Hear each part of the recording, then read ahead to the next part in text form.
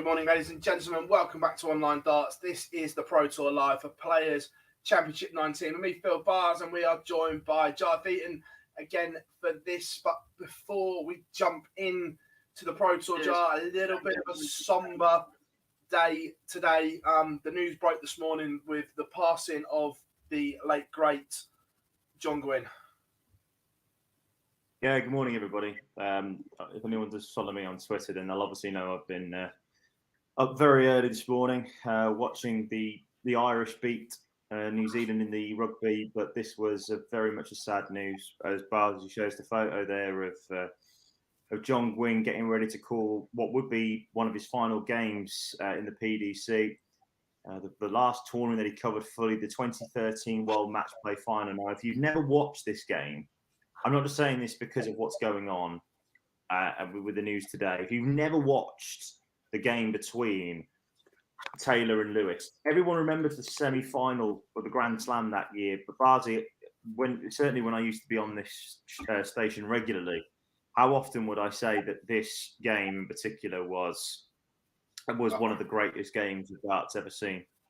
That final of the match play was unbelievable, and it was made unbelievable, but mainly as well by the way that John Gwynn called the last few legs of that match play. It was absolutely sensational.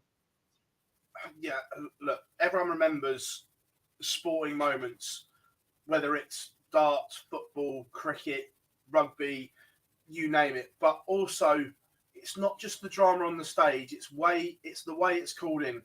Everyone remembers the Aguero goal, but everyone remembers Martin Tyler's Aguero that goes with it. And John provided us with some lines that will be remembered in sporting history that will never ever be forgotten. No one, if you've never met the man, he was tiny. He was one of the smallest men you would ever meet. But his booming voice would carry and carry and carry. Always had time for people, would chat in the press room for hours and hours. He'd be on in an evening session, but he'd be there at the start of the afternoon session because he just wanted to chat to people and just talk sport, talk darts. And look, although we knew it was coming and his battle against cancer, unfortunately, has now come to an end, doesn't make it any easier. And our thoughts and condolences go to obviously John's family, but for a lifetime of memories, thank you very much, John.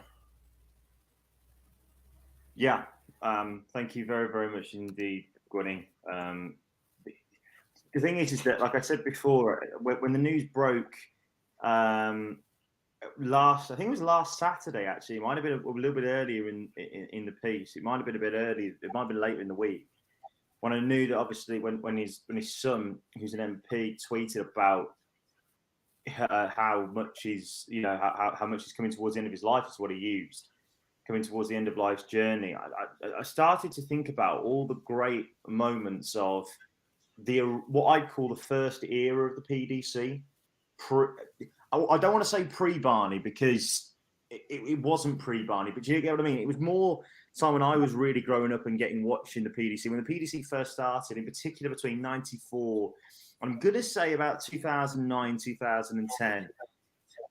Mate, I know he continued on afterwards, and I know he continued to produce some magic lines, but there are just so many iconic moments that he voiced. You know, I mean, the PDC have tweeted out a video of some of the legendary calls, but the one that I always come back to is not Blackpool in July, London in December, as I'm sure many people will remember. But do you remember the 2013 Premier League final, Barzi? When Van Gerwen took out the 1-3-2, with Taylor sitting on double top to level the game at 9-9, and Van Gerwen hits the 1-3-2 for the bullseye, and he just shouts, "What an amazing finish. Van Gerwen is the McCoy's Premier League champion." And it's just, everything about that moment was sensational. I mean, to reel them off, you know, the 2007 World Final, that's inviting two more of them to join, isn't it? Isn't it? There's just so many that we could do a whole show just on John Gwynn lines. It's just remarkable. is the thing. And even when he called the seniors final back in February, he was nimble on his feet, and we were all like, is Gwynny going to get through this? Because he just looked a shadow of himself, like he was like literally skinny as you like. He sat down in that comms room, and forget being soundproof, we could still hear him booming them out as Robert Thornton and Martin Adams took aim. I just think, just going back to iconic lines when he called in Dolan the history making moment at the World Grand Prix. Bullseye for the 9, yes. You know, there's just, you think of just endless moments. Dean Winstanley could hit nothing, it seems, and then produces the special 9-dart leg. When Winstanley, the rumor is that Dean Winstanley's still running this at the moment on the Alexandra Palace stage, nearly 10 years on from that moment. There's just so many. Of course, Blackpool in July, London in December. The moment when Fred's in the com box calling in the 9 at Blackpool. Yeah. It's just there's so many incredible moments, and it's not just in darts as well. Like there are moments on Soccer Saturday. You know, if you ever watch Sky Soccer Saturday, Gwynny was always reporting in the north of England. And there was a clip that Sky tweeted out the other week, and Jay Shaw from Live Darts has quote tweeted this saying that, you know, he was there on the day that City beat Middlesbrough in the FA Cup about, I think it was 2015, if memory serves me correctly. And he's a City fan, Gwynny. He was a massive City fan, huge. Would always talk about City because I'm a Manchester United fan, so he'd always rip the you know what out of me in the latter years of the press room that he was there. And you know, but you would never have known it with the way that he called in the second Middlesbrough. Look, we are going to get to the darts at this point, but if you've got yourself memories of Gwynny, leave them in the chat room. It's just an incredibly sad moment but I tell you what though, Barzy, think about it tonight. You know, Dave and Sid will be waiting there for him with a pint.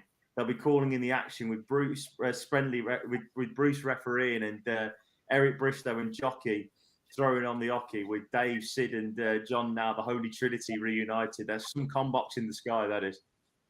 It's not bad, is it? And look, nothing but fond memories of John Gwynn, Nigel, like we say, and Nigel Pearson as well. Don't forget them, because Pinot was there when he was in the early, you know, his early years coincided with the latter years of Dave, Sid, and John. And so I have to say, the late great Nigel Pearson did the most amazing John Gwynn impersonation as well. The most amazing John Gwynn impersonation. It was almost as if you weren't looking, you'd have thought it was Gwynny. It was unreal. But I'd say thank you very much, everyone, for letting us chat for a couple of minutes. We have got some darts today, and as expected, Dirk van Dijvenbode has gone home. He tried to backtrack in his PDC interview. I've got some stuff going on at home after he told everyone he was going home to party. Bless him. That's why we love Dirk. Do you know, though, like, if I was Dirk, again, I appreciate I'm not a professional darts player, but wouldn't you want to just continue to get in nick ahead of going to the Winter Gardens? I think it's a balancing act. Yeah. I genuinely do. We were saying it yesterday that I'm amazed that Johnny Clayton is there. I'm amazed that Price is there. Yeah. Maybe and to be fair, go on, mate. Go on, mate. No, go on. No, I was just going to say very, very quickly, like, but I imagine that a lot of the Premier League boys are probably going to have tomorrow and Monday off, I'd suspect. Yeah. I can't see them all doing 4 days. There's no need for it, especially when you're going into the hottest place in darts, apart from obviously Frankfurt, the hottest place in the UK. You might as well have a few days at home, recharge the batteries, because after the back of that, you're going straight down under for 3 weeks. Yeah. Look, I fully expect Clayton and Price to go home. I imagine that Wright might go home as well. I think, you know, I think Smith, does Smith want to get the third seed? I mean, it doesn't really make a blind bit of difference who he plays. So if Smith gets the third seed with MBG not there, would he go home? Possibly, but you think Barnes is only half hour from him, so he goes home every night anyway. Yeah, and obviously Blackpool for him as well isn't too far. It's about an hour on the M6. Yeah. So yeah, it will be interesting to see tomorrow's lineup, and if I'm one of the players on the standby list, I make sure that I'm ready to go either tonight or tomorrow morning, because I think there'll be a few phone calls flying around. I do agree. Just to let you know, everybody, they have pressed the button, so we are going to get that back up in a second. But they have pressed the button. Bars is going to be doing the top half of the draws, and I'm going to be doing the bottom half of the draw. Who do people think wins today? Is the big question for me. Because I'm unsure. Is the honest answer. I like the way that Ash was playing yesterday.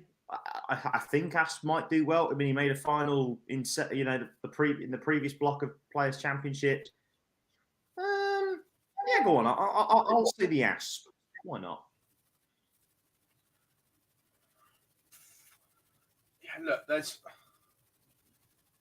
a lot out of Nick at the moment, which is interesting, which makes it interesting. Is Gilding right? I don't know. Has Gilding gone home? Has he? Second. Are we doing Gob in the chat? No, he's playing. He's on board 15. Don't worry. I was going to say it'd be unlike him to go home. And also be very brave. I appreciate we think that he's in, but it'd be very brave. It's not completely in just yet. Yeah. Right, back into the chat room. Andrew is in. Juanita, of course. We weren't neglecting you guys, just looking through some of your stories as well. Great to see. Get the tables. Dumpster Darts is in. Of course, Gob's in. Tugboat, how are we doing? Pete, hope you are good. Oh, God, yeah, welcome along, Josh. I tell you what, as well, we've sort of like forgotten these, but a couple of huge games as well. One in the race for the match play. Look, I think 39,000 is the cutoff. Adrian Lewis is one win away from that. So whilst he's not there, he gives the others hope. However, it's got Josh Rock first round. Will it be the developed Josh Rock or the undeveloped Josh Rock today? If Josh Rock wins today, he's right back in the mix. He's right back in the mix for the first play. Yeah, just a quick one. A couple of people saying, thank you very much for the warm welcome back, everybody. I was here on the Women's Series 2 weekends ago. So it's great to be back again. Morning, Mace. Hope you're good, mate. Mace says he fancies Rob Cross for a run today. Interesting. Yeah, especially after the first round exit yesterday. Yeah. A couple of questions saying, am I going to Blackpool? No, I'm not. Not this year. It's the first time since 2016 that I'm not going to be at the Winter Gardens, which is a shame. Yeah, thanks very much, everybody, for the warm welcome. Liam says, does anyone know where you can find a stream to actually watch this? Well, if you go to pdc.tv, you can watch 2 streaming boards live. You can watch board 7 and board 11 for the first round, and then they change it throughout the day. It will cost you, I believe the day pass is $2.99, but a summer series pass for the whole rest of the weekend is £5. Isn't too bad, I guess. And then the annual subscription is £50 for the year, so you get everything. And you also get priority tickets for all the PDC events. So, and I got that. So Gob uses it all the time. So £50 for the year is still a bargain. For about what? You've got at least 100 days of darts now. Yeah, with everything. Euro Tours, Pro Tours, got to be, and World Series now, obviously, live on PDC TV at the moment. So, yeah, I agree, but it's great value. Totally agree. Yeah, Mace said it in there yesterday. Mervyn King was at Sean Grayback's funeral yesterday because George Noble was there as well. I was chatting to George last night. That's why Merv wasn't there yesterday. Someone's asked, I presume it's me. I presume is it Dumpster Darts? Says, did you do the announcer voice in Final Score for Netflix? No, I'm nowhere near that important. I wish I was. Yeah, I've never paid a penny for PDC TV. Thanks, Charlie. Yeah, it's all right, Gob. you Freemason off me. That's what you do. Yeah, he's there with your PDC TV. He's a stick because he won't pay for Sky. What's that? Sorry. Your PDC TV is Fire Stick because he won't pay for proper Sky. He's a proper student. I don't know what you're talking about, Barsley. I've never done that before in my life. We can't get Sky through our account. We can't get Sky through our accountant, pal. So you want to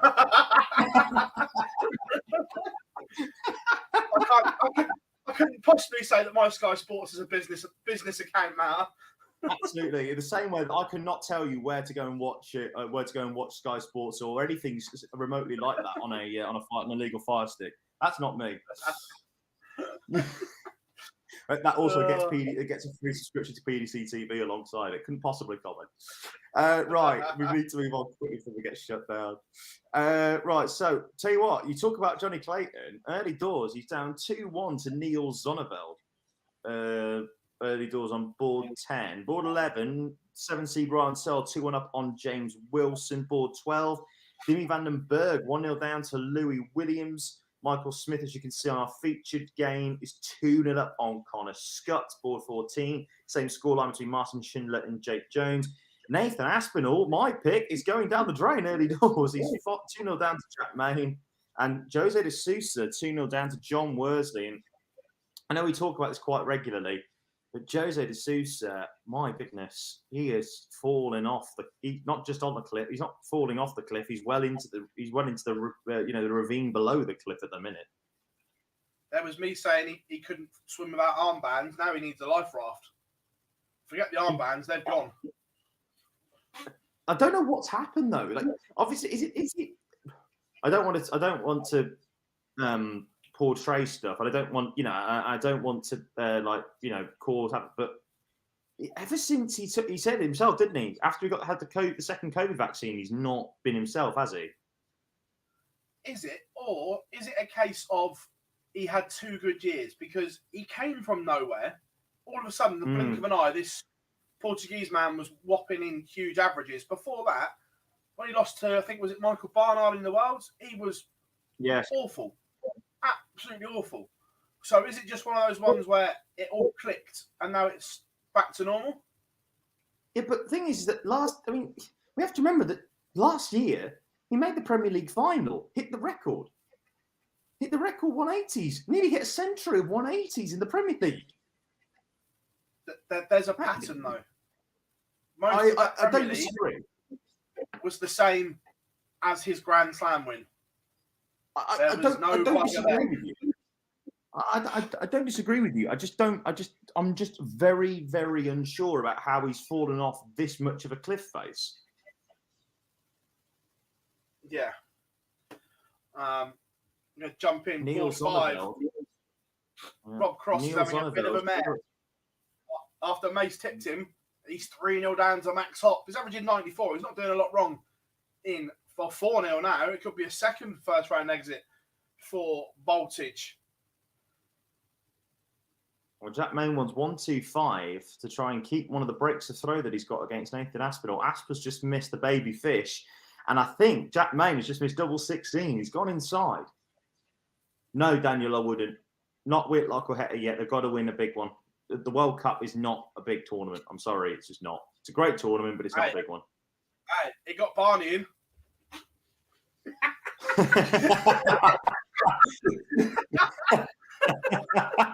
They're all premier event winners. Was that the right phrase I used there, Barzi? Last year he got in. Matthew said, "Well, all 10 players have won TV events," and he wasn't lying. He wasn't wrong. Jack Main has just taken it out, and Jack Main is now a double break of throw ahead of Nathan Aspinall. So my tip is 5-0. It's 4-0 down. Mace's top tip, Rob Cross, is 4-0 down. So Max Hopp is averaging 101 at the moment.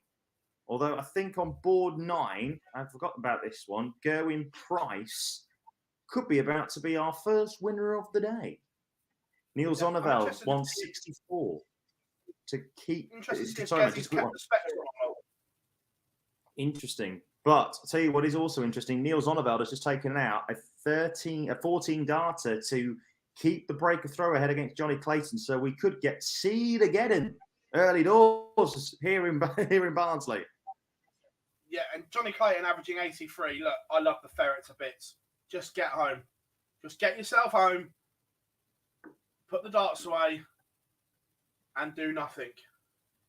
Do you think Ash will go home after this? Maybe. Appreciate Stockport No. ain't far from Martin. It's just over the other side of the Pennines. I think Aspinall will play because he's not going down under or anything like that. So he can just crack on. I think Aspinall can play. But any of the World Series Premier League boys, as it's showing, look, Michael Smith, yes, he's winning, only averaging 85, not convincing. Johnny averaging 83, Joe averaging 87. Just get yourself home, boys. You don't need to be there. No, I don't dispute that. Vandenberg wants 108 to try and level up against Louis Williams. He doesn't take it out. So Williams will want 68 now to come back and try and get this because, again, that as you've got the first result of the day, Barzi. We have, and it is Luke Humphreys, the number 1 seed, wins 6-1 comfortable for Coolhand, nearly 93.5 average. Danny Janssen way off the pace, only averaging 80. It was one-way traffic for Humphreys. However, board 5, this is not good. Rob Cross is 501 or 401 points now away from a whitewash, but not in his favour. Lucky enough, Max Hopp has had a slow start to this leg, so Cross may get one back on the board. Hang on, 9 darts a chance here for Ryan Searle. He's gone 171, 180 to lead the 150. Surely he doesn't do the Simon Whitlock here on board 11. It's actually on the stream. Damn it. It's only 80 points. Shame, really. I thought we might have one of the best 180 chances of the day. That's on stream, actually, if you want right now. Jack Main has just missed double 13 for a 146.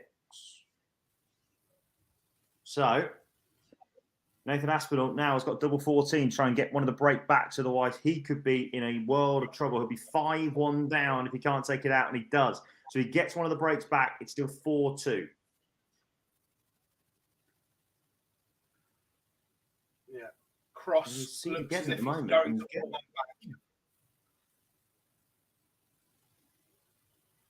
Ryan Searle does eventually get the job done in that leg.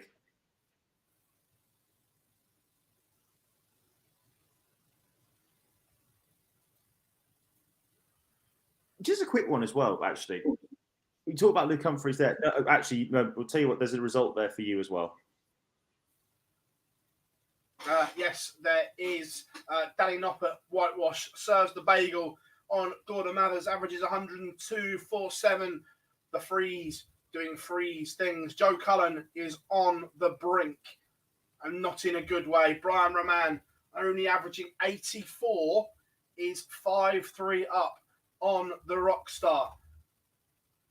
Not looking particularly good. Yeah. Gerwin Price 106. But I want to talk, and he takes out the 106, and he is through. Gerwin Price through with 101 average, beating Darren Webster 6-3 on board 9. What I was going to say, Bars, is that, again, someone for me who's had a bit of a time out away from darts at the moment, you come back and you realise that Luke Humphreys has won 4 European Tour titles already this year. What has happened there? We've always known he's got a talent on him. We saw him win the World Youth Championship 2019 and obviously make the UK Open final in 2021. But he's just come from, his game has just developed leaps and bounds recently. Confidence, winning is a habit and a very good habit to get into. Also, another big result. Christoph Ratajski is 5-0 up on Vladimir Anderson. We'll come to the importance of that in a minute. Job on the feature game. Bully Boy is home and host. Yeah, pretty comfortable. 93 average. Connor Scott, unfortunately, off the pace a little bit this afternoon. But it is, say, a 13 darter for Michael Smith. He wins it 6-1. Very comfortable. Yes. Clayton, as I was saying, the break back as well. Yeah, sorry, you're going. You're talking about the Ratajski result. Why that's important? Yeah, Ratajski lost first round yesterday, and the way the results are going, with 3 Pro Tour to go, both Ryan Searle and Nathan Aspinall are in touching distance of catching Ratajski for that all-important. Well, we had this debate yesterday whether it is or whether it isn't, but that seeding position for the world match play. So Ratajski needs to get some wedge on the board. Yeah, but at the moment, he's happy because Nathan Aspinall currently 5-2 down to Jack Main. Yeah. And looks like he might get one of the breaks back again. And he conceded that break back in the last leg. So he's 5-2 down. The big thing for me with that, you were talking about whether to have the seed or not. I think at the moment, it wouldn't really make a blind bit of difference because so many of the big boys are out form. Like if they were to go in, if they were to take the seed away, they'll get Price or Wright. Price hasn't really been in any sort of form really since the injury, and Wright, since he's gone to world number 1, has struggled. So, doesn't really make a blind bit of difference. But someone who hasn't struggled is the rock star this season, but he's out. He is. Brian Raman beats Joe Cullen 6-4. So the rock star is going home. Not lucky enough. It's not too far for him to go.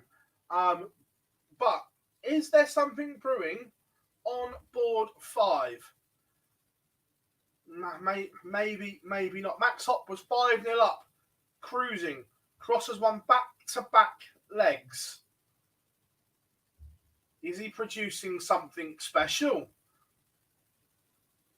Is he making Max Hopp think? I'll tell you what's also a big one at the moment. The world number 1 is getting very, very, very close to being pushed here. And Scott Williams, who needs a big week, could be about to knock out the world number 15.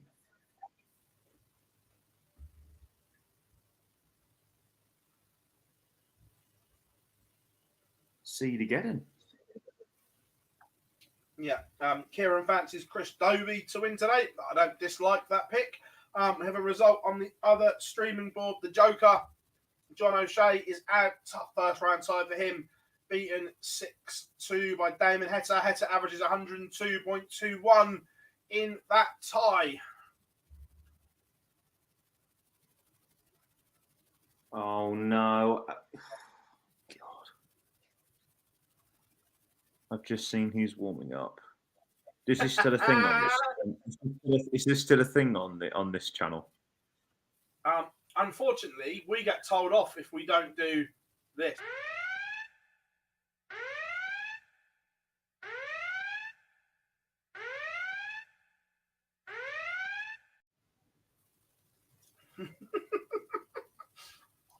We tried to lose it, but got complaints. We didn't do it. Sure. Anyway, yes, he's on board 14. Good. Luckily, he's on one of my boards. Hooray. However, big moments could be coming up in just a second, Barzi. Nathan Aspinall needs 148.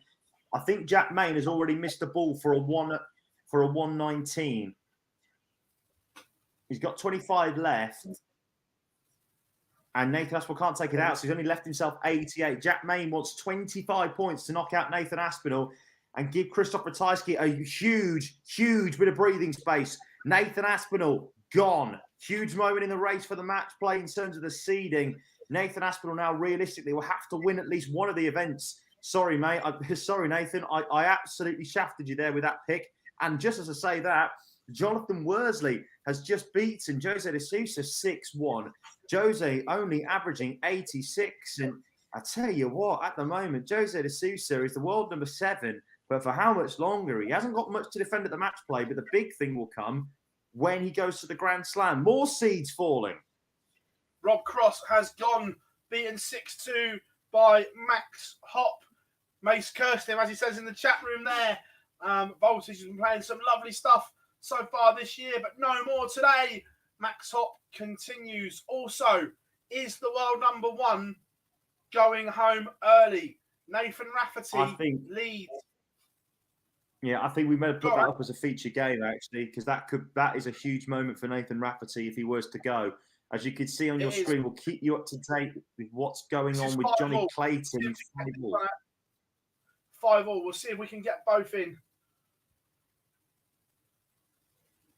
Because as we see there, Zonneveldt. It's going to a decider. Wright has gone 140, 180. 125, 76 after 9. Rafferty not on a finish. So we might get the decider here, and then we'll flip straight to the decider in the right game if it goes. Yeah, Johnny Clayton needs a big visit here after that 140 from Zonneveld. He doesn't get it, as you can see on your screen. So tell you what, Dimi Vandenberg's 10 run against Louis Williams now 4-3 up on Barzi's board. Another huge game between Dave Chisholm and Scott Williams. Scott Williams, of course, who won Players Championship 17, probably needs another tournament victory now to make the race for the match play and to knock out everybody. But he's 30 on 32 grand. He's 3 grand behind Robbie John Rodriguez. He has to win that game. Neil Zonneveld, as you can see on your screen there, Nathan Rafferty and Wright are at the decider, but Neil Zonneveld gets to a finish first. Ferret counting. Come on, Johnny. Ferret counting again. 112 for Zonneveld to knock out Johnny Clayton. He's going to get 6 at it, obviously. And he sets it up perfectly. So only Johnny Clayton can only lead this handy. He deserves to lose this game just for that ferret counting. That does my head in. Top. Not just Johnny. Yeah. Jose. Tots Zonneveld. Tots for Zonneveld to knock out the ferret.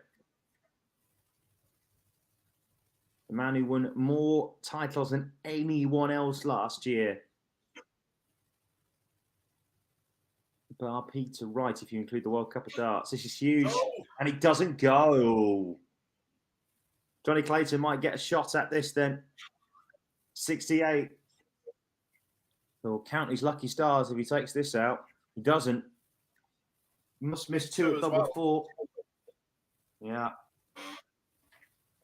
Zonneveld for 10s now. Coming back.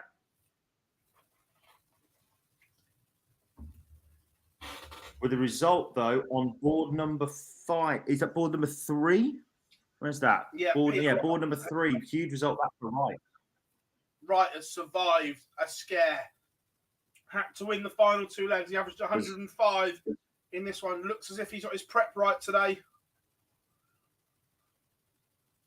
Yeah, Zonneveld does get the job done. It is a 19 dart leg, but he won't care. Johnny Clayton, the ferret, is out. More seeds falling. And the big game, though, I think, Barzi's on board number 2 for you. Yes, it is. I'm just going to get the decider up.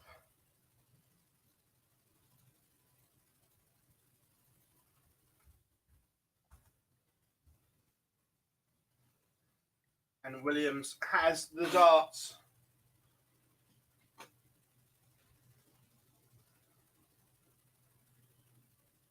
How's everyone in the chat room say it's absolutely on fire?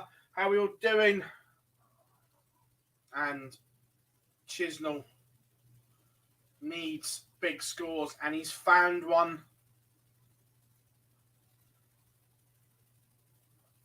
No idea what happened there. Is that the first mistake from Williams? Only 41. The door is open for Chizzy. Good counting as well there from Chisnell. Leaves the big fish, and Chisnell has stolen the darts. Yes, Gezi has played. He's safely through, and now Chizzy will have 6 darts to get rid of 170. Doesn't need to do the heroics, but has 60 just given Williams a lifeline. Maybe. It's enough. Maybe. It's enough. It's enough to make Chisnell think, which isn't a good thing.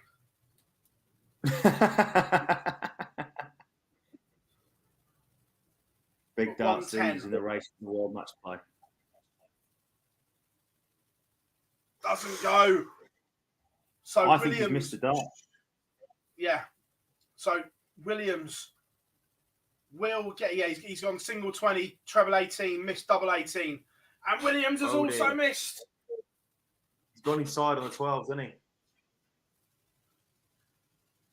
So Chisnell coming back to break and maybe break Scott Williams' heart.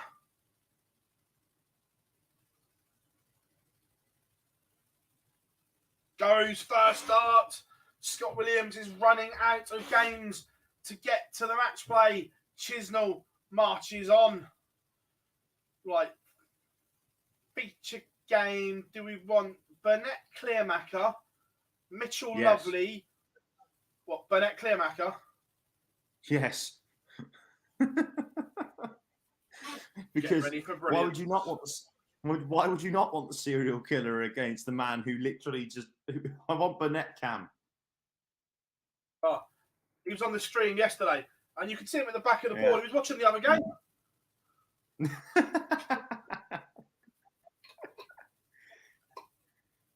Cameron Menzies and Carol Sedlacek are putting in a really decent game, actually.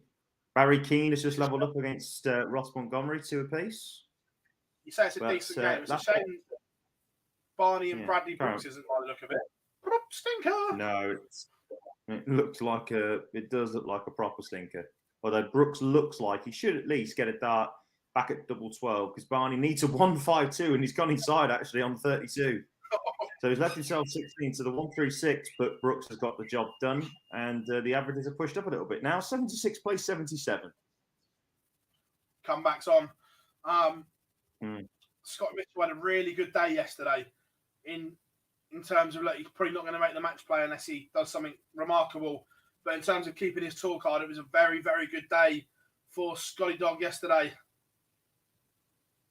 So with the results, just a quick one to let you know, Ryan Searle did beat James Wilson in the end, 6-2 on board 11. Martin Schindler also coming through 6-1 this time against Jake Jones. That's on board 14. Those are the other results to go through. I think Christoph Saiski we mentioned obviously against Byron Anderson. I think that's all of them actually. Yes. Warming up on board 2. It's a game that Gary Anderson's not going to like. It's a game that Gary's not going to like, though. I agree. Timmy's on 166 after 12. Louis Williams is on 245. Can't find a finish from there. So leaves himself on 181. So Dimmy's got 6 to get rid of 166 here. So he's pretty happy, I'd say. I think he's in a reasonable, happy state for that. Let's see how we get on.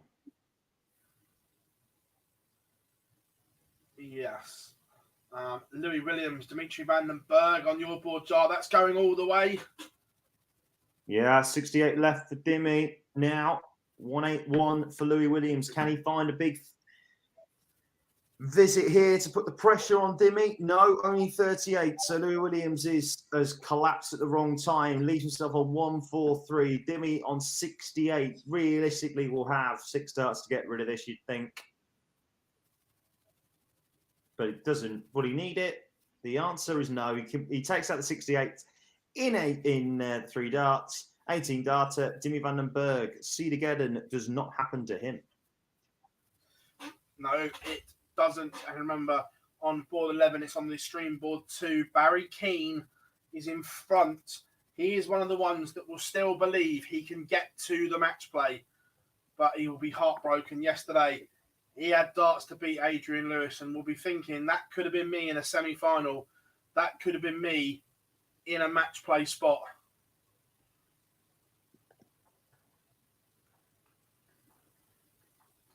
Looking at the egg chase in England, look like they're in a world of trouble against the Aussies. What does that mean in football terms? Essentially, it's like watching Newcastle against Arsenal from, was it 2011? Where they were 4-1 up and the Newcastle at the minute are really coming back to win. Or it might actually be Spurs United 2001. I was there that day. I don't understand how. I still don't understand what happened that day. Game of 2 halves. That is the literal definition of a game of 2 halves. That game was.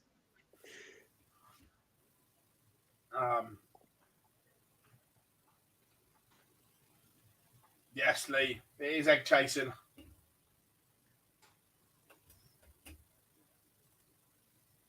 Who's moaning about the egg chasing there? No, Lee just said that's what my friends call rugby egg chasing too. Yes, it is. It's not egg chasing. No, it's not egg chasing. I could have always imagined you being a really good prop, Barsley. To be fair, I played rugby to a half decent level, but I hated it because I was forced to play it. Because when you're at school, you don't get a chance. If you get picked for schools and districts, you haven't got a choice. So I played to a decent level, but I hated it. Fair. Our teacher at school, look, I'm not a small lad, as everyone knows. And when I said, yeah, but this is just a game for fat kids that can't play football, didn't go down too well. Is that what you said? Yeah. Oh, good Lord. Yeah. Can I just say really, really quickly to everybody who's watching, thanks very much again for spending your Saturday. I appreciate in the UK at the moment, there is a massive heat wave at the moment and it's baking outside. So to have nearly 300 people appreciate watching us around the world, wherever you are watching, thank you very, very much. It means a lot. Thank you. Yeah, but this is good for us gingers. This is good. We can't be going outside in this. Right. Who wants to be outside in the sunshine, you know? Yeah. It's not ginger friendly out there, guys. Definitely not. Where's the factor 90? Do you know what? This is how bad it gets, Barzy. I appreciate we'll go back to the darts in a second. This is how bad it gets. I was in America back in February and it was record temps in Florida, right? It was like 29, 30 degrees in February. I had factor 100 on and I still burned. Factor 100. Philip is in. Hope you are good, mate. Juanita is trooping along for us as well. Yeah, you'll laugh. For rugby, I literally played everywhere as a forward. Literally everywhere. And you'll laugh at this one. I had a 5-game run playing at fullback. Do you know, I can imagine you being the fullback in your early years. Not now. Yeah. I can imagine you being a prop now. Oh, couldn't be a fullback now.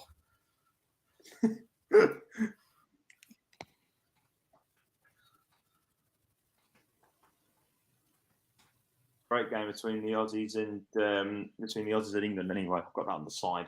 But good result for Karel Sedlacek. He beats Karen Menzies 6-3 in Evil Charlie. He's just starting to find a bit of form at the minute. He's been doing all right as Karel Sedlacek. I'm just going to check something out. I checked yesterday. We said yesterday for the first time, Scott Williams went into the 64 on the tour card race for the first time. No. Very good. Nico says, "Were you as good as Gezi?" No, because Gezi played professionally. Sedlacek is only about 13k off of the 64 as well. He's getting there. He's in a load of Euro tours. Yes. Of course, anyone in orange, I believe, means you don't have to give it up. No, it means you haven't got a tour card, so you'd get one if you're in the 64. Oh, my apologies. Yeah, means you haven't got a tour card. Yeah. I'm looking. Light green means that, on darts rankings, light green means that you're... Light green during your first year of your cycle. Barry Keane is through. He beats Ross Montgomery 6-3 on board 11. Really comfortable victory for Barry Keane. And Bradley Brooks has turned it round against Barney. He's 4-3 up now. He is also Scott Mitchell averaging over a ton again. But he's 2 apiece with Eddie Lovely. Lovely averaging 108. Super stuff. Gary Anderson has taken the first leg against Ryan Meikle. Looks like the real Gary's turned up because he was dog do yesterday.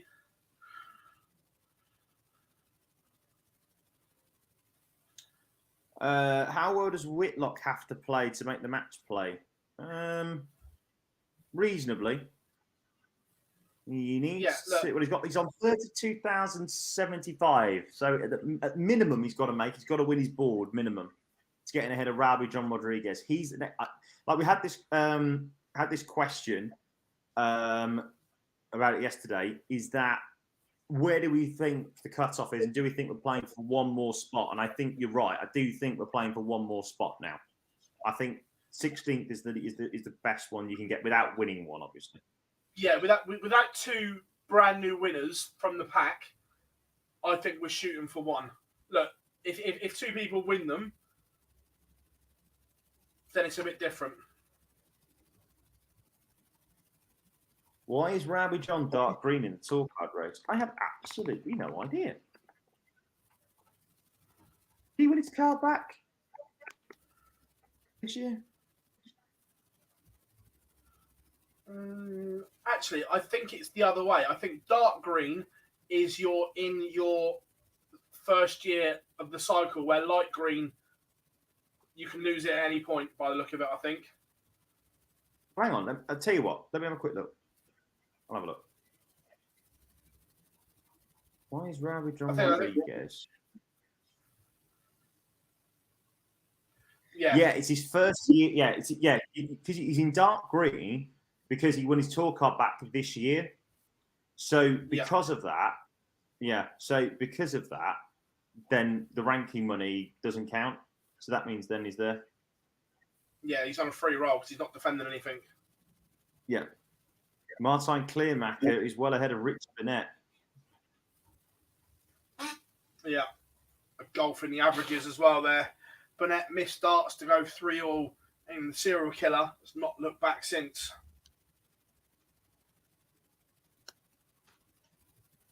Richard, Kerry v Dublin later on. That's tomorrow, isn't it? Yeah, for me, I've got to say it's got to be the Kingdom. Always. I think the Kingdom will win.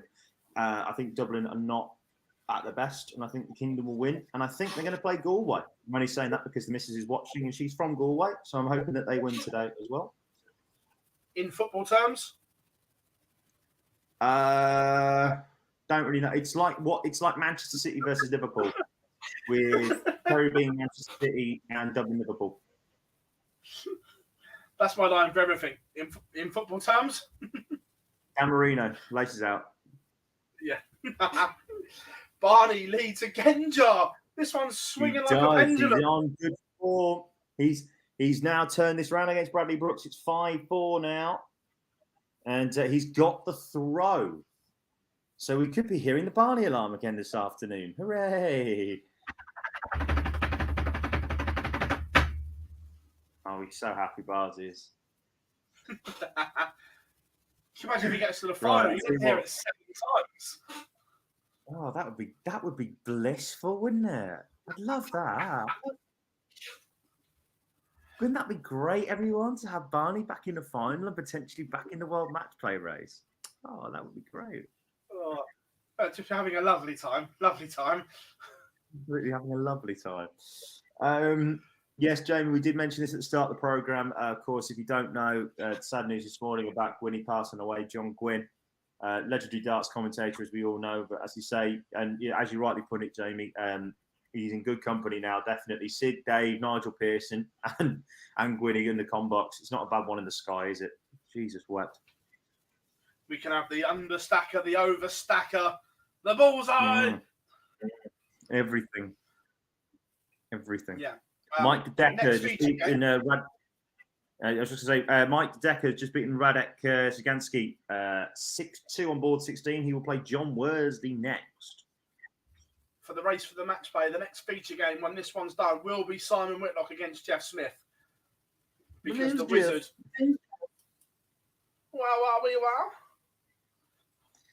Right, Barney wanting 76 to try and take out Bradley Brooks. Brooks has left himself on 128, but Barney now wants 76.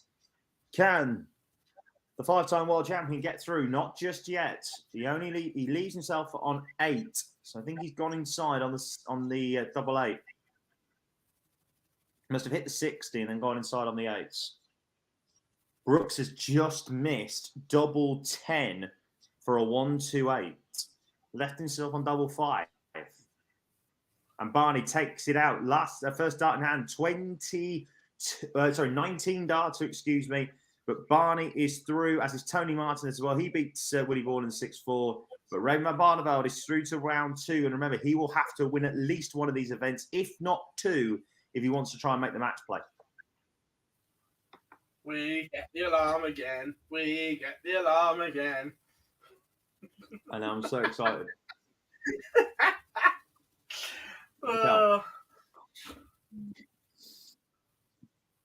And Clearmacher, the serial killer, takes out Richie Burnett. That's not good. I wanted Burnett at least on one stream today. But the serial killer continues to really wreak havoc, and Martijn Clearmacher is in there. And of course, Martijn Clearmacher this year, not the match play. Who would have said that a couple of years ago? Or last year, in fact, he was starting to really play well, the big serial killer. Yeah, on the other feature game warming up, it is Brendan Dolan, the history maker. He takes on Jimi Hendrix.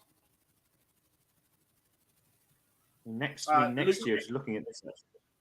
Just a quick one. Next year, he's defending a lot of money. He's defending 72.5%. Sorry, he's defending 63% of his money next year, Martijn Clearmacher. He needs a good year. Yes, he does. Luke Woodhouse beats David Evans 6-1. Mensur Suljovic is in a spot of bother. I see Jar.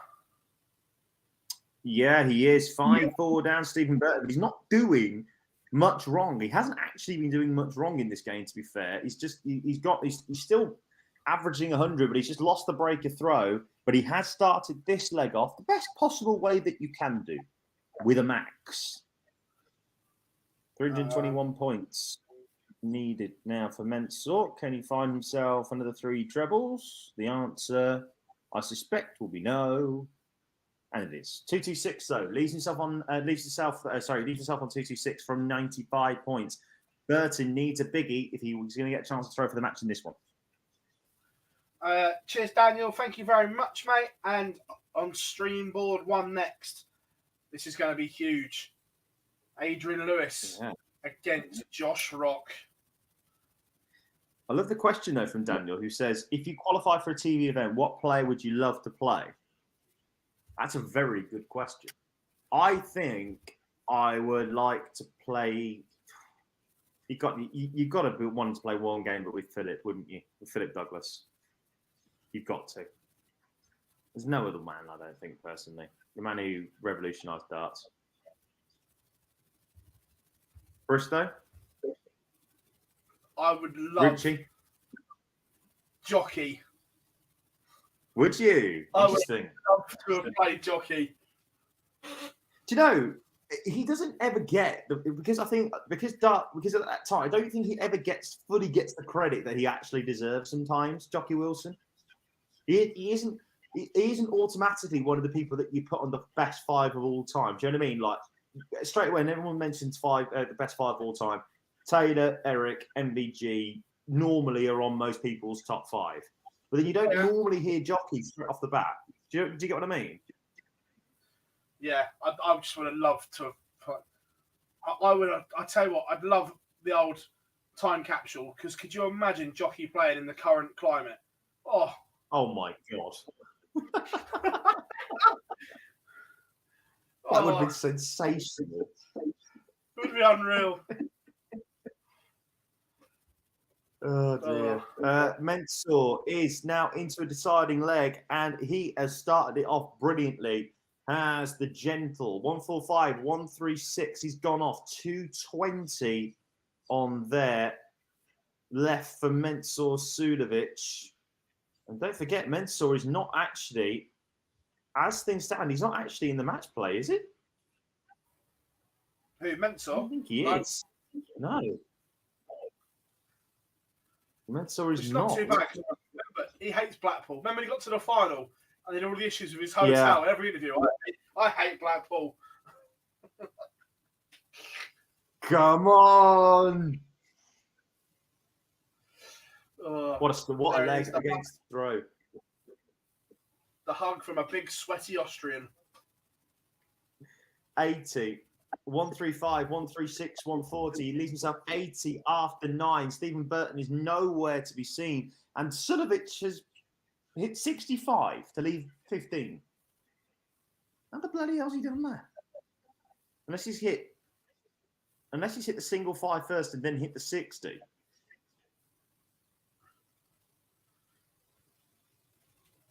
So a lot of love for Jockey in the chat room there, which is great to see. Teresa said he paid for 3 Christmas parties. Yeah. I tell you what, there was a mistake actually for the marker on Dark Connect. He hit 68, so he left himself on 12. I was thinking, I was like, how the bloody hell's he done that? Quick maths. But it doesn't matter, he's through. Mensah continues on, and remember, a win for him today would put him on to 41 grand and would actually take him into the match play race. Oh, I'll tell you what, on the feature game, it's that a big, big moment. Jeff Smith has missed starts to break Whitlock. Look, it's unlikely Jeff Smith will make the match play, but this would be a heartbreaking defeat. But Whitlock can't take it, so Jeff Smith will get another 2 darts on board 1 to break Whitlock. And look, this is Jeffrey. Ooh. Up until this point, Jeff was averaging 103. That average will come down, regardless of whether Whitlock hits this or not.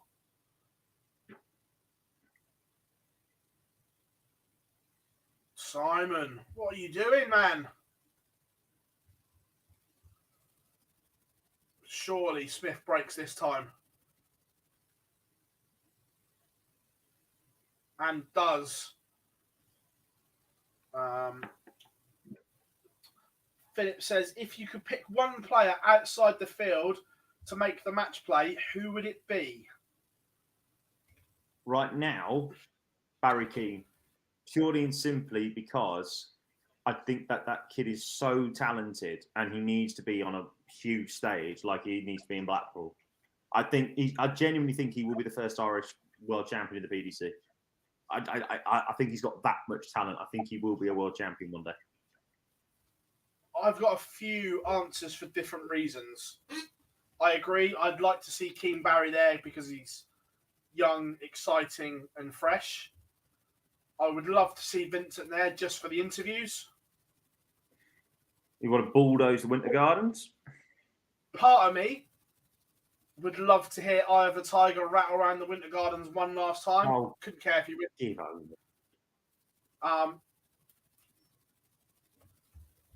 But also, as well, I would quite like to see Josh Rock. He's just been sensational this year, hasn't he? Just the look on Cobb's face. Gert Ninjas beats Luke Peters 6-1, by the way, on board 12. And Andrew Gilding has just got underway against Jules Van Dongen. But Gilding doesn't need to... I think his run yesterday to the quarterfinals, I think, has just got him there. I think he's going to be there, regardless of whether he wins another match this week. Yeah. James says as well, could you imagine Jockey versus Eric in the Premier League in Glasgow? Oh. God, can you imagine that? It's like when they put AD. That would probably make AD versus Gary in Glasgow look quite tame, to be honest.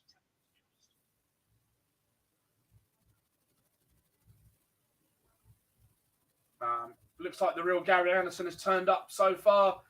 5-2 up on Ryan Meikle, averaging over 103. If only we could see this Gary more often. If only. Jeffrey the Swan has just beaten Sean Wilkinson 6-4 on board 10. I mean, he's miles back in the race for the match play, is Jeffrey. It doesn't really make a blind bit of difference for him, but it could be a bit of a start for him to try to get back into the race for the Grand Prix. Still got to think about those and the tour card races and the World Championship races. Still, every win is very important. It gets him onto 20, gets him into 27th place in that race for the World. And do you remember, like I say, we're going back to it. We talk about players that have come from nowhere. In 2018, He beat MVG both at the UK Open in the cold in Butlins, and then also beat him in the World Match Play round 1. And we thought, bloody hell, here is the next Dutch star, and he's just gone like that. We haven't seen him get back to the stage. Pardon?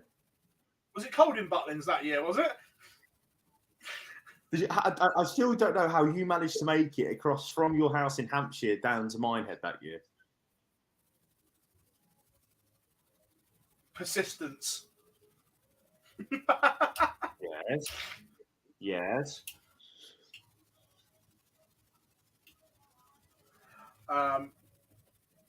Turned into a bit of a scrap fest on our feet again. Jeff Smith missed again darts to go 3-1 to the good.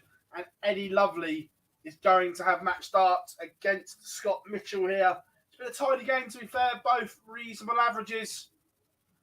Mitchell sat on 96 just in case. But the just in case doesn't happen. And Eddie Lovely beats Scotty Dog.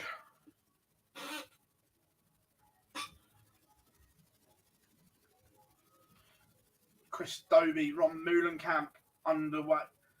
Ron the Bomb's in danger this year, isn't he? Very much so. Very much so.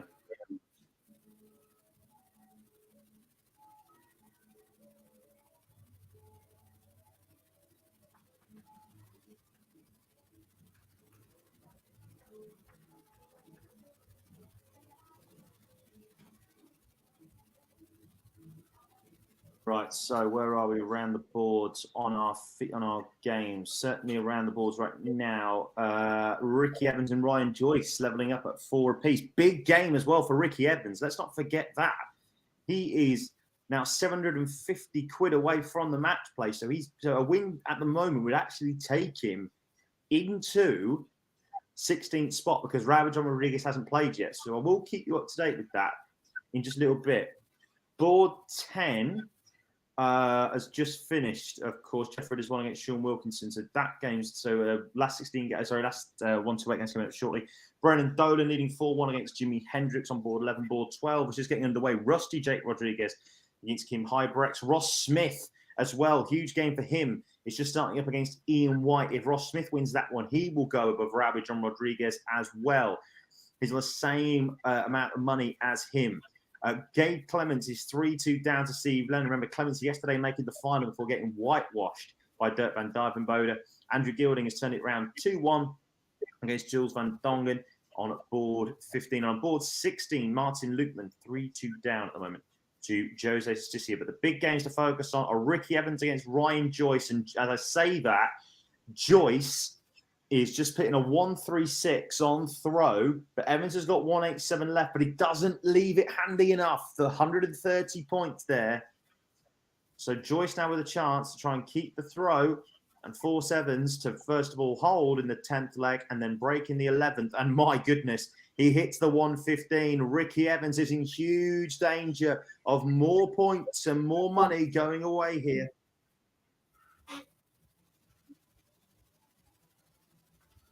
Gary as well has just gone through as well, I think, Bars. 6-3. Good result for Gano.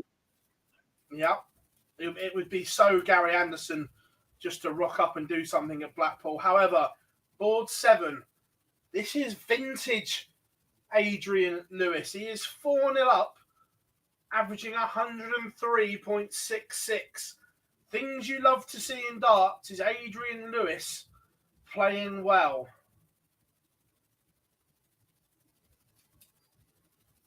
Quite interesting, of course, is that Josh Rock will probably need to win an event, you'd think, right now. Yeah.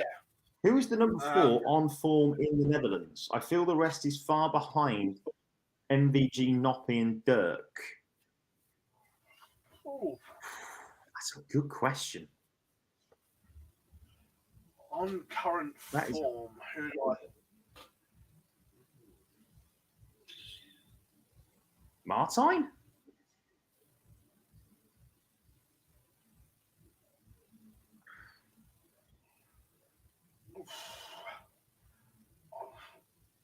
I agree. They are all a long way behind.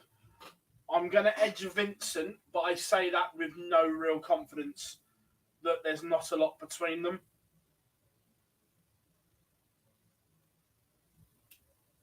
Right, so just quickly, really quickly, Ricky Evans has just taken out double 18 and is now got to try and find a way to break the Ryan Joyce throw. He's not going to find a way if Joyce, though, does that quite regularly. 1-7-1 from Joyce. Evans comes back with a 1-3-4. Huge game this for Ricky Evans. If he were to find a way to break the Ryan Joyce throw, then he would go into the match play spot. 47 from Joyce. That is a slip. Evans must capitalize. Doesn't. 57. Joyce still in control of the leg.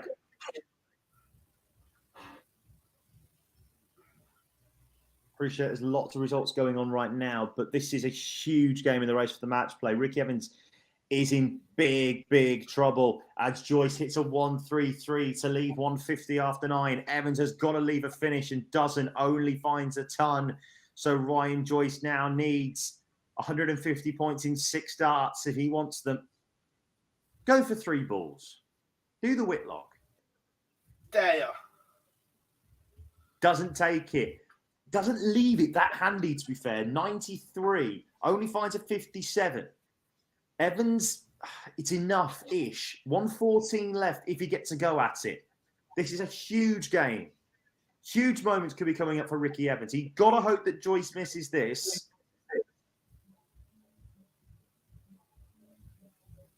The suspense on Dart Connect is killing us. And he doesn't. Last dart in hand. A huge moment that Ricky Evans yesterday went out round 1, goes out round 1 today.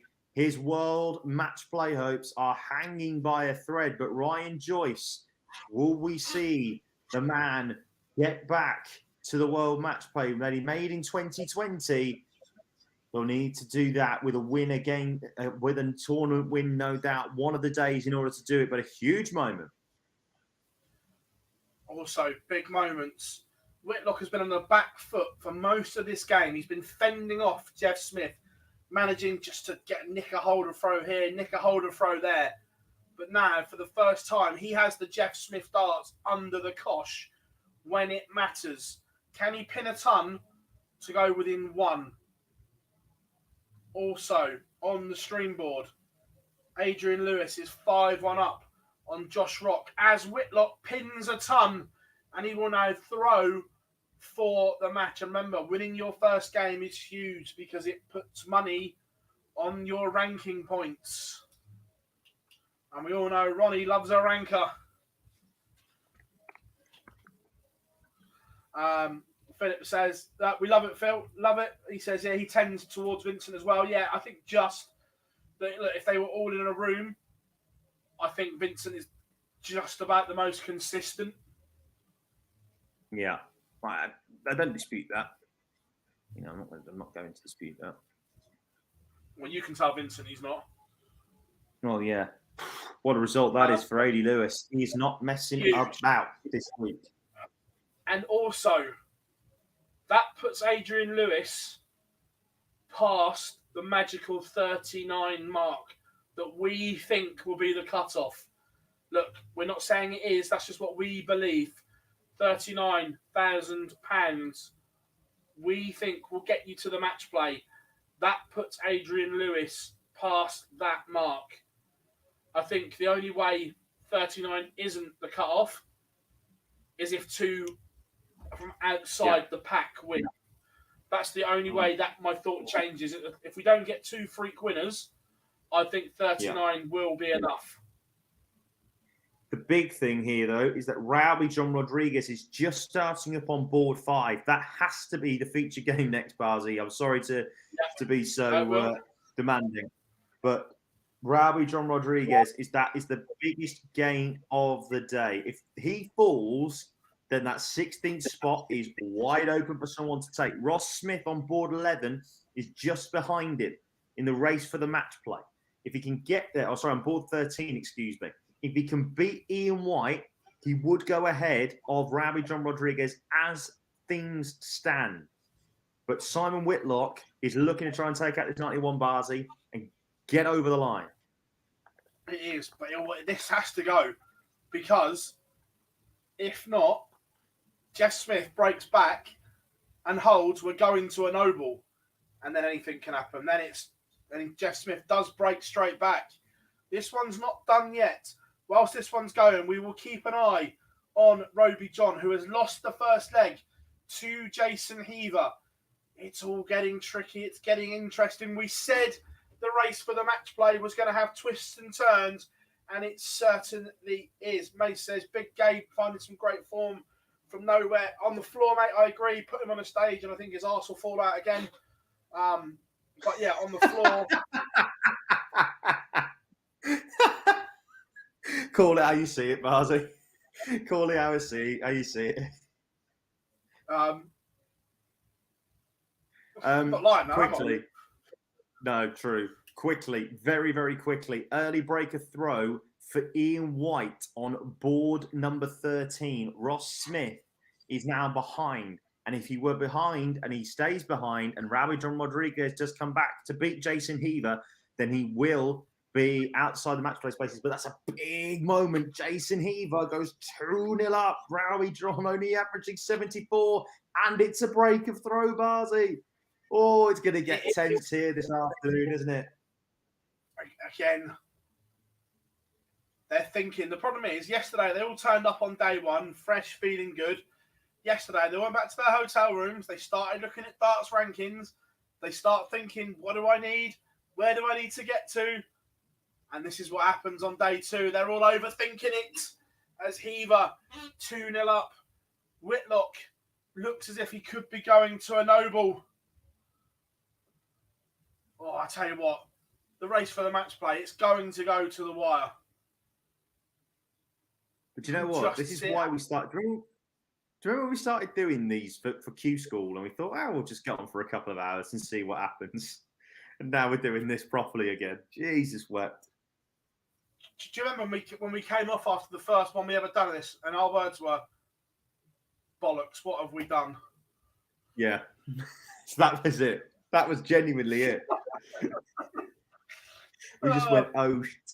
We just went, oh shit. Whitlock 116 to win it in style. Smith has already missed the ball. And I think Whitlock's missed the dart at tops as well. I think he's gone 60, single 16 and missed tops. And Whitlock has missed a match dart. Oh. This is interesting. Smith. Oh, Smith dear. has backed his lines as well. Which way is he? Has he gone? He's gone 112. Double 12. Yeah, one inside on 12. Yeah. Sixes.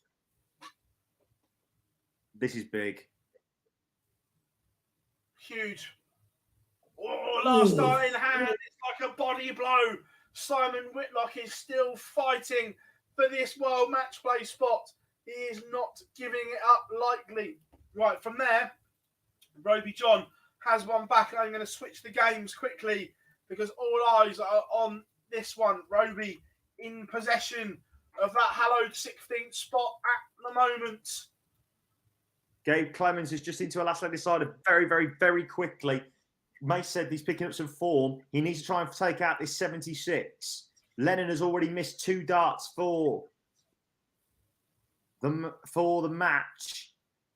Clemens on 76. Can he take it out? Yesterday's finalist doesn't take it out, so he goes to double 2 very, very quickly as well. Ross Smith left himself on 36 after 9. What a leg this was. And I think he might have actually missed double 12. I think he has. He's missed double 18, for a 9-darter, Ross Smith in this leg. And now he's struggling to try and get round and winning this because he went 180, 180, 105. So he's missed double 18. And now he's gone all over the gaff and he's missed double 1 as well. Oh, my goodness gracious me.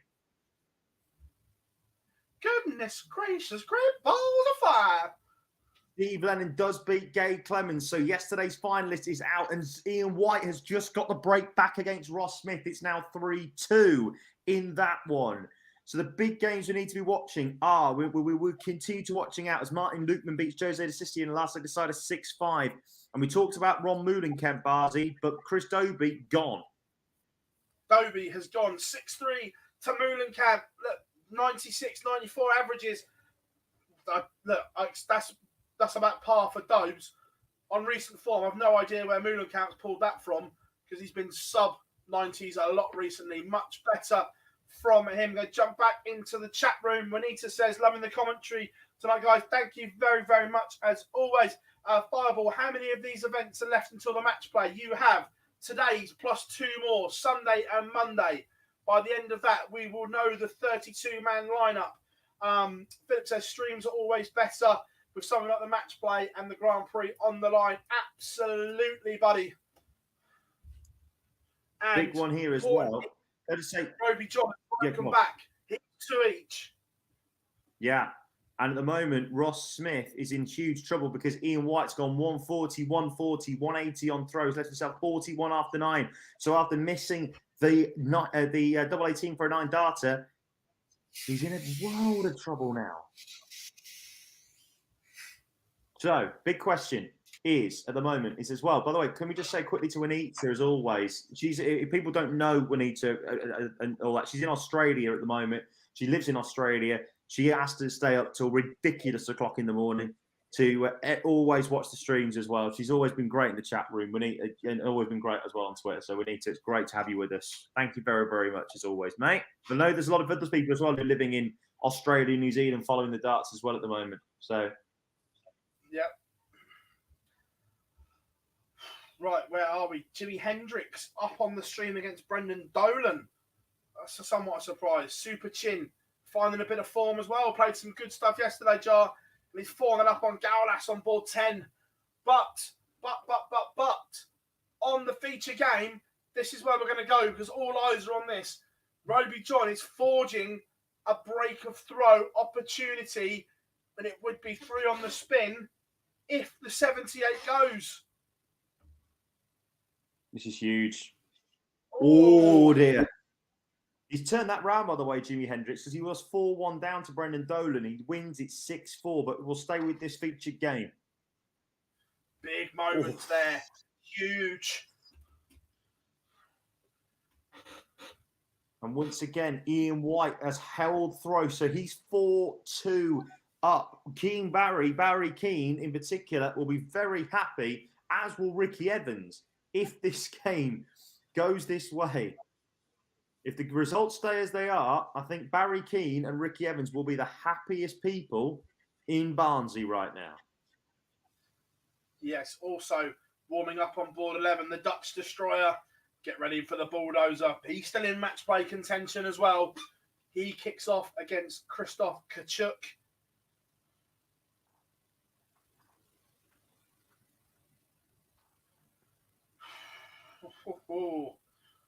It's all going off, Jar. It's all going off.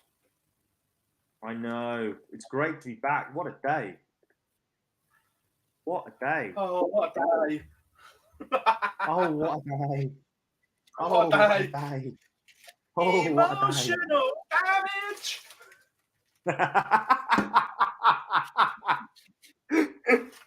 Oh, what a show. God, good God, what a show this is. Oh.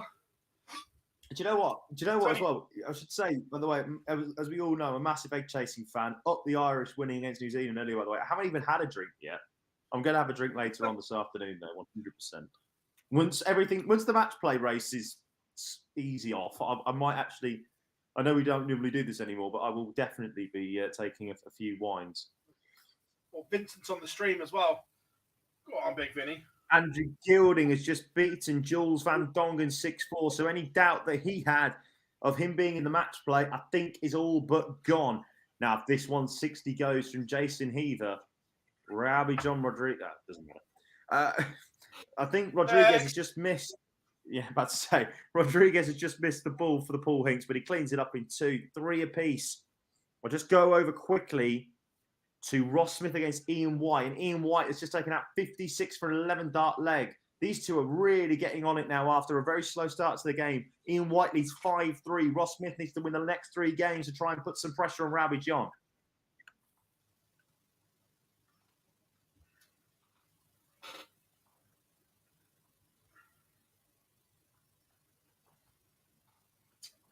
also around the boards. Matt Campbell on the stream leads Jim Williams 2-1.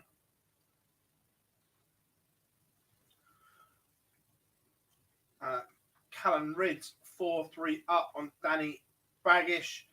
Ted Everts, Jamie Clark just getting underway, as is Mickey Mansell, William O'Connor. That could take some time. And Wade doing Wade things. Averages 90, beats Brett Claydon 6-5. Thanks very much. Shake your hands, boys. Standard. You know what's coming. Juanita, are you sure you don't want to come back permanently? I don't think anybody wants me back permanently, do they? I think you'd be surprised. Yeah. Oh. Rodriguez. Is he Hello. finding the leg that he needed to? Down to a 3-figure finish after just 9. He has the heaver throw under the cosh. Gurney has served a bagel. We'll come back to that shortly. However, big moments here. Roy's missed the ball for the champagne shot. Do you reckon we won't be able to see that, will we? But do you reckon he's hit two? Yeah, 25, 19. Yeah. Good. I was just going to say very, very quickly, great result that for Kearney. Great result that. And it doesn't go. This is the moment. 2 darts for 25, or 2 darts at a double off of the 25. And it goes. Big moments here for Roby John. He has broken the heaver throw and hits the front. Very, very quickly, Ross Smith needs to find 88 points in order to stay alive in today's action. Can he do that? Ian White has left himself on 56 and he doesn't. He misses double 14. He misses 2 at it. So Ian White, 56 points needed. If Ian White can find this, where is he? He could still theoretically be in the match play race with the tournament win today, but I can't see that happening.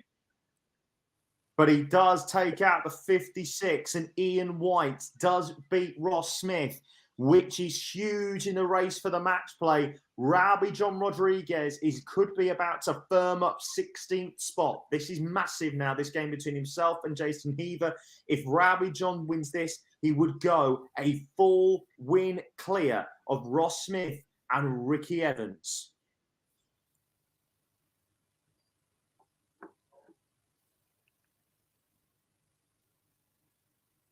Moments here.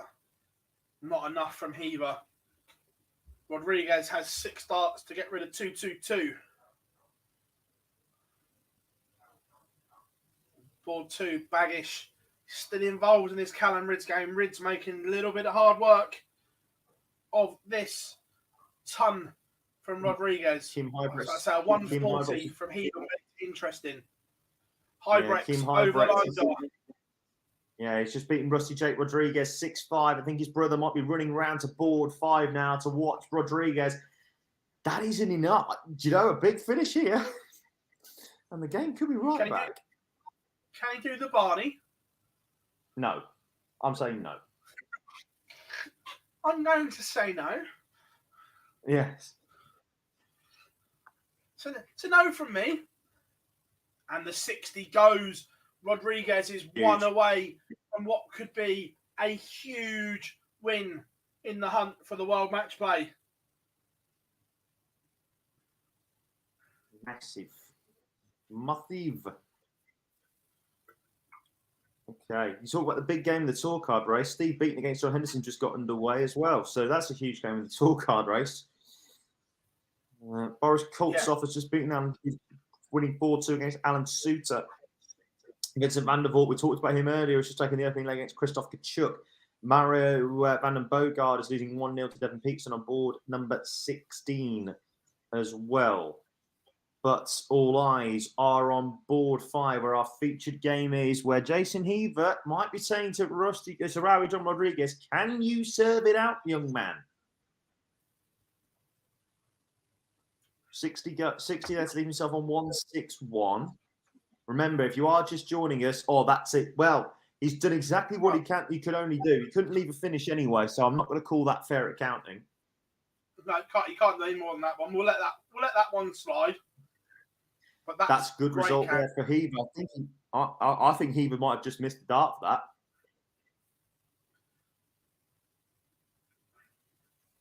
So 165, 121 only left from Rodriguez.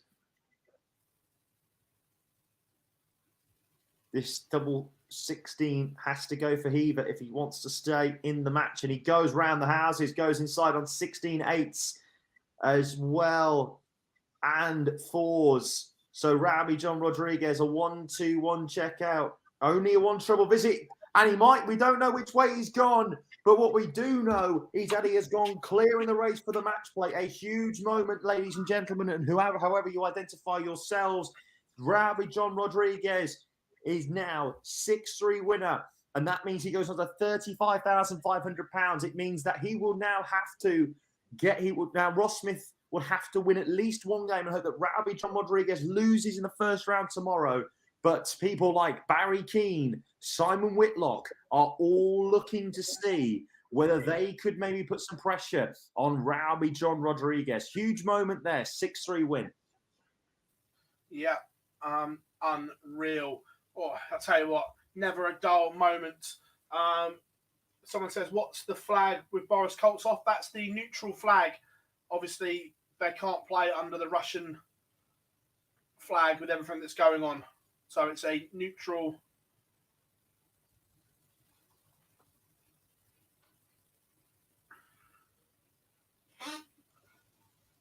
We can actually take a breath now. The next,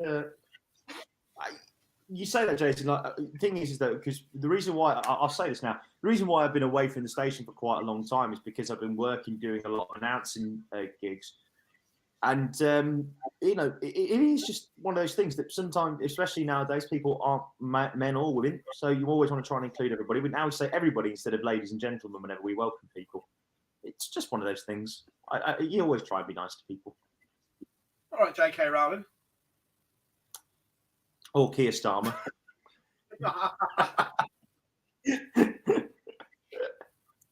Right, so I'll tell you what, where are we then this afternoon? Well, this is where we are at the moment. The big result there is we were just joining us. If you are just joining us, is Robbie John Rodriguez has now gone to £35,500. It means that he's now a full win in a tournament, one in round clear of Ross Smith, who's on £34,750. The next people that are still in are Simon Whitlock and Keane Barry. But I'll tell you who we haven't talked about that could still be in the race is a man on board 11, Vincent van der Voort, who currently leads Christoph Kachuk 3-0. He's on £32,000. He's not far off Robbie John Rodriguez if he has a bit of a day. I think it's Vincent. Vincent's the cut-off. Barring someone winning one, if we're talking about just trying to accumulate money over the 3 days that are left, I think Vincent's the cut-off. I agree. Cameron Ridge has just beaten Danny Baggage, as you can see there, 6-5. So good win there for Ridge. He's safely in the match play race. From last year, making a quarter-final against Dimmy. No, he played Gezi in that one. Did Ridge play Ratajski? Memory serves me correctly. Didn't he beat Ratajski Cross? He beat Cross in the second round. I'm pretty sure Ratajski beat Ridge after Ridge went 6-2 up, didn't he? I can't remember. It was that long ago. Yeah, Charlie, we know it is King Barry, but again, this is for new viewers. There was a brilliant moment when Matt Ward. Yeah, it was. Yeah, was it a Pro Tour or was it a Q School? Yeah. I can't remember what it was. I think it might have been a Pro Tour. Yeah, where for about an hour, Matt Ward kept calling Keane Barry Keane. So now it's a sort of thing like the Barney alarm and like the serial killer that we call Martin Clearmacher, a noble leg when we say that it goes to the final leg decider, because obviously George Noble referees more final leg deciders than any other man in the history of the world. There's plenty of things. So if you don't know what we ever say, yeah, that's why. So that's why we call him Barry Keane on this station, but we do know it is Keane Barry. Because on Dark Connect, this is because Matt Ward was reading it. It puts surname first name, so he just kept reading it Barry Keane. which was brilliant. Yes, he did beat Durham and Cross. Thank you, Philip.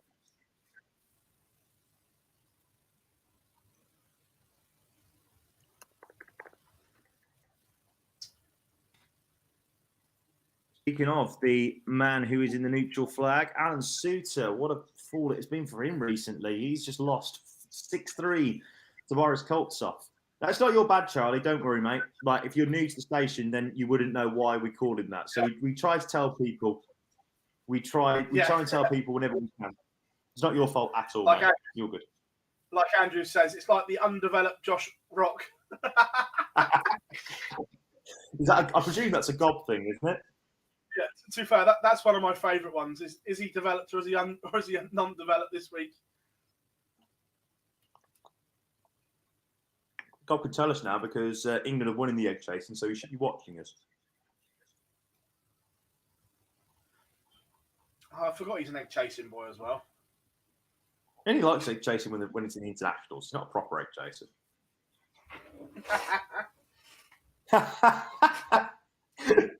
Should Rock change his nickname to Developed? Yes. Oh, yes. I'm a huge fan of that. More of this. Glenn Durrant has just started up against Lee Evans on board number 13. So we'll keep an eye on that. Of course, Dan Simpson joining us tomorrow. There's no doubt he'll be wearing the Dozer shirt on the stream.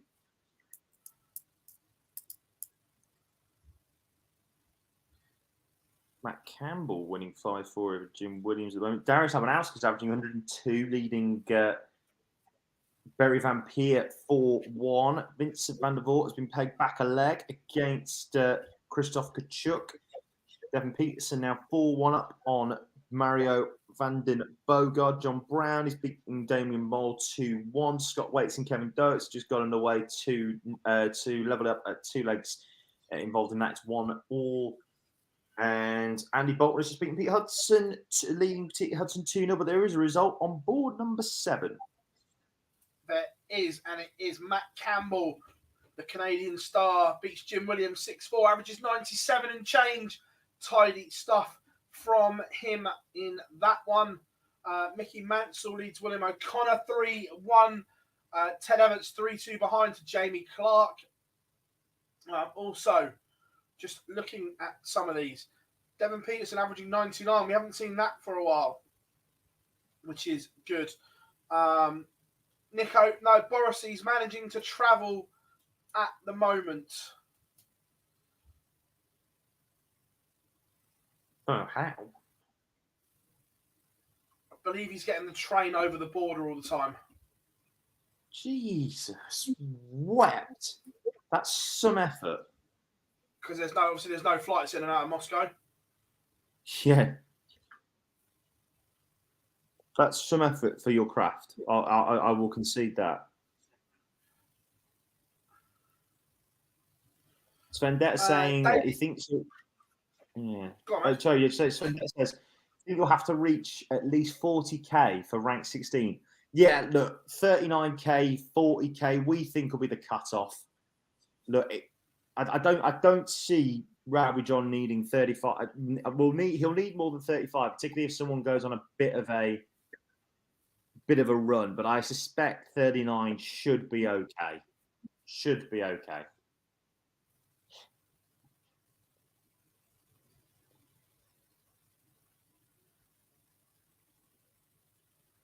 We don't know either, David. I know that's the question that you're going to ask, Bilazi. We don't know, do we? Yeah. Well, yeah, we haven't seen from his Instagram post today whether he is or not. However, board 11 on the stream jar, Vincent 1 away from keeping his match play hopes alive. Yeah, very much so. It's been very comfortable for him. He's just got another break of throw, and he's just kicked off this leg with a 180. So I think we can quite safely say that in the next few moments, Vincent van der Voort might just be about to keep his match play hopes alive. Although, like you say, he doesn't really want to, does he? He hates Blackpool. He hates everywhere apart from Milton Keynes. I have to say, wants to bulldoze the Winter Gardens. Yeah. question from Jack in the chat room as well. Gary Anderson will play Chizzy next, and Peter Wright will play Jermaine Watamina.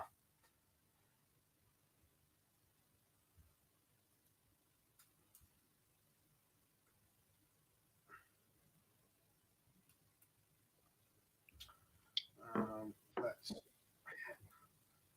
head back over to Darts Rankings, my favourite site. I'll tell you what, love it. Has anyone ever worked out who has done that yet? No, but it's genius.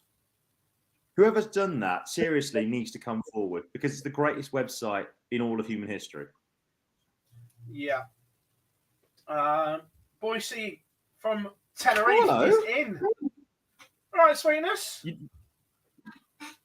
Vincent, though, is through. He has just won 6-1 against Christoph Kachuk and a 12-dart leg to take the job. So he is there. He is through. Really good stuff from him. And Vincent van der Voort is still alive in the match play race. By the way, Boise, do you know that Brad Pates, formerly of this parish, is also out there currently in Tenerife? He's going to look at a little search for him. Excalibur, yeah, we'll probably get some ads on a bit later. Don't worry. Yeah, I need to go and get some lunch shortly, so I'm sure. During the 128 and 64 games, it's hard to get them in because they overlap. Once the 64s are done, it's easier to get them in. And like I say, I need to go and get some lunch shortly, so we might have that break. Michael Smith won his first game today. Johnny, people will start turning dark green on Monday. Someone says, and how does it update so quickly? I don't know this, but the only way it can update so quickly is it must be scraping information from Dark Connect. So as soon as it finishes on Dark Connect, it updates. It has to be scraping data from there. No, I don't know how, but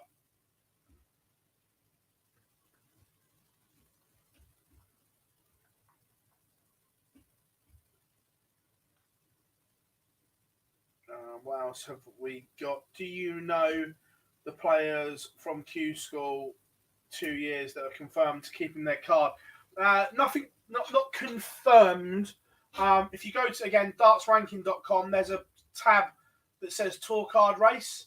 That gives you all the information on the tour cards and where they are in the cycle. I think Shindiggity will be there, won't he? Shindiggity got his tour card back. Yeah. Shindiggity.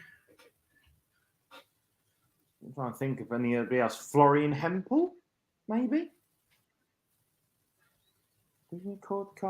Scott Mitchell.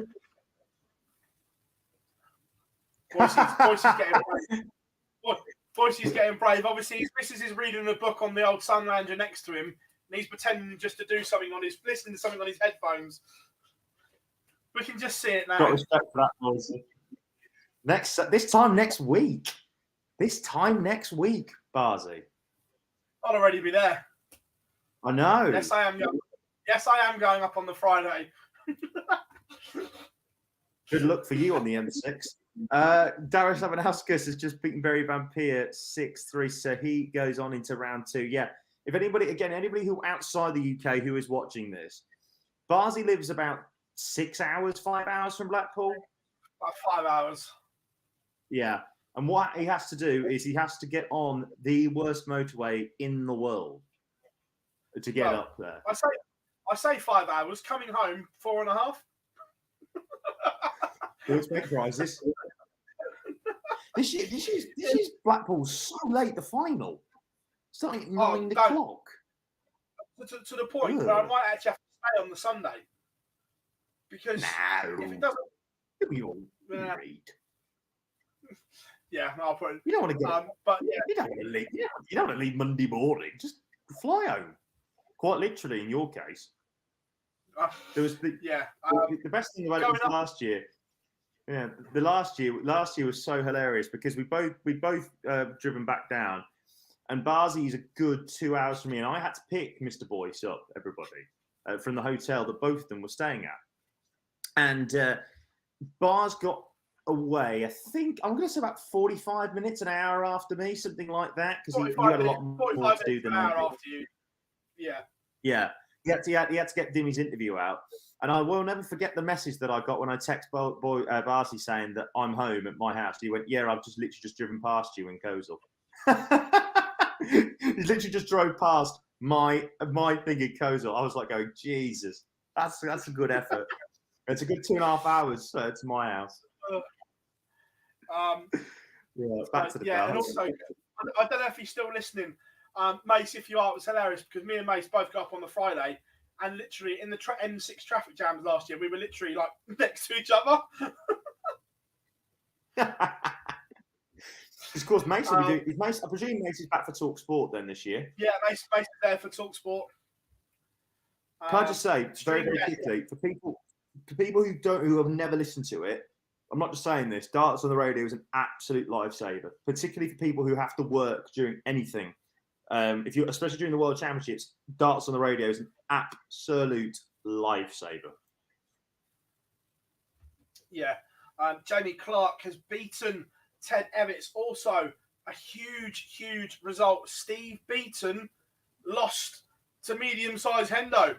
I tell you what, there's signs that Hendo is making a bit of a surge. Look, he's not going to make the match play, but keeping his card, he is fighting for his life.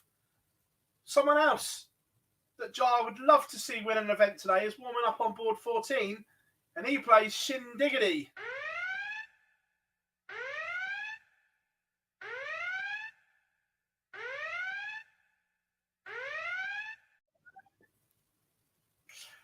And Boise has confirmed that yes, that is the thing. He's pretending to listen to something on his earphones. John Brown has just beaten Damien Mole 6-3 on board 15 as the 128 games are just starting to come to an end. But Karol Sedlacek has just broken the Gwynn Price throw and has just kicked off this fourth leg with the 180 as the last 64 games are just getting underway. Huge game getting underway on board 11 as well. Ryan Searle against Barry Keane. That game will be quick. And it's our feature game. Please. Oh, no, we can't, can it? It's not. Oh, we can, can't it? Yes, because it's not on stream anymore. Thank God. Stream. Beautiful. Excellent. We have Chizzy against Gando, Smith against Sulovic, string games. Oof. Devin Peterson has just beaten Merriman and Bogart 6-3 on board 16. So the African Warrior is through. Good news, Boise is still listening.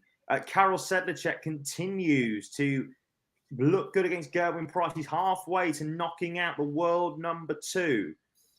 But Gezi, thing is for Gezi is that he's got to find a win. You'd think he's got to do well at this world match play because it was the start of 2020 where he really went mental.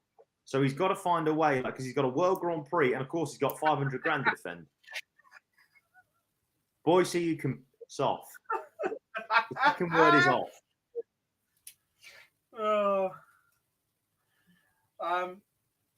Ryan Searle has taken the opener. It's a hold and throw. It wasn't a particularly good one. But Boise drumming up interest in the Barney fan club.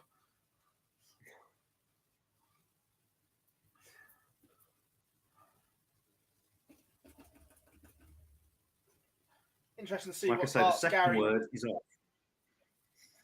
Looking to see what darts Gary's throwing. Last time I spoke to him just after Copenhagen, he had no darts in his house.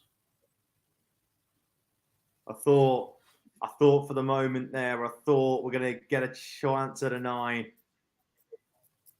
Bloody hell. A bit better the second leg, isn't it? Yeah, they've done all right here. The first one was a little bit...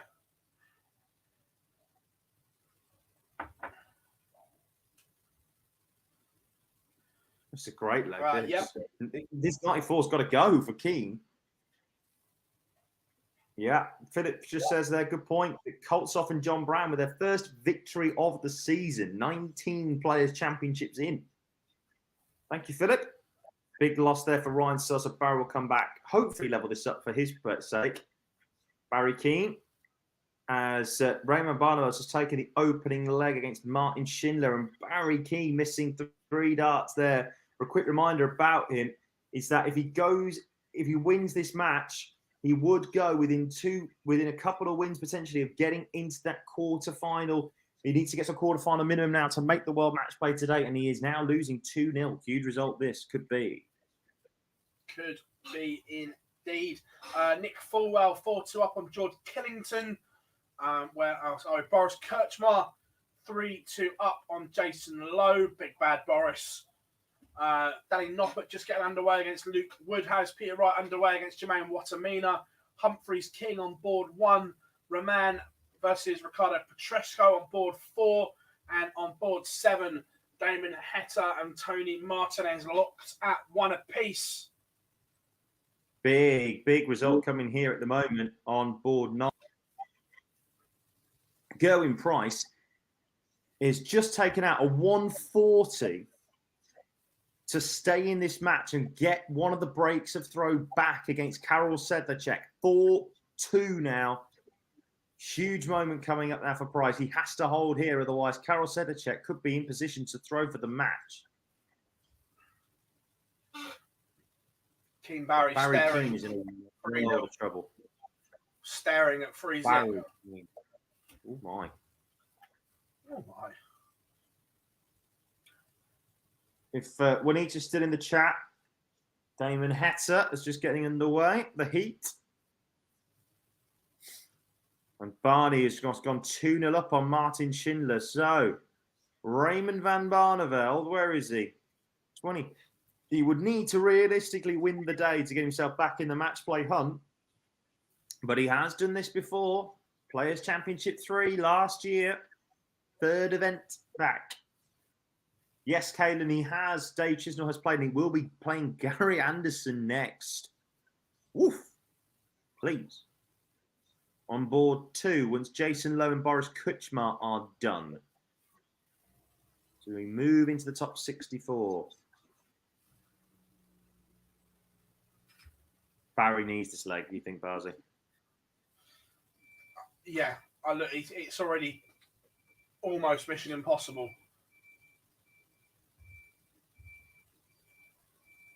Whilst I'm Clearmacker and Jack Main getting underway on board 15 now. As we're going to a last leg decider on board 13, I think it is.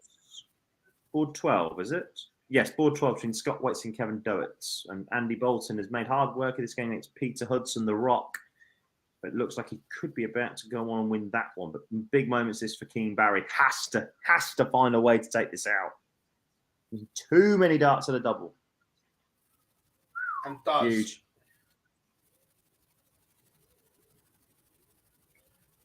Is there a thing as too much darts, says Liam? Yes. For the players, probably is, yeah. For us, we've always no. For the players, absolutely. I mean, we're not being funny, but the amount of non-ranking stuff, particularly at this front end of the season, is absolutely ludicrous. Ludicrous. I mean, you think about it. 17 weeks of a Premier League. You then got at least 3 or 4 World Series events. This is just pre-match play. 3 or 4 World Series events, and then also a World Cup of Darts as well. All the meantime, you need to go to European tours, Pro Tours as bars. He just needs to go and pick a few things up. He's been there you go, bars. He's got some new stuff. Have you just got? Can I just see there? You've got yourself a 16-time World Championship sign from the legendary Philip Douglas Taylor in your left-hand side. That's our competition prize that we still need to give away. We're going to do something in Blackpool with it. Nice. Right, this is a huge moment. Scott Waits has just taken out against Kevin Doetz 6-5, but more importantly, an 82 checkout from Ryan Searle has just put him 4-1 up over Barry Keane. Barry Keane's world match play hopes are hanging in the balance. New shoes, Philip.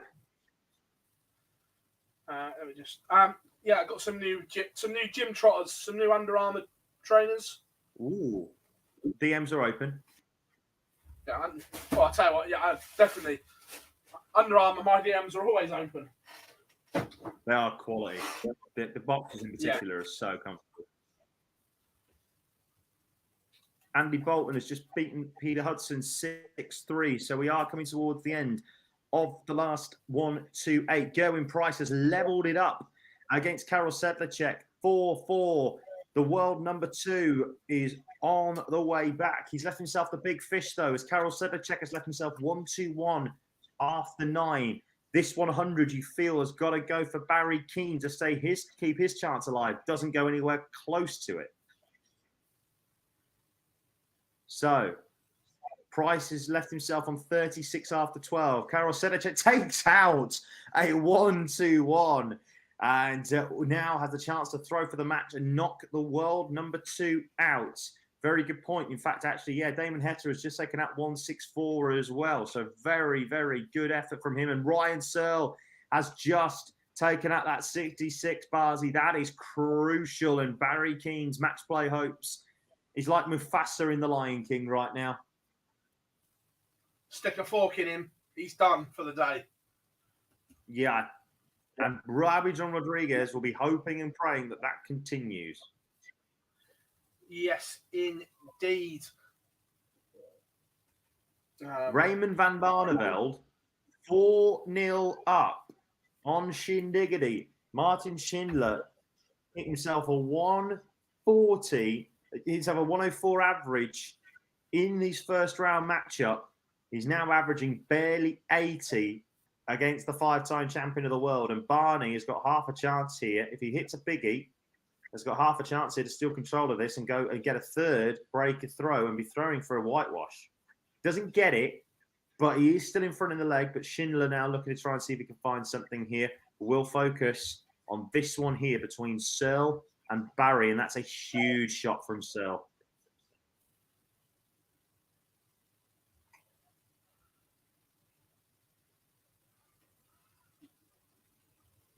Everyone asking about Gezi, we don't know. We're just following the scores. But Gezi has left himself on 1-6-1 after 12, but Karol Sedlacek has just taken out 78. And the world number 2 is gone McGone from the day. Gerwin Price out, as is Barry Keane. 6-1 winner over is Ryan Searle. And the happiest man about that will be Rowdy John Rodriguez. King Barry remains £2,000 behind Rowdy John Rodriguez. That means a minimum tomorrow of a quarter final and hope that Rowdy John loses. Match play hopes are hanging by a thread. Yeah, Smith could go above MVG. Yes, he could. And Barney, is he about to serve a bagel on Schindler? He is. Schindler's not been anywhere in this game. There's no doubt about that. But Raymond van Barneveld has just taken complete advantage of this and could be heading towards a board final. I tell you what, let me just have a look at. It's not just the match play race as always, but the World Grand Prix race. Raymond van Barneveld could be helping himself back into contention in that as well, and the World Championship race. Where is Barney on this World Championship? Yeah, he's quite safe. Like 20,000 should get you there. Peter Wright got his prep right today, averaging 112 on board 3 as he's 5-0 up on Jermaine Watamina. Barney is about to serve the bagel. On throw has gone 193, 174 after 9. Schindler has left himself on 302 and he has hit the Rob Cross. 162 to leave 140. So he has left himself a finish, but Barney has just left himself on top. So don't know whether he's Mr. Dartats it. We will never know. But Schindler now needs to try and complete part 2 of the Rob Cross. He's hit the 162. Can he hit the 140 to at least get a leg on the board? Oh my, yes he can. What a way. He's taken out the Rob Cross, 302 and 6, but it's a long way back for Schindler. Barney will have at least 2 more chances to throw for the match, 5-1. Yeah. Board 7, Tony Martinez is putting in some performance here. 4-3 up on Damon Heta. Is the Heat in a bit of trouble?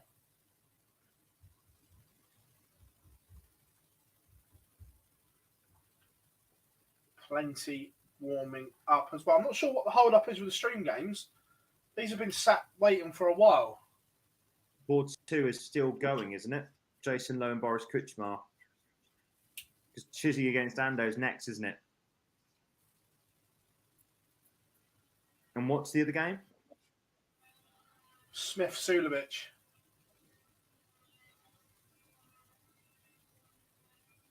That's because board 13 is still going between Lee Evans and Glenn Durrant.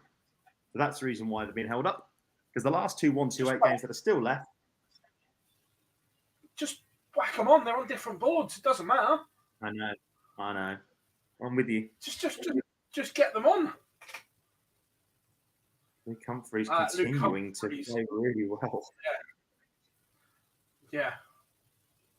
Hang on. Before we go any further, Durrant's gone 100, 100, 100. We had the aesthetically pleasing leg yesterday. We all love the 5-ton leg. Glenn. No. Some positive signs, though, for Glenn Durrant fans. Yeah, I'd say so. I mean, he's only averaging 80, but from where he was last year, yeah, maybe. What bloody hell? That is some result from board number 3. World number 1 ain't hanging about. World number 1, sorry. World number 1 is not hanging about. Snaky. 6-0. Got his prep right today. And the job is complete on board number 14. Barney takes out 56 to beat Schindler 6-1. Moves into the last 32. It's a tall order for Barney to get into the match play. He would realistically have to win at least one of these events. But he could be helping himself in the race for the World Grand Prix. And he's certainly helping himself out in that race for the World Championship. He'll be back next, and he will play, Barney fans. Please say it's someone really, really good. He will play the winner of Steve Lennon or Darius Labanauskas. For a last 32 game, you'd take that. You'd take that all day long.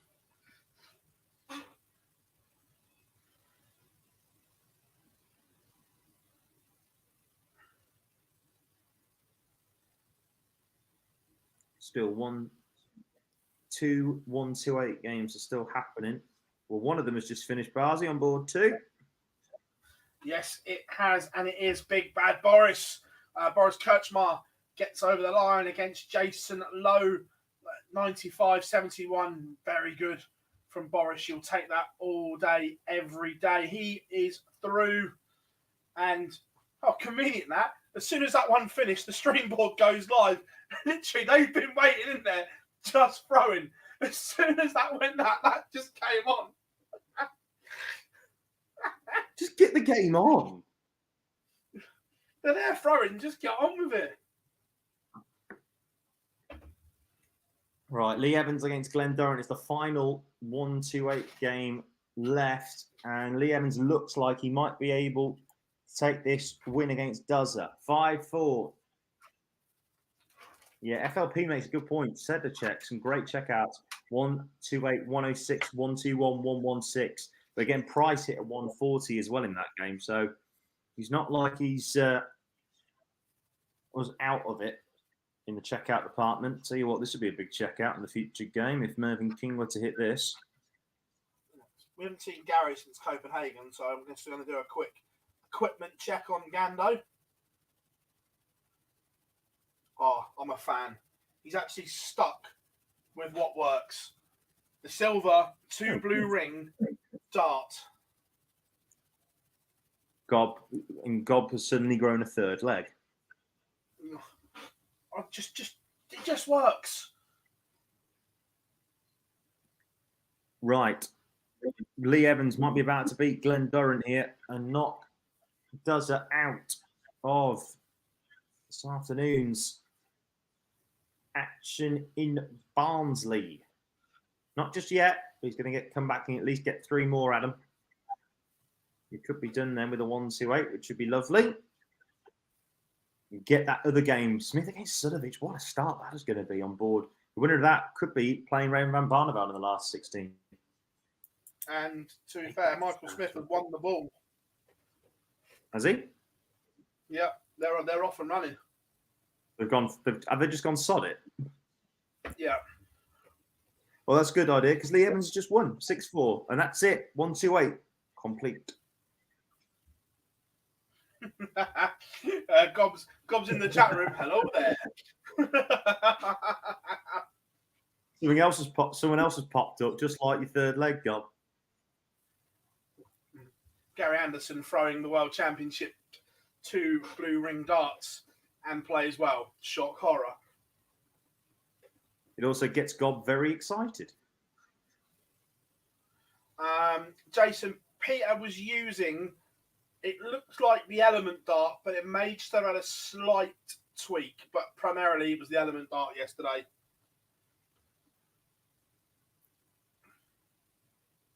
Tell you what, Merv. Bloody hell, what a leg this is. From 4-1 down, Merv's about to make it 4-all. Go for the ball. 10 dart leg. You might as well. Oh, I tell you what, Gary, that's cheeky. And if Gob was watching, I'd love to see his reaction. Gary Anderson wins the first leg on 80. 3 darts in hand. He's gone for the tops, isn't he? With 3 darts in hand. First dart goes in top, second one just outside, third one in. Cheeky from Gando. That's sexy. That's very sexy. I've always said I've always preferred people to go the sexy way rather than the most important way.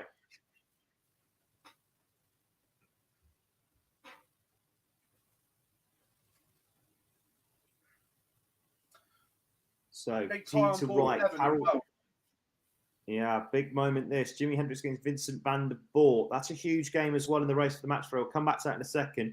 Just a quick one to let everybody know. So far, through to the last 32, Peter Wright, Karel Sedlacek, Ryan Sill, and Raymond van Barneveld. Those are the 4 men. We need to have another 28 come with us. And there might be a few that might be on the brink. Mike De Decker is 5-2 up on Jonathan Worsley on board number 16. Also on my boards that I'm looking at, board 9, Ryan Joyce has gone 2-0 up on Boris Koltsov, averaging 115. I appreciate it's only 2 legs, but that's a very, very good stuff. Wow, from Luke Humphreys, Barzy. Wow. Big 161 to stop the Merv King resurgence in its tracks. Fabulous leg from Coolhand there. He's been under the cosh, but King not done either.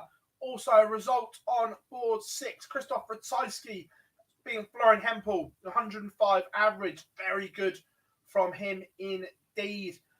Also, Max Hopp is underway, level at 1 apiece. Danny Knopp at 4-3 up on Luke Woodhouse. As well, Brian Roman, 5-2 up on Ricardo Petresco. Not sure what's happened in the Damon Heta Tony Martin as game. It's going a little bit slow. Just a quick one. Mike De Decker does get the job done against John Worsley. The Belgian hits himself a 11 darter to win the match. Good stuff. I don't know if the iPad has gone. Oh no, it's back again. It was playing up.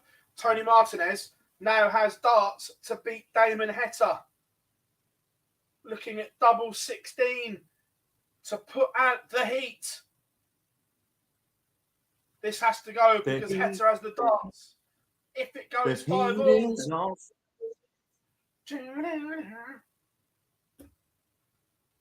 And he's missed. Big moments. Heta's been let off. Can he take the chance?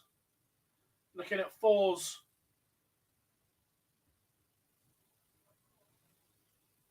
And it goes, and he will have the darts in the decider. Great game this between. I know the averages aren't particularly great, but the great game is between Humphreys and Merv. Yeah, Chisnell is running riot against Gando at the moment. Oof. 70. Where the hell's that come from?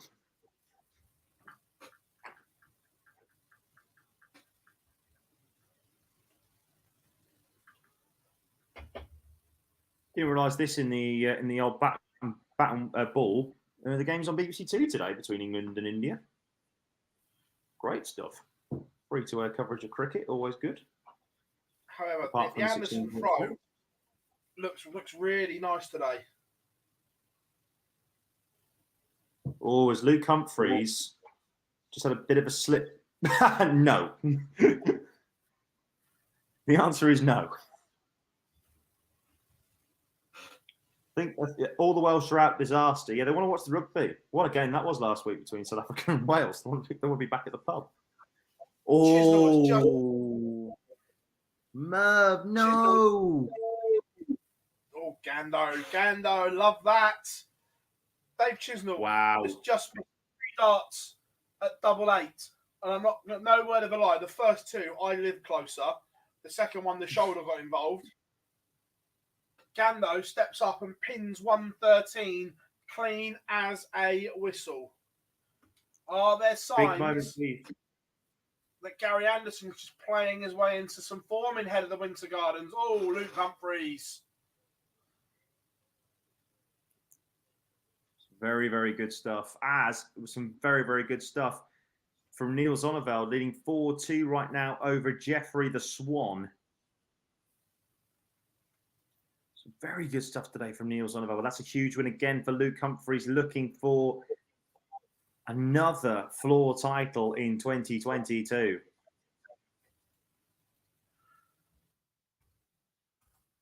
Winning breeds winning. And the fact is, right, here's the thing.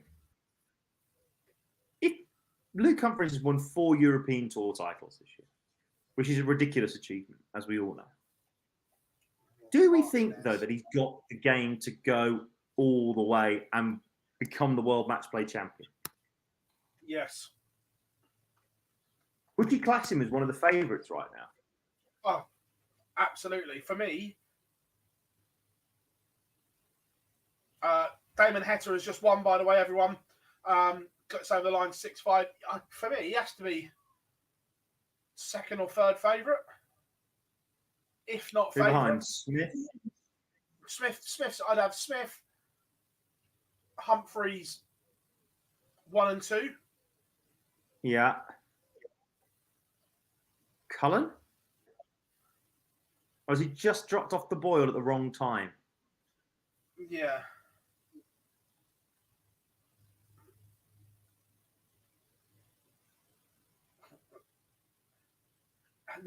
MVG will always be in that bracket, but I want to see him play first. I want to see him play, which I'm surprised. Look, I get why he's not played here, but I'd also have liked him to have a go. Do you know, I honestly think that winning that Premier League in Berlin, right? I genuinely think that that's one of his greatest ever titles. With the arm the way it was, that's one of the greatest ever titles that he's won. Fact. Dirk's in the favourite bracket for me as well at the moment. The way he's playing. Is he though? Is he? For me, yeah. For me, I'm not sure.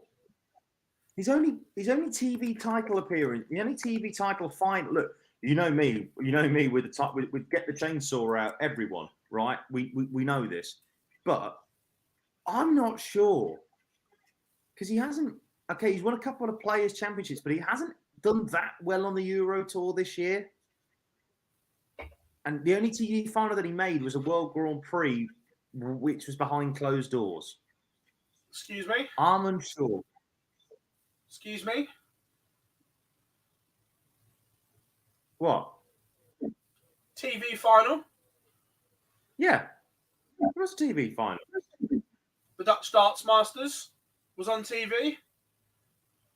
That doesn't count. Neil Zonneveld, speaking of the Dutch, Neil Zonneveld has just beaten Jeffrey Deswan 6-2 on board 10, and Jack Main continues to put some good stuff in between him and Martin Klimak, a 6-5 winner on that one. James, no, he won't. He won't win all the majors. I said in January he'd win 2 or 3 TV tournaments, and I stand by that. He'll win 2 or 3. Well, he has won already. That's what I mean. Yes. Still hasn't won a ranked major for a little while. An actual title. But he has part of the Triple Crown. Well, he's already won. Hang on, sorry. When did he win the UK Open? When did he win the UK Open? Danny Noppert did win the UK Open. Is 6-4 against Luke Woodhouse. The winner of an actual proper major title is into the last 32. Hashtag what's a major?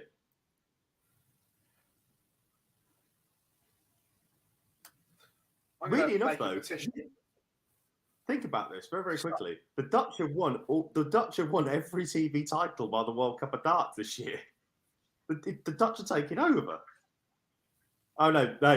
Sorry, I thought. Hang on, Cullen with the Masters. Sorry, my fault. I was going to say, is it now Joe Van Cullen? Yeah, Joe Van Cullen. Yeah. Thing is that no, sorry, that will completely slip my mind. But yeah, no, Noppy winning the UK Open and the MVG winning the Premier League. Well, maybe it is Dirk's time to win in Blackpool. The Masters ain't a proper TV tournament. Sorry, mate. I'm going to start a petition that we get, like in snooker, we have the Triple Crown badge on shirts for anyone that's won the Worlds, the Premier League, and the match play. Why the Premier League? Have a proper UK. Have the UK Open, which was the original Triple Crown, before a certain television network lost the rights to said major, and then decided to try and package the Premier League as part of the Triple Crown. You can tell I'm in a mischievous mood today. Yes, I will always die on this hill, Barza. You know this. Gary Anderson is in front again against Dave Chisnell. I miss these days. Yeah, Vandenberg as well. Remember, let's not forget Dimmy. I mean, he's a back-to-back winner of Copenhagen, and then he obviously won in Holland as well. So he has won on the stage recently. And he made a final last year. He loves the tournament. It was the one that he broke his major duck. You know, fair enough. I just worry about Dimmy specials over longer format. Yeah. But to be fair, the Dimmy specials worked pretty well last year. Absolutely tall-going Price, a new one on that stage in Blackpool last year. When he gets it right, it's unreal. It's when he gets them wrong is the issue. But the problem is, though, is the fact that, like, let's be frank about it. Last year, no one was touching Snakebite. No one was touching him. He was behind once all day. He was behind once all championships. That was the opening leg against Noppert. You saw that from the opening night he played. He was just on a different level. It was unreal. Absolutely unreal. Afternoon, David. How are we doing? Afternoon.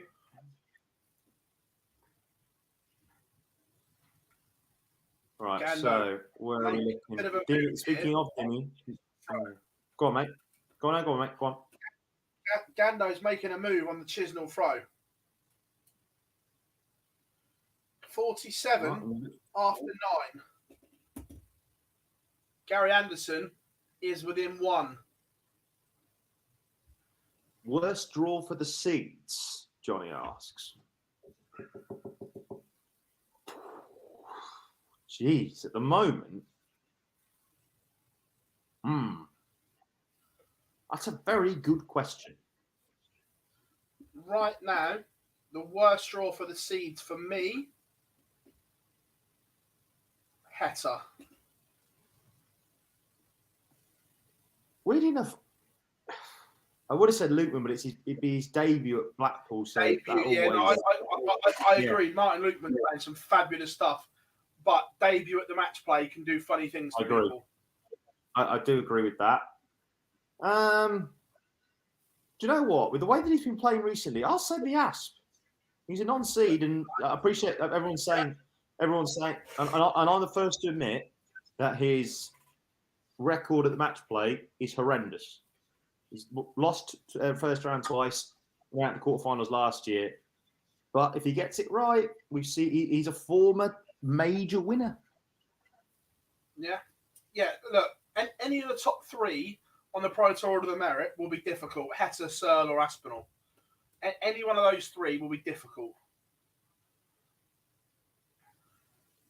Yeah, Dan, I don't disagree with that at all. Reed Dirk van Dijvenbode. I mean, obviously he's made a final and of a TV major. That was at the World Grand Prix 2020, but that was behind closed doors. That's the only issue. Hopefully, fingers crossed, he'll be able to find it. Hello. Did Dave Chisnell just take out a 9? No, he's left 24 after 9. Gary Anderson has missed 2 match darts. And when I say you can't put them any closer, you couldn't. He has wired double 15 twice. Chisnell breaks back. What a game this is. Vincent van der Voort needs to try and find a way to break the Jimi Hendrix throw. Michael Smith is in huge danger on board 13. I should stress that as well at the moment. In huge danger right now. Because Mensur Suljovic has just gone off in the opening leg, 140 in the leg where he's on the throw 140. Smith has responded with that as well.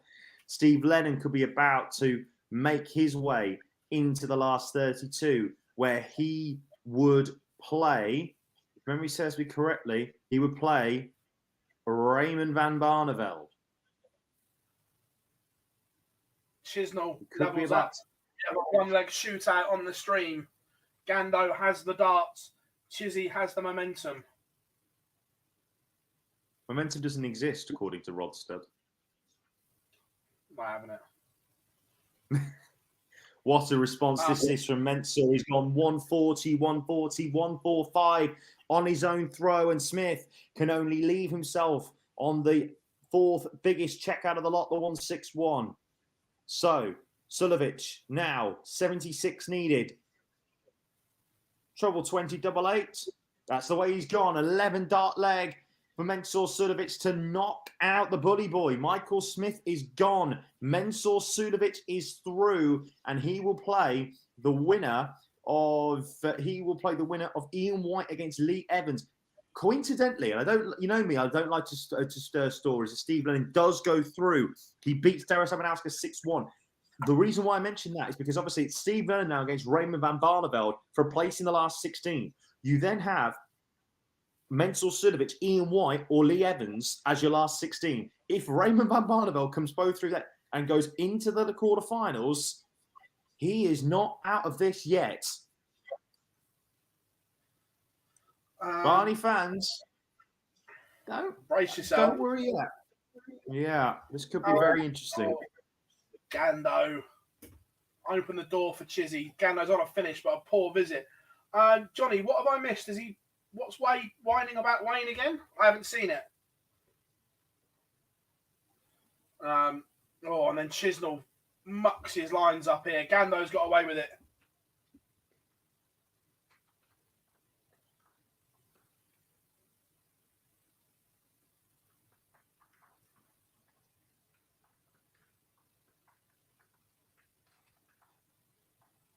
Anderson 140 to leave 16. Chisnell not on a finish. Oh, and he's at 24. Dave Chisnell has had an absolute mare. Started off 125 ton. Visits of 58, 40 and 24 has absolutely done him over. But Anderson has missed 3 match darts. Can Chisnell pull a rabbit out of a hat? Huge moment. Vincent van der Voort has just broken. Yeah, huge moment. Vincent van der Voort has just broken the Jimi Hendrix throw. He's got a chance now to throw for the match. Back to you, Barzy. Chisnell, can you raise the roof? 3. Oh my, Dave Chisnell, where have you pulled that from? Genuinely, the last 3 visits have been absolute dog and duck. Gary Anderson has missed 3 match starts, and I'm just going to catch up on the stream now. Dave Chisnell has gone treble 19, treble 19, steps back, rattles his darts, pulls it back, and bangs tops from absolutely nowhere. Wowzers. That is some finish. Christ. Where Wow. has he pulled that from? Rabbit out of the hat. The reason why we feature those games, by the way, Josh, is because this game is huge in the race for the match play at the moment. Vincent van der Voort has the opportunity to try and keep the gap between him and Rowdy John Rodriguez manageable. If he were to hold on and win here, that's not a bad way to try and help the issue. Where is Rowdy? He hasn't played just yet. When is he going to be warming up? He'll warm up after the end of Max Hopp against Eddie Lovely, and he will be taking on Nick Fulwell.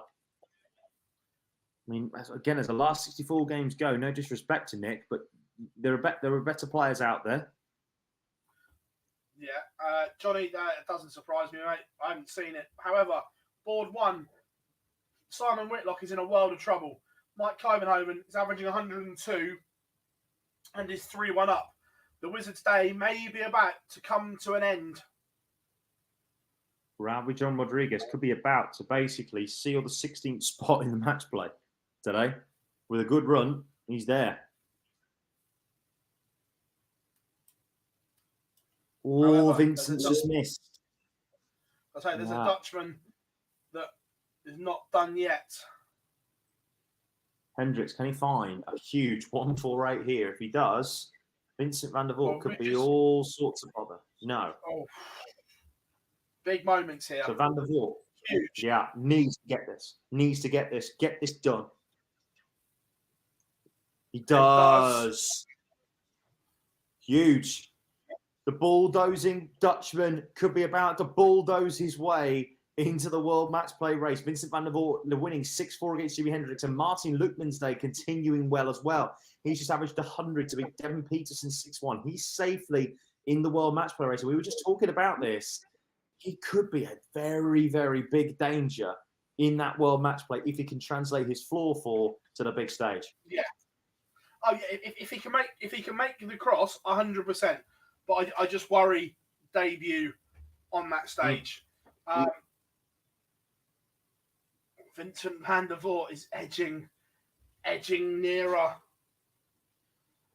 Oh, I'll tell you what, bless him. On the stream now, Boris Kurtzmar against Callum Ridds, and it looks like little and large. When they walk to the jockey, literally when Boris stands behind, you can't see Callum in the shot. He absolutely dwarfs him. This 36 has got to go for Whitlock. Got to get rid of it. Thank God he does. He stays alive in the match play race. Alina, we won't put on Max Hopp at the moment purely because he's not relevant in the match play race at the moment. This game's huge. It's Dimmy Vandenberg. Oh, what a way to win it! Has just hit the big fish to defeat Gert Netjes against the throw. 6-5. Dimmy Vandenberg is on fire. Has just reeled it in. 6-5 win. What? That big? Yes. Whopper. A whopper. Is Devon going to lose his card? I don't think so. He's got to get to the world just to make sure. Yeah. Yeah, he's got to get to the world I to make sure. I think he's safe. On the tour card race at the moment, he's 49. However, he plummets to just 66 grand. Oh my. Is that a slip from Simon Whitlock? Is that a slip? No, it's not. So for the rest of this year, Devon is defending 67% of all of his ranking money, 135 grand.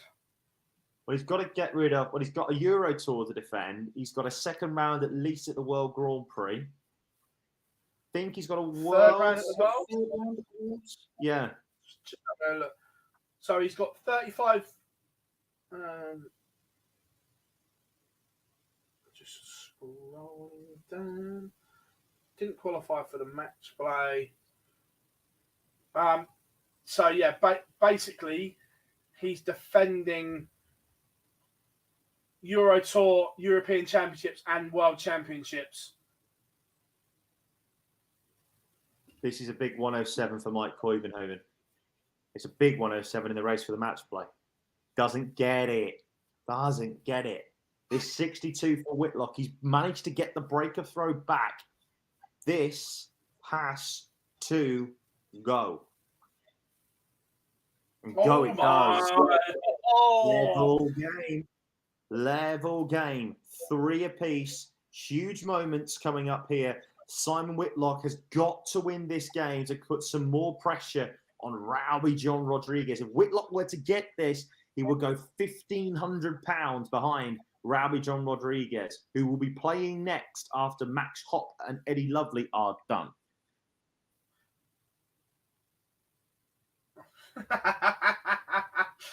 I like that, Mace. I'll tell you what, I don't know what he's done recently, but there are huge signs in John Henderson's game.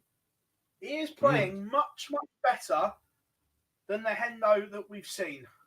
And it's damn good to see.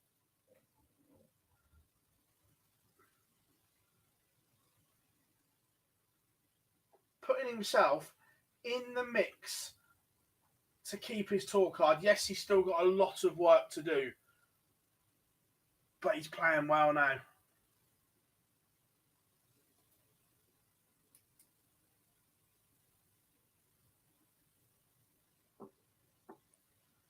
And from kind of nowhere, John Henderson was a million miles from the World Championships.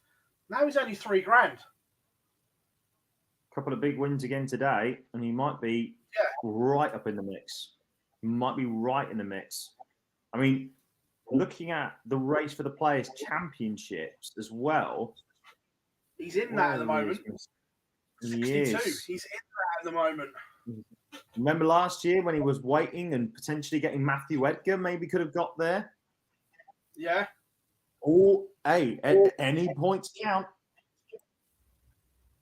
Points do make prizes. Whitlock, this is a gifted opportunity here.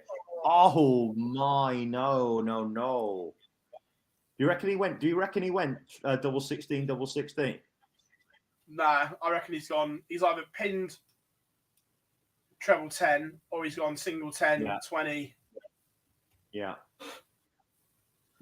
Big moment that. Big moment that. Whitlock, though, he's only just still the one leg behind. The game is still on throw. It's now, crucially, whether he goes and gets behind him now at this point. So it just all depends. Ian White is averaging 111 after the first 2 legs of his game against Lee Evans. Casual.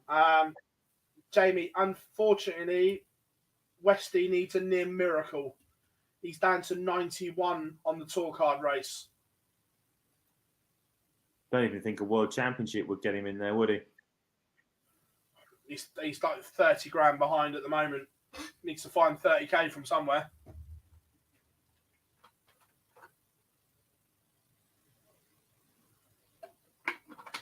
Couple of wins on the Pro Tour. $3,000. Andy Bolton currently leading. Daryl Gurney 4-1. As Eddie Lovely gets over the line. Sorry, that's your board. My apologies. That's right. I just realised that. That's right.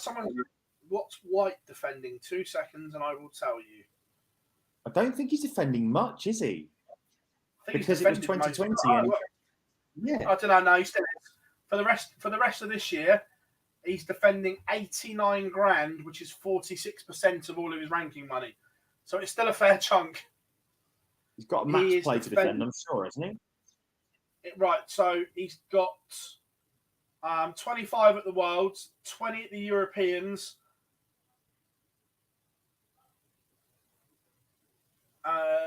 So yeah, it's still a chunk. Can Ian White still sneak in the match play with a win here today? He would get, as it currently stands, he would get 500 quid behind Rowby John Rodriguez. No, sorry, £250 behind Rowby John Rodriguez. So he would be there or thereabouts if he were to go on and win today. The bottom half of the draw now, I've got to say, is wide open for someone to go and make a run. Wide open. Right, my bad. So, right, Ian White at the moment is defending 10 grand at the match play, then bits and bobs at Players' Championships, 6 grand at the World Grand Prix, 20 grand at the European Championships, and then bits and bobs, 10 grand at the Grand Slam, 10 grand at the Players' Championships, and 15 grand at the Worlds. The issue is right now, he's not in the match play. I don't think he's in the European Championships or Nope. not in the Slam. Nope. Ian White is only a grand off though in the European Tour Order of Merit.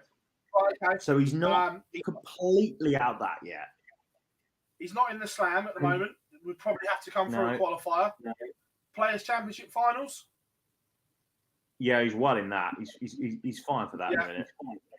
World Championships? No, he's not. He's only 60th, so he needs a couple more wins. But 11.5, you should be okay, shouldn't you? You think. So this is what I mean. Everything he's defending, he's not certain to be in at the moment. Right, Mike Koivenhoven takes out that 32. Big moments here. Whitlock must hold and then try and find a break. Question about Hendo in the chat room. Don't worry, Sharon. Big John got the job done. He was a 6-1 winner over Ron Moulenkamp on board 4. Big Hendo marches on. Big shock on board 7 because Adrian Lewis was 4-1 up, Barsley. No, he was behind. He was 4-1 down to Matt Campbell. He dragged himself back in. Oh, sorry, my apologies. I got that one wrong. Sorry. Yeah, no, he's 5 apiece now. He dragged himself back in and put around 15 points on his average, which always helps. Does. I'm going to keep an eye on that one as well. As Whitlock looks to send us to a Noble. And Matt Campbell starts with a 177 in this final leg against Lewis as well. Yeah, we haven't really mentioned him. That's right, Daniel. We haven't mentioned him about Ryan Searle, but he has played some very good stuff so far today. He'll take on Vincent van der Voort in the last 32. Ryan Joyce as well got through against Boris Koltsov, and he'll be playing Karol Sedlacek. Big double 13 miss, though, for Simon Whitlock.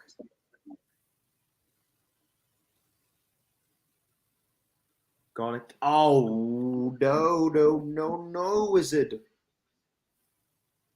Can't find the spell to take that out. And if this 151 goes, this will hurt Whitlock badly. You know what? I'm expecting this to go yellow. No, okay. You only hit 91. So which way is he going to go? Will he go 5-4-4? I would expect so, yeah. He loves the 18s. This has to go. Oh, yeah.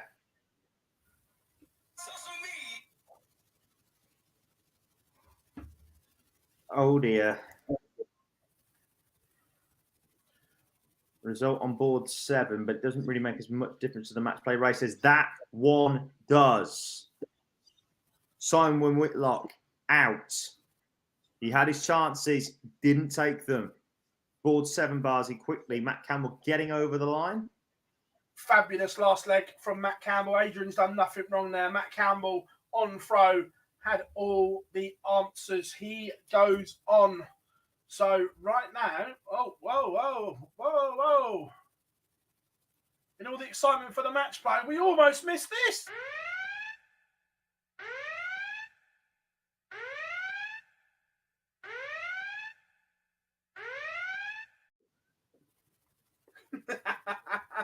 I was hoping you would do.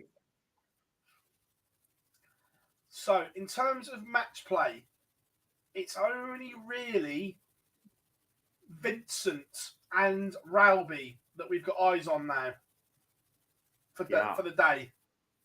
Yeah. Raul John Rodriguez could be about, if he can win this game, which is I mean, as I say, no disrespect to Nick Fulwell. I'm not saying this as a bad thing, right? But there are opponents you would want less than Nick Fulwell in the last 64. 100%. So if any player's honest, and you say who Yeah. do you want, they're not going to say, "Oh, I'd rather play Gerwyn Price. I'd rather play Peter Wright." You clearly rather play someone that's lower down. What do we want as our feature game? Sod it. Put him on. What, RVB? You know. Sod it. Put him on. Go on. Look, yeah, if he does reach the semis today, then I agree. I think it is pretty much Romeo done unless someone comes through the pack and wins. But I think the big one for me now is if Raul John Rodriguez wins this, he could go really, really clear of the rest of the pack. We could have the match play race done with 2 days to go, unless, obviously, we have to caveat this, unless someone from outside goes and wins the thing. Reminder, if Barney continues on here, if he does go back and win it, he would actually go level as things stand with Raul John Rodriguez if he were to go and win the day. And it's not like he can't do it. We've seen that happen before. It would be just my fecking luck, though, if he were to do it on the day that I'm on stream, but there we go.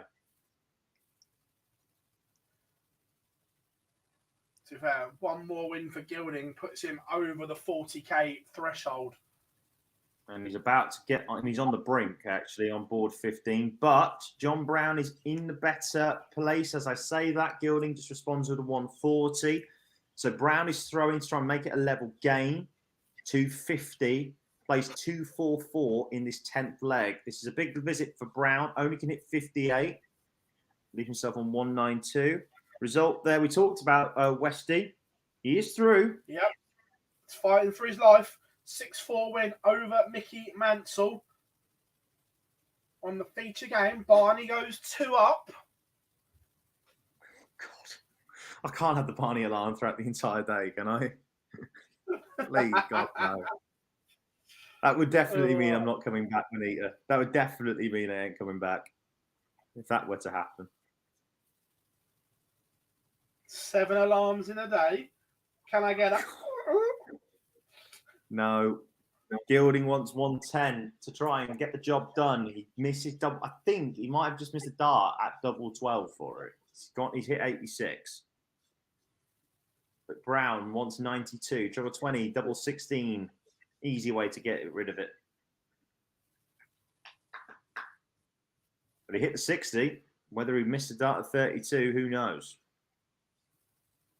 Gilding for 12s to basically seal his place in the match play.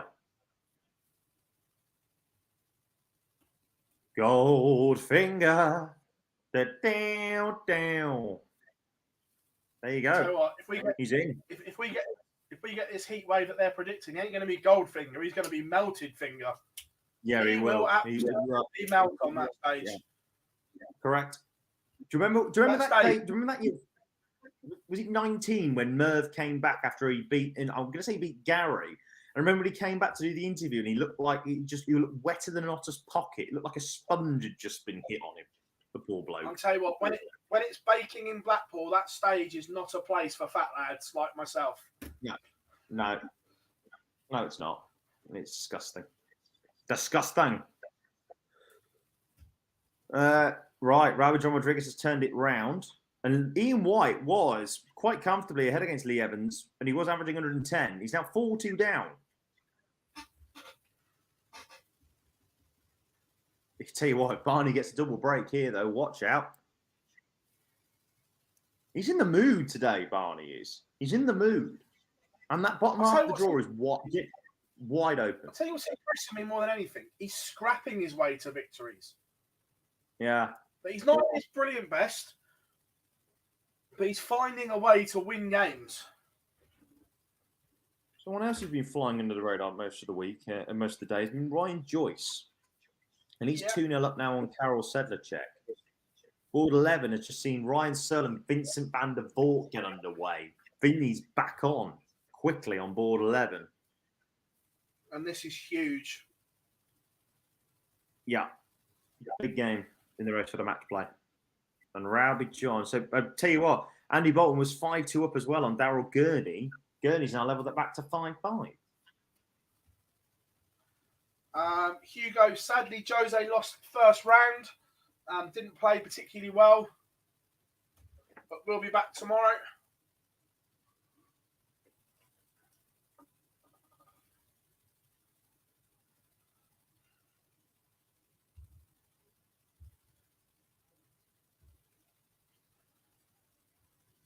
Board number 2 on the stream. Boris Kirchmar has found a breaker throw to lead Callan Rids.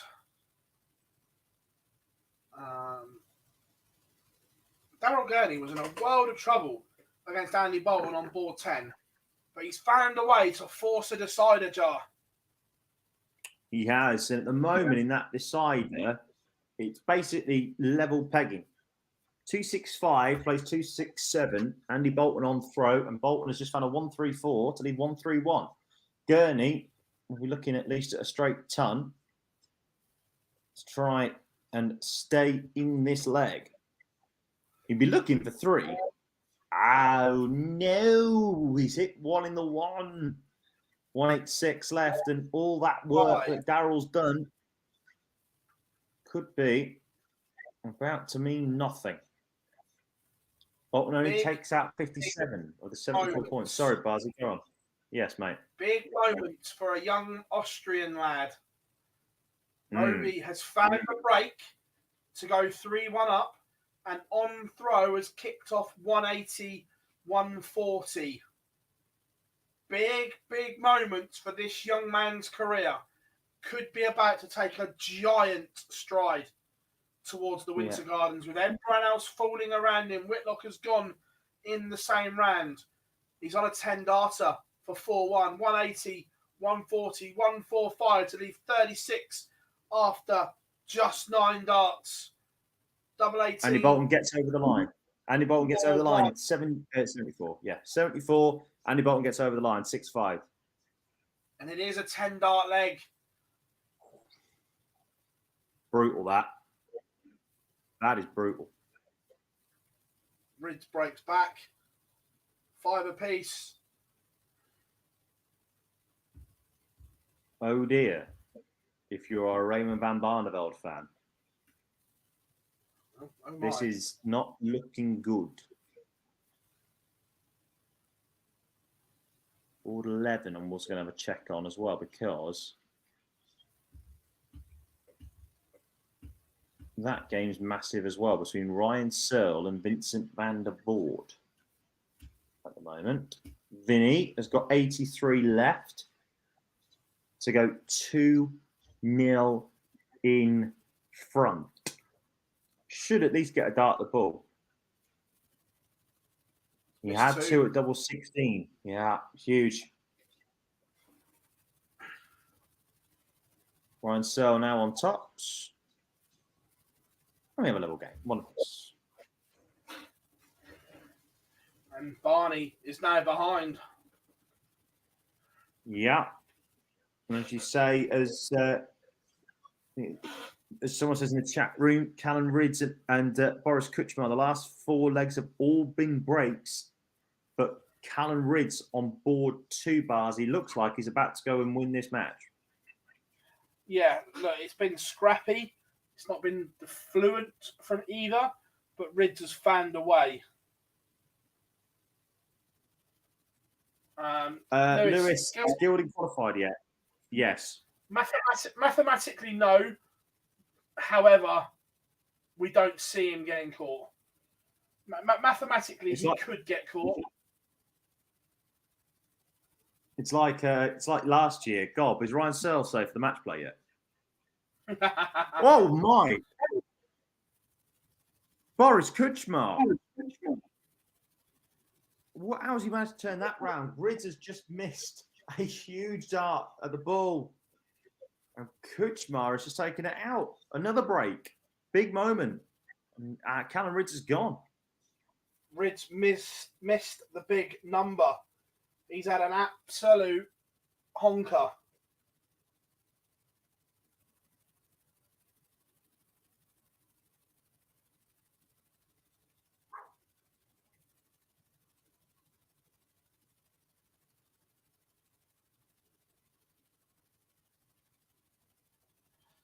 Rid departs.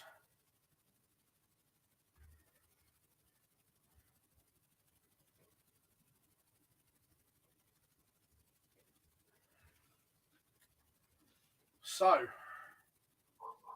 it's all taking shape here at Players' Championship 19. Big moments here. If this 60 goes, Barney's in a world of trouble.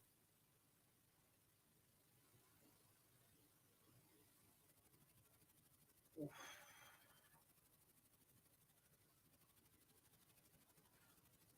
Barney gets away with one there, Jar.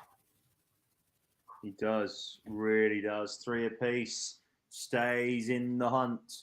But what is happening on board number 5? That young Austrian boy, Barzi, could be about to take a giant step to a world match play. Yes, he could. Look, he's absolutely flying right now. He's 5-1 up on Nick Fulwell, averaging 95. His throw's under a little bit of pressure here, but well, it's massively under pressure now because Nick Fulwell's just found a maximum. But you would expect him to seal this.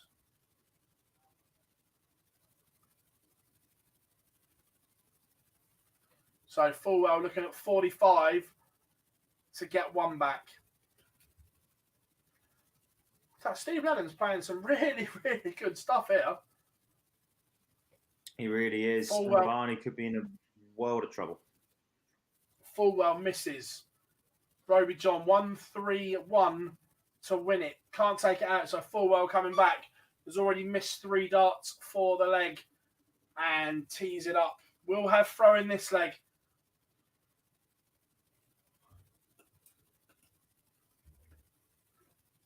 Barney will have to hold here again. He was 2-0 up at one stage, but Steve Lennon, the former World Cup finalist, of course, don't forget that.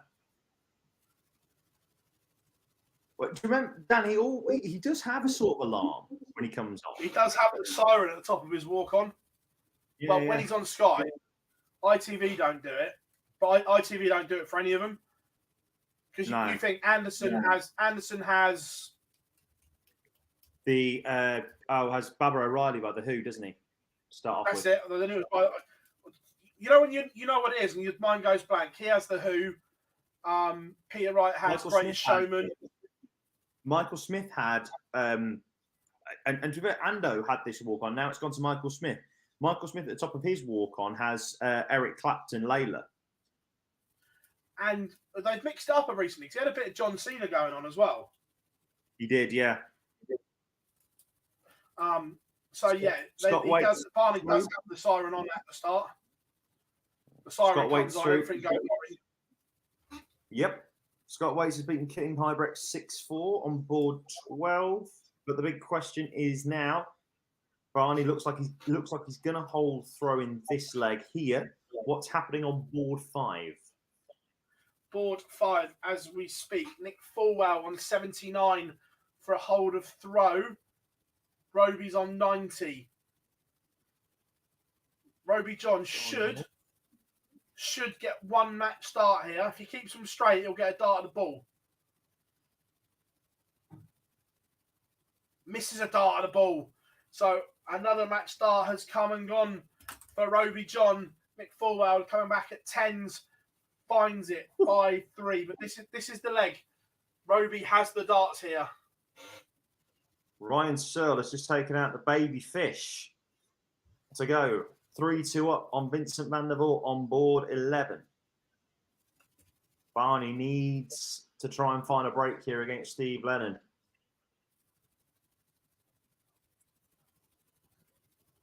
The less said about that walk on, the better. Yeah, definitely. Ryan Joyce wants the Paul Hinks to go 5-2 up on Carol Sedgwick. Game. And the 7th leg? No. Carol Sedgwick now wants 101. Right, so Steve Lennon looks like he's going to hold in this leg. Again, we'll go back to board number 5, where it looks like Rowie John's in control. He is 2:15 after 9. full well. That 140, by the way, has just put some pressure on Steve Lennon. That 140 from Barney's just put some pressure. Roby now looking to set up this 215. 45 to leave the fish. I'm not sure. A 180 here from Fullwell, and this 170 is under pressure. 140. Fullwell's down to a finish. Roby's got to be a bit careful here. Big darts these for Steve Lennon. Takes out tops with Barney sat on double 16. So Barney will have to find a break and we'll have to hold here first and then find the break. Only 60 from Roby to leave 110. If the 161 doesn't go, Fullwell's setup play is exceptional there. 129 to leave 32 and say to the young man, go on then, kid, serve out 110. Can you? No is the answer. More match darts have come and gone for Roby John. And Fullwell's broken again. We're back to 5-4. What's going on here? Tell you what, if he holds here and sends us to a decider, it could be the biggest leg of Roby John Rodriguez's career. Barney in all sorts of trouble, but looks like he's going to have a chance to break in the final leg. Lee Evans has gone off with a 180 against Ian White. That game has gone mad. Lee Evans was 2-0 down with Ian White, averaging 117 at one stage. Now Ian White needs to try and find a 180 to get back in this game matchup. Martin Lukeman is the first man into the final 16. He beats Mike De Decker 6-3. And on board 16, Martin Lukeman continuing on. Barney, this 32 must go. Otherwise, Steve Lennon will come back for 62, as you can see on your screen. This 32 must go, and it does not. So Roby John Rodriguez will come back to that game in a moment on board 5 as Vincent van der Voort has just gone 4-3 down to Ryan Sell, the only man that can realistically go for that place in the match play. Steve Lennon, this 62 to win board 14 and to knock Ray Van Barneveld out. He doesn't take it. So Barney will come back now. Double 4 to take us into a noble. Will he be able to take it? He does take it. Noble leg between Barney and Steve Lennon on board 14. What's happening board 5? Oh, that is magnificent from Roby John. 150 to tee up 32. Nick Fullwell on 136. This has to go. Otherwise more. Oh, my word. Nick Fullwell has just pinned 136 to send us to a noble. In the words of the great Rod Stud, what's happening here? This is outrageous. Absolutely outrageous. What's going on? What's going on? No. What's not happening? What is going on here? And then Roby's kicked off without a treble. Is the race for the match play taking another twist? No, because Fullwell also cannot find a treble. What is going on here? And Rodriguez finds a max. 59, 180. Outrageous. Needs to be responded. Absolutely outrageous. One thing we haven't mentioned again is that the world number 1 is in huge trouble against Jamie Hughes on board number 3. We will come back to that in a moment. Just very, very quickly around the boards. Karel Sedlacek has just broken against Ryan Joyce. He's now leading 5-4, throwing for the match. Vincent van der Voort looking to try and level this game up between Ryan Searle and himself. 4 apiece. He will be hoping that Ryan Searle, as Lee Evans has just beaten Ian White with a double 8 on that one. Steve Lennon is in complete control of this leg now. Has got 1-6-2. And Vincent van der Voort has missed, and Ryan Searle has just taken it out for a 5-3 lead. Roby John Rodriguez, though, with a chance to basically seal his place at the match play. Making hard work of it, though. Tell me you're feeling the pressure without telling me you're feeling the pressure. 59, 180, 58, 58. What's going on here? 56. Apart from the 180, he's had an absolute howler of a leg. Can Fullwell find something? A 140 from Fullwell. And Roby's under the cosh. Oh, 26. Roby Van Barneveld wanting 140. Can he find a 140? Steve Lennon's just missed a match start. He leaves himself on top. Steve Lennon now with a chance to knock Raymond van Barneveld out of this day's action. On board 14. Go, Barzy, go. Board management. Roby John has missed more match starts, but he's left himself a tricky double 5. However, Nick Fulwell has had an absolute mare, and Roby John falls over the line in a decider. Look, he's got there, but you could see he was feeling the pressure. Oh! Gets there in the end, Raymond van Barneveld. You lucky boy. You lucky boy, Raymond van Barneveld. You've got to be there to take your chances, and that is exactly what he has done. But a crucial moment in the race for the World Match Play. Sorry, Barney fans, as Karel Sedlacek has just beaten Ryan Joyce 6-4 on board number 9. I think the big game we'll have to go to here is Vincent van der Voorde, who has just broken back against Ryan Searle. 6-5-4 now on board 11. Vincent van der Voorde has to try and find a way to get a win here, because he would then jump up into 18th spot in the World Match Play race. Rowby John Rodriguez is putting daylight between himself and the rest of the field. And crucially, Barney fans, and I'm sorry to say this, if Barney were to win the day today, he would still be outside the match play spots as things stand. This is huge coming up here now, though, for Vincent van der Voorde. Big moments, though, on board 8, Barzy. The world number 1 in huge trouble and is gone. He is gone. He's not in trouble anymore. He is absolutely... Look, he's played well, to be fair. He's averaged 105, but Yoza, in the words of MVG, has done the right things at the right moment. 6-4 to Jamie Hughes. We'll come back more later. Danny Noppert is also in front against James Wade. Matt Campbell, 4-2 up on Damon Heta. Brian Roman, 3-1 up on John Henderson. Big Hendo's averaging 99 at the moment. It's all going off right now, but all eyes are on the feature game, because this is where it's at. Can the Dutch Destroyer find... Oh, that's huge from Searle. Huge. How much do you want to bet that Rowby John Rodriguez is currently watching this game behind the barriers at the Barnsley Metrodome? This 100 for Searle. That is sensational. 280 in 5. That is very, very good. And that is excellent. Brilliant. Brilliant stuff. Because that means now Rowby John Rodriguez has the chance to put the rest of the daylight between himself and the rest of the field. What a 5 minutes or so in the race for the World Match Play. Indeed.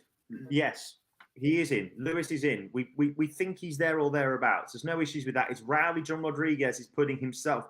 We always say you need to have a day where you put yourself in position to do bits, and that is what Rowby John Rodriguez is doing, and he's doing that right now. How far can he go today, though, is the big question. Because the further he goes... This is the thing now. It's how far he can stretch. How far can he stretch this limit? At the start of the day, he was in on countback from Ross Smith. As it stands right now, he has daylight between himself and Ross Smith. Roby John is just doing the right things here. He's forcing the others to go deep in the final 2 days.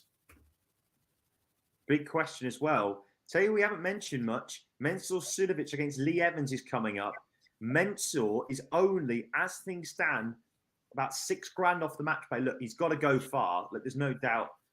Look, there's no doubt that he's got to go far. But if he were to go far, you never know. Rowby, he could be about to knock. He could potentially, even with a final today, as things stand, he would knock his fellow Austrian out of the race of the last 16. How far would RJR have to go? He'd have to make the final, and he would be on 42 grand then, and that would basically end the match play race unless someone comes from nowhere and cleans up with 2 days to go. Matt Campbell, though, is on the charge. Yeah, and there's a few little subplots developing here. That although players can't get in there, a win for Matt Campbell today would put him back into the mix. And Put him in the World Grand Prix as well. John Henderson has fluffed his lines here. Should be 3-3, but probably is about to go 4-2 down. Missed multiple darts. Right, Barzi, for 3 moments, I'm just going to go and do myself some lunch. So I'll be gone for about 5-10 minutes. It's been a mad few minutes. So while things are calming down, I'll go from there. You crack on, lad. We will have an ad break shortly once Noppy and James Wade have concluded. It's a sensible time we can get an ad break in because I need to go to the loo as well. Right now, Danny Noppert is 5-3 up on James Wade and in control of this leg on throw. What a day it's been so far at Players Championship 19.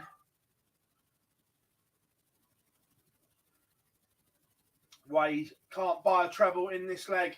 Noppy down to 80 after 12 as he looks to seal.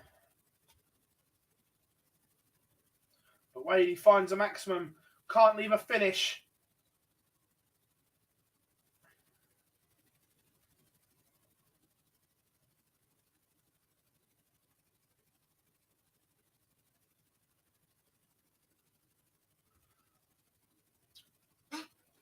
So Noppy tees up tops.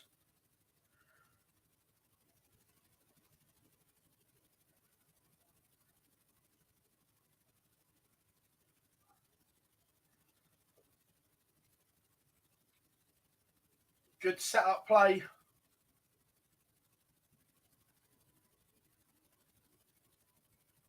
From Wade. Tees up 44. However, Danny Noppert finds tops. James Wade departs. Danny Noppert goes on.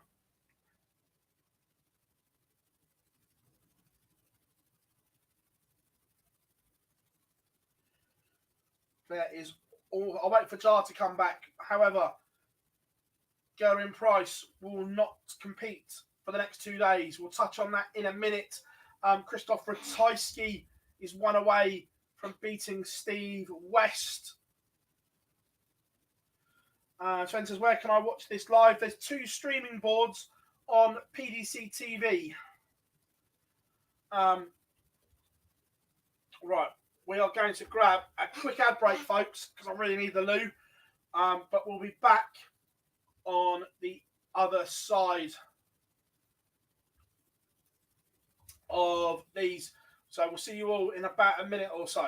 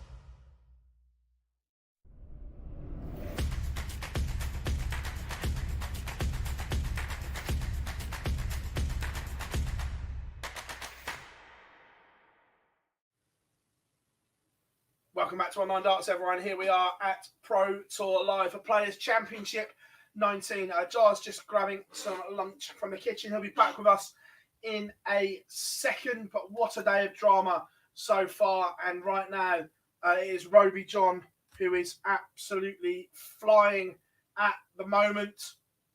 But just maybe coming up on the outside, Mental Sudovic and Raymond van Barneveld both have work to do. But right now, Roby John is the huge favourite to get there. If you haven't yet, make sure you drop us a like and subscribe to Online Darts. We will be at the match play, of course.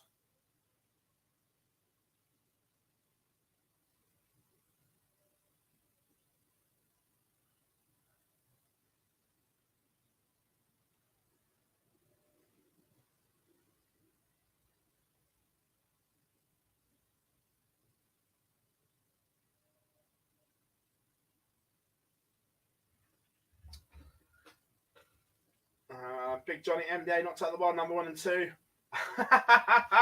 Yeah, Matt will be loving that right now. Mike Klimenhoven is 4-2 up on Luke Humphreys on the stream.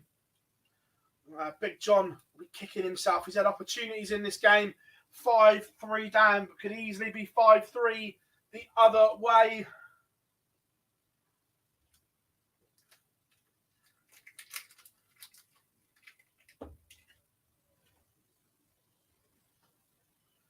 Andrew Gilding about to serve the bagel on Jack Main. 5-0 to the good.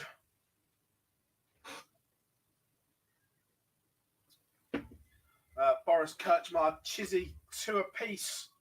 Lee Evans has taken the opener against Sulovic.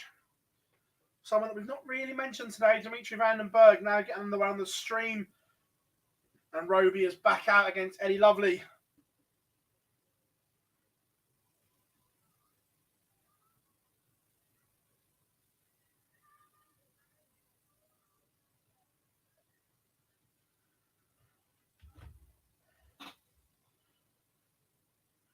Scott Waits has missed darts for the opener. Lee Evans averaging 120 in the first 2 legs. He's now 2 up on Mensur Sulovic. But Brian Roman has pinned 114 to end John Henderson's day.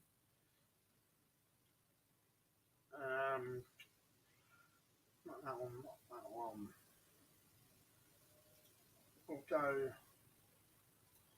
I'll have a little bit of Mensur.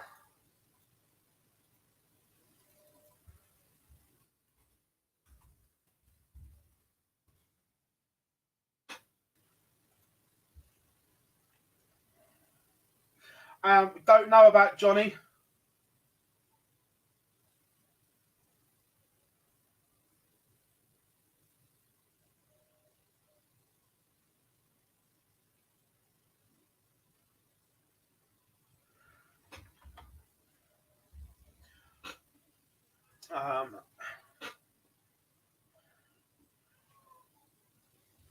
Just getting our breath back. Luke Humphreys. He's back within 1 of Clearmacher. Gilding over the line. 6-0 over Jack Main. Jack had played some good stuff today, but only averaging 71 in this one. Sulovic needs to find something and find something soon.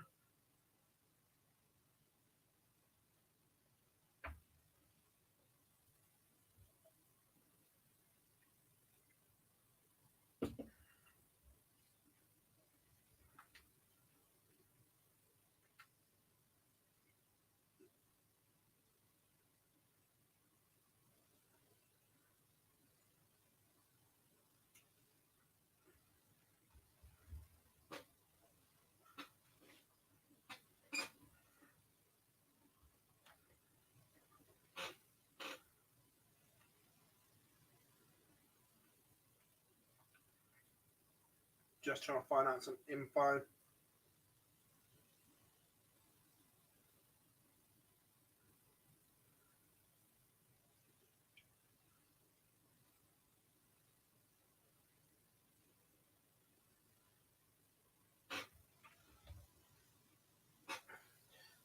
Has Ross Montgomery played much? Haven't seen Haven't seen too much of him, Big Johnny.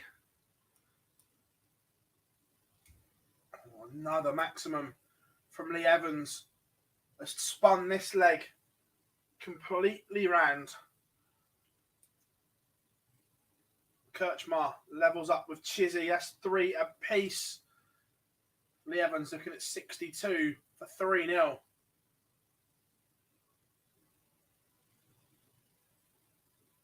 Doesn't go.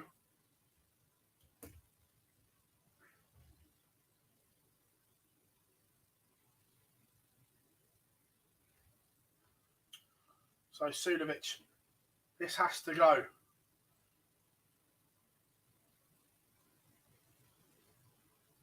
And doesn't. Big moments here. Mensur Sulovic. Is he running out of steam?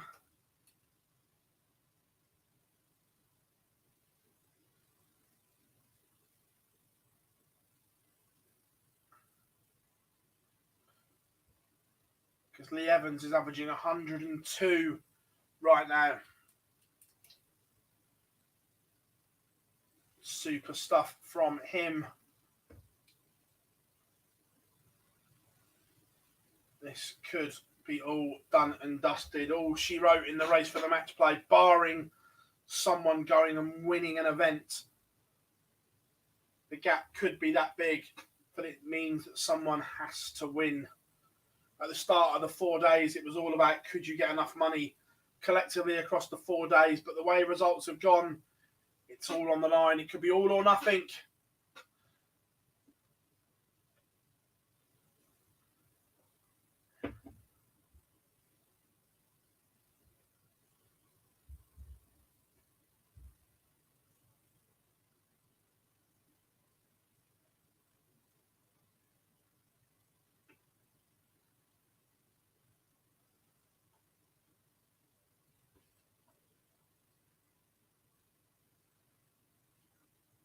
Nils Oliver, 5-3 in front against Andy Bolton, 1 away.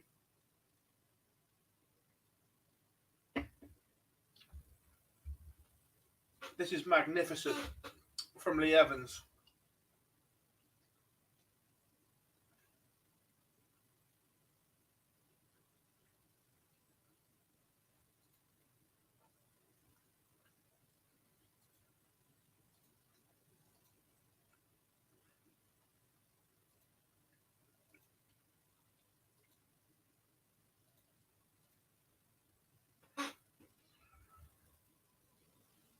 $52 after 12. Sulovic can't leave a finish. It's hard to see Lee Evans throwing this one away. Luke Humphries has completely turned this match around. He was 4-1 down to Mike Kuyvenhoven. But now he's won 4 on the spin and 1 away from a place in the last 16.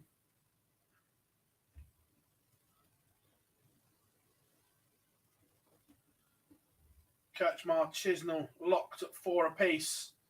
Roby John averaging 103.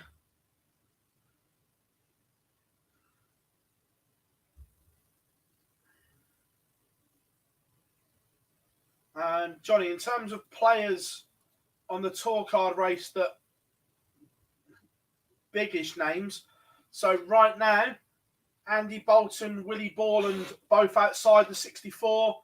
Glenn Durrant, Jeff Smith, Adam Hunt, Gert Nenches, John Henderson, Neil Zonoval, Gordon Mathers, Jeffrey DeJuan, Keegan Brown, Max Hopp, Boris Koltsov, Steve West, Barry Van Peer, John Michael, Danny Baggish, Jack Main, Gino Voss, Lurchbacker, Brown, Evans. There's some big names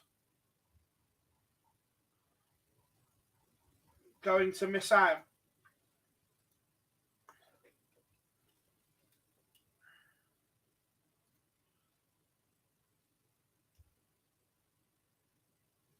And Luke Humphries wins 5 legs on the spin for a 6-4 victory over Mike Kuyvenhoven. Boris Kirchmar is hit the front against Chizzy. Big bad Boris averaging 104.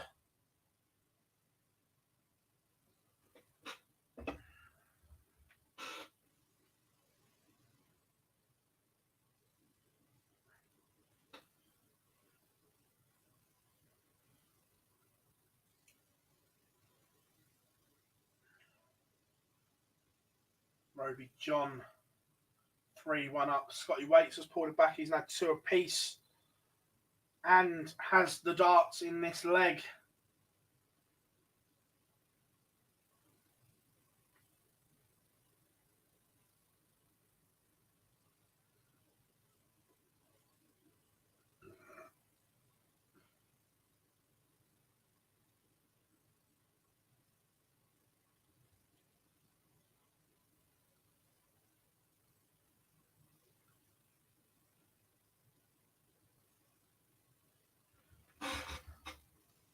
Also, not on the Pro Tour, but just had a look on Twitter. Shawnee Mack having a good run at the England Open in Breen Sands. Well done, mate.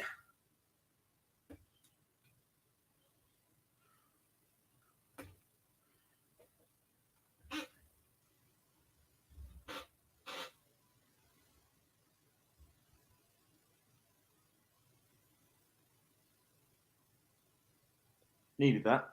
Hello, love. Feel better? Yeah, very much so. All the good. All good. Ooh. Right, what have I missed? Rowie John looks like he's about to go and seal his place at the match play there. Yeah.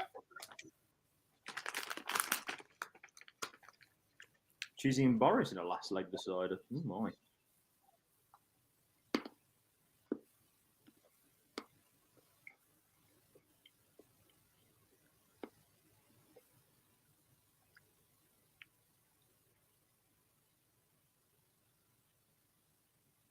Some wild pairings in the last 16. Jamie Hughes against Brian Rahman. Andrew Gilding against Martin Lukman. And Karel Sedlacek against Neil Zonneveld. Matt Campbell will play Danny Noppert as well. We're saying, don't know if you saw, but Gezi will not play the next 2 days. It makes sense. Especially when he's got and the World Match Play. I like his message as well. Form coming back at the right time. Bit of bad luck today, but the arm is back. Week off now, ready for the match play next week with the heart emoji. I like that. That's positive. Very. Yeah, I like that. And common sense as well. He's gone there, knows he's in a good place. Played 2 days competitively. Now go home and get ready mentally. I like that. Fan. Definitely. I need a fan at the moment. Christ, it's hot. Right. Where are we? Mensah against Lee Evans.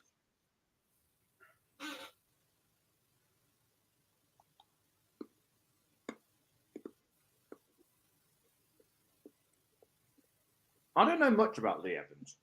I will be honest.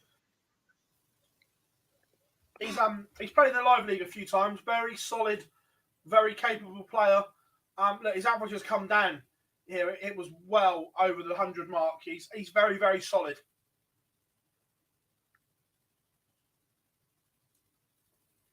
Did he win a card?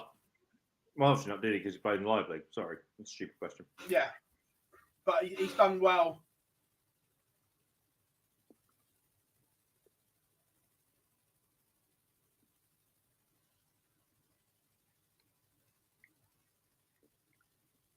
Well, Roby John Rodriguez could be about to set himself up against Christoph Ratajski in the last 16, but he would have done enough. There or thereabouts, he would have done some damage. Gone £2,000 clear of Ross Smith.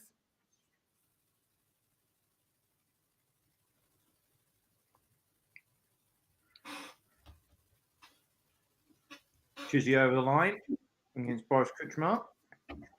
Yeah, he won the final 2 legs there as well. He was down in that one. But Roby John on the cusp of another victory, making it more difficult for everyone else. But Mensah Suljovic is fighting here. Lee Evans was 4-0 up, and he was playing magnificently. 4-0 down, Mensah had done nothing wrong. Nothing whatsoever. Doing the business. Just finding a way, finding a will to win.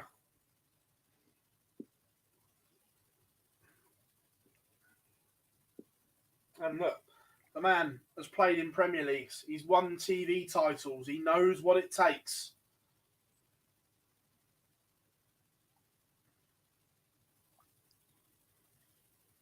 Not calling the Champions League a TV title now, are we?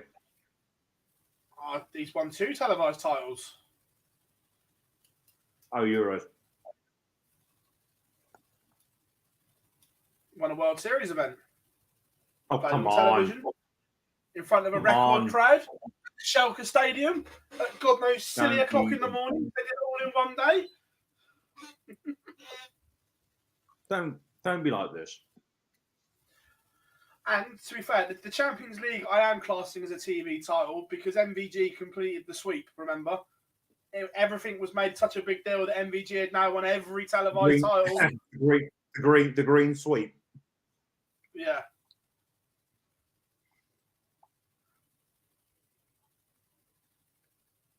Do you think that if he hadn't have won it back in Leicester, do you reckon they would have kept playing it until he did? And then the BBC would have taken the deal out.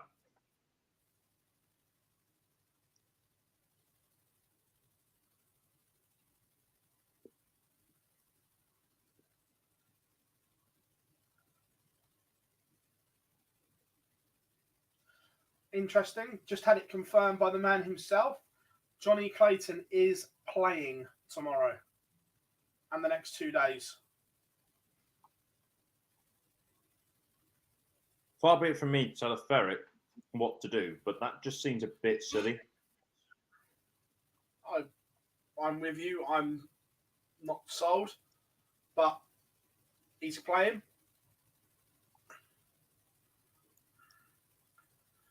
I'm guessing what he's hoping, but it's a big hope here, is that he plays, and then the way the scheduling's done, he doesn't play till, is it Monday, the last first round games? So I'm guessing he's taking a gamble that he's hoping that he closes the show on Monday with the scheduling. But we have a result on board 5, and it is Roby John, who is in to the last 16. If I still think that even if Mensah wins this game and gets himself back in the race, I think he's done too much damage to the rest of the field, Roby John Rodriguez. Unless he goes out first round tomorrow and Monday, then that might be the case, but I'm not sure after that.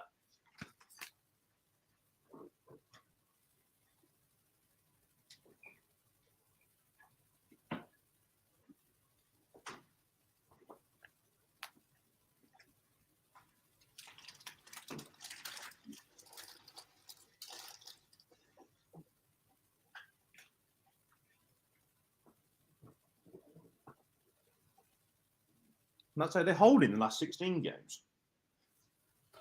Possibly. Because these are both close. No. Brian McMahon and Jamie Hughes have just popped up on the stream now. Right.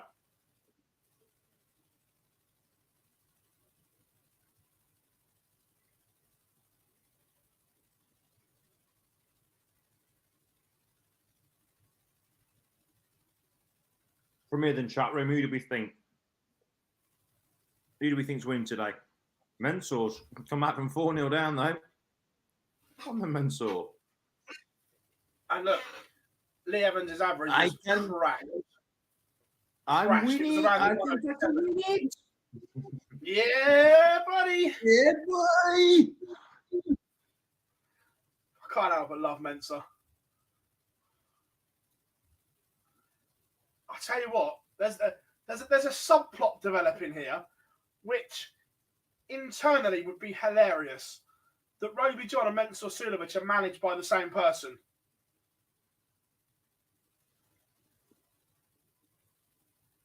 Is that a wicked way of looking at things? Nah. Not at all. Those two in the final, is it?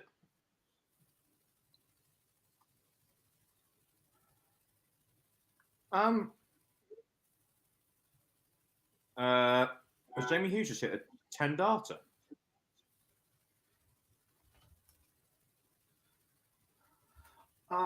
Philip says, will they ever see a bigger crowd than in Schalke?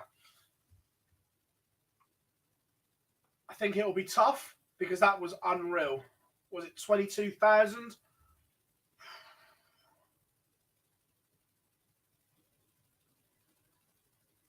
I think we will, but maybe not for 5 or 6 years. Jamie Hughes has just hit a 150.30 average. 10. Is that an 11 or is that a 10? 10. Not bad start then to your last 16 game.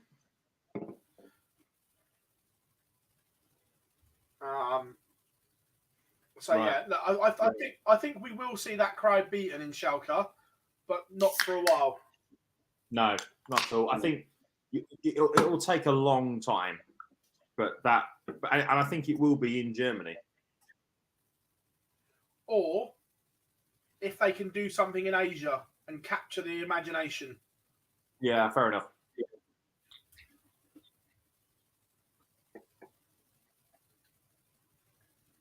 Right, into a last leg decider between Dimitri Van den Berg and Scott Waits. Dimmy's been very slow today, even by his own standards. Yeah. He's won 6-5 in his opening match. He won 6-5 in this one. And 6-1 in the second round. And now he's got a chance to win 6-5 in here. But at the moment, it's very, very tight and tense. This 100 from Sudovic to hold and go ahead for the first time in the match, though. Also, as well, Matthew Edgar has had the phone call. He is en route to Barnsley for tomorrow. There's plenty of players, I think, that will not be playing. Yeah, he is en route.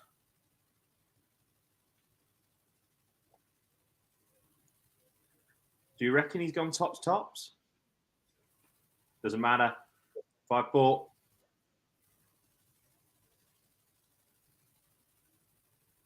Van den Berg needs 102 to try and knock out Scott Waits.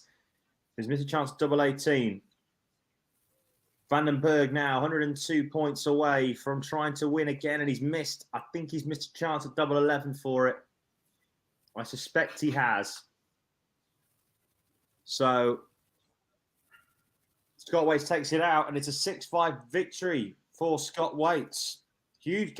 These are huge results for Scott Waits as he tries to keep his tour card. That's a big result, that. Huge. Yeah.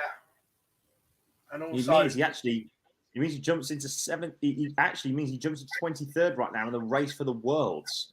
So we always say those results there are massive. And Scott Waits, that's going to help him out massively. Or appreciate it because, of course, it's his first year as a tour card holder, so it doesn't necessarily matter for him that much. But still, good results. Yeah. And is Mensur Sulejovic's race done? 2 multiplied by 10? +1. You know. Romeo done. Here he is, Johnny. Sorry, that was my fault. Sorry. Yeah, because he lost it last year and won it straight back. Yeah.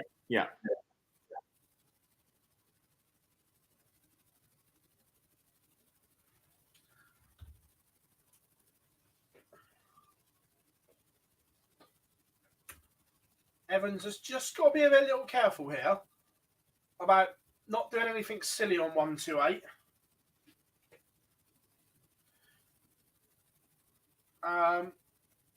Liam, his actual action isn't slow, but he's very, very meticulous and methodical in his setup play from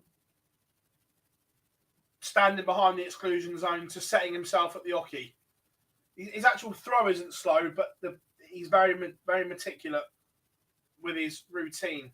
And that's why I said he had to be careful, because Sudovic has piled some pressure on here.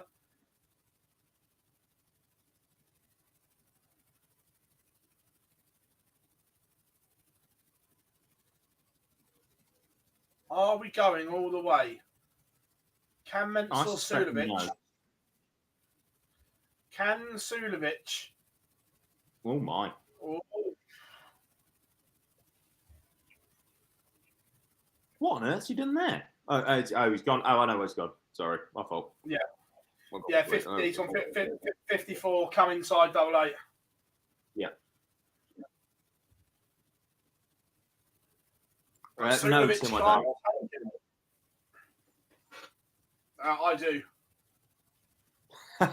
Just to piss me off.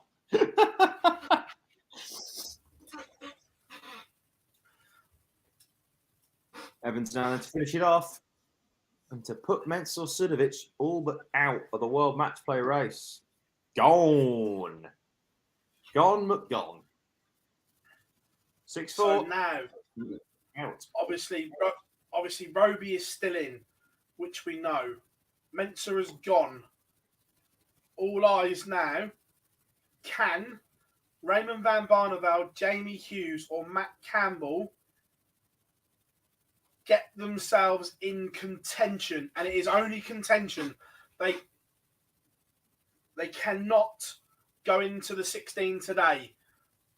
Can one of them give themselves hope? Well, Matt Campbell's certainly starting off well. He's leading right now against Danny Knopp at 2-1. Neil Zonneveld, he's been really good today, Neil Zonneveld. He's played some fantastic stuff throughout the majority of the day. Really knocked out Johnny Clayton in round number 1. And then beat Jeffrey Deswan, and then has just beaten Andy Bolton. So he's in a good position right now. He's taking the opening leg against Karol Sedlacek, who knocked out Peter Wright in the last. Not that going price in round 2. Other games that we need to keep an eye on, I think, well, obviously, Rowby against Krzysztof Ratajski is huge. If Krzysztof Ratajski can win that, not only does it keep him, does it keep Rowby John just about alongside the rest of them, but crucially for Ratajski, with Ryan Searle still in this competition, it gives him the opportunity to try and keep just ahead of him for that race for the 16th seed. Yeah. Yeah, Stephen. Martin Schindler's, yeah, he's safe. He's not going there. Philip says they need a title for me. Yeah, no, I agree. I think they both, all three of them need to win and hope. And then probably make a final or a semi-final tomorrow or Monday, as well as that. Yeah. Maybe not Barney. Yeah. Barney, I think, could probably make a quarter-final. Yeah, a win for Barney puts him, over the 2 days, puts him right in the mix. I agree.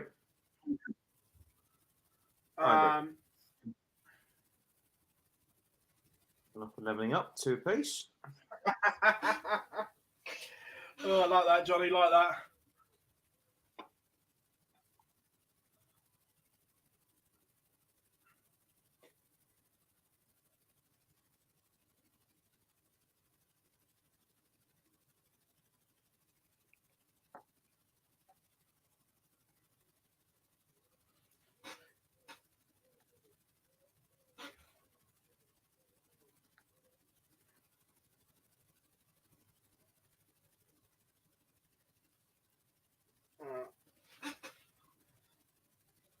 Battle of the hairdryers on Streamboard 2.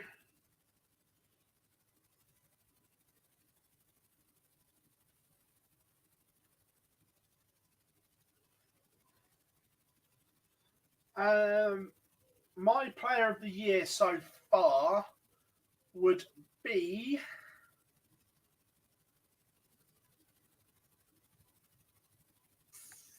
it's a choice of 2. Either Luke Humphreys or Joe Cullen. It's got to be Humphreys. He's won more than anybody else in the PDC this year. Has to be him. However, Cullen's won a TV title and got to the Premier League final, is my argument. Yeah, but he then missed 2 darts to win the Premier League. Winning Euro Tours don't get you into Premier Leagues. I don't disagree with you, but it doesn't matter if you finish second in the Premier League or not in it. The history books will only show the winner. If you'd have won the Premier League, I'd be interested in your argument. I still think winning a TV title is right up there. I don't. Well, I'm not. Right. I've not had a chance on saying this, so here we go. Hang on. Let me get on the soapbox. I appreciate that Joe Cullen won himself a place in the Premier League final and came very close to winning it. However, picking Joe Cullen winning an invitational TV title over a man who won a ranking televised title in 2020 is utterly disgraceful. In 2021, sorry. Utterly disgraceful. Cross was shafted. Absolutely shafted.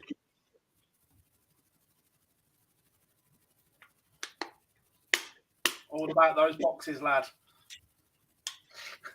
Cross has literally been in the Premier. He's a world champ. Like, you know what I mean? He's a world champion, for Christ's sake.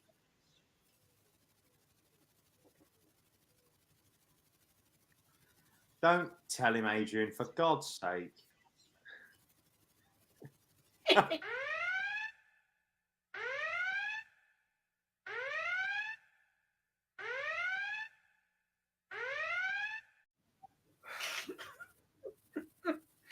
has to be today, doesn't it? It has to be today.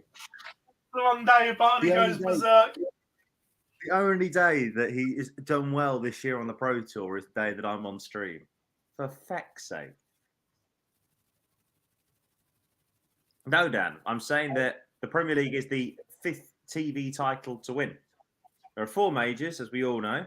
World Championship, the UK Open, the World Match Play, and the World Grand Prix. That's why they have the World. That's why, you know, in particular, the World Grand Prix does not get the credit that it deserves. You can argue with the Triple Crown being the World Grand Prix because it's such an important.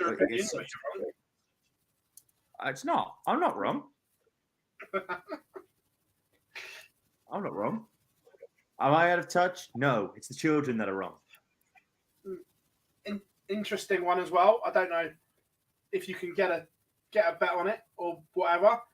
One of my really good friends is at Crystal Palace Academy game today against Millwall. Abdoulaye Doucouré is watching from the balcony. Doucouré going to Palace then? If you can get odds on Doucouré's next club, he is watching Crystal Palace Academy as we speak. No, Dan, I'm not saying it's major. I'm saying it's the 5th TV title to win. There are 4 majors. There are 4. There is a Triple Crown. Premier League. But it's World Championship. World Match Play. It's the Sky Triple Crown. Because they desperately need to try to plug the Premier League into that stratosphere when they lost the rights to the UK Open. Any invitational tournament or any unranked tournament is not a major, I'm afraid. And that includes the Slam. Yeah, but see, this is where I have an issue with the UK Open. Now we're getting deep. Can you call it a major when there's no prize money until round 3? Yes. Yeah. Can you? Yes. Yes. Is it ranked? Yes. Is it one of the original 4? Yes. I'm not convinced. I'm going to say it. To be fair, aren't Kazoo trying to step up some prize money? If they're still surviving, that is, of course. Aren't Kazoo stepping up some prize money for rounds 1 and 2, even if it is just literally expenses? Here you go. I'm going to say something now that people won't like and you won't like it. Since the UK Open moved to Minehead, it's overrated. Behave. It was better in Bolton. Look, I will always tell you that Minehead's great purely because A, of the place where it is, and B, the fact that it stretches over 3. I know what you're saying about the way that it looked when it was in MK, when the boards were all together, and I understand that as well from a Bolton perspective. But for me, I thought, I you know me, I love Minehead anyway. So, Jamie Hughes, though, clearly likes Barnsley. 108 average is just bashed against Brian Ramar. Yeah, bashed him. 108. Cheersies. Come again. Yoza moves on. Okay, so Philip, here's a question then. Just very, very quickly. He says he loves the UK Open, but it's too short to be up there with a world match play in the Worlds. And I don't disagree. I'd like an extra day at Minehead. I'd like the Thursday night to maybe rounds 1 to 3, or rounds 1 and 2, maybe at that time. But here's the question. If that's the case, do you think then the World Grand Prix could get up to that level? Because that is essentially a week-long tournament. Because the Slam can't be classed as a major because it was initially unranked, and the only reason why they put it ranked is because they realised they didn't have enough ranking majors realistically across the year. Yeah, look, the Slam shouldn't have been ranked. Or now it is ranked, you can't be pulling people in from other organisations if it's ranked. If you're going to rank it has to be just PDC. Okay. So you're saying then potentially no WDF champion, no World Seniors champion, nothing like that? Correct. If you're going to keep it ranked, it has to be that, because then if you're inviting people in, you're taking ranking points out of the system. Yeah, I don't dispute that. For me, personally, I would like it non-ranked, and there is some variety in it.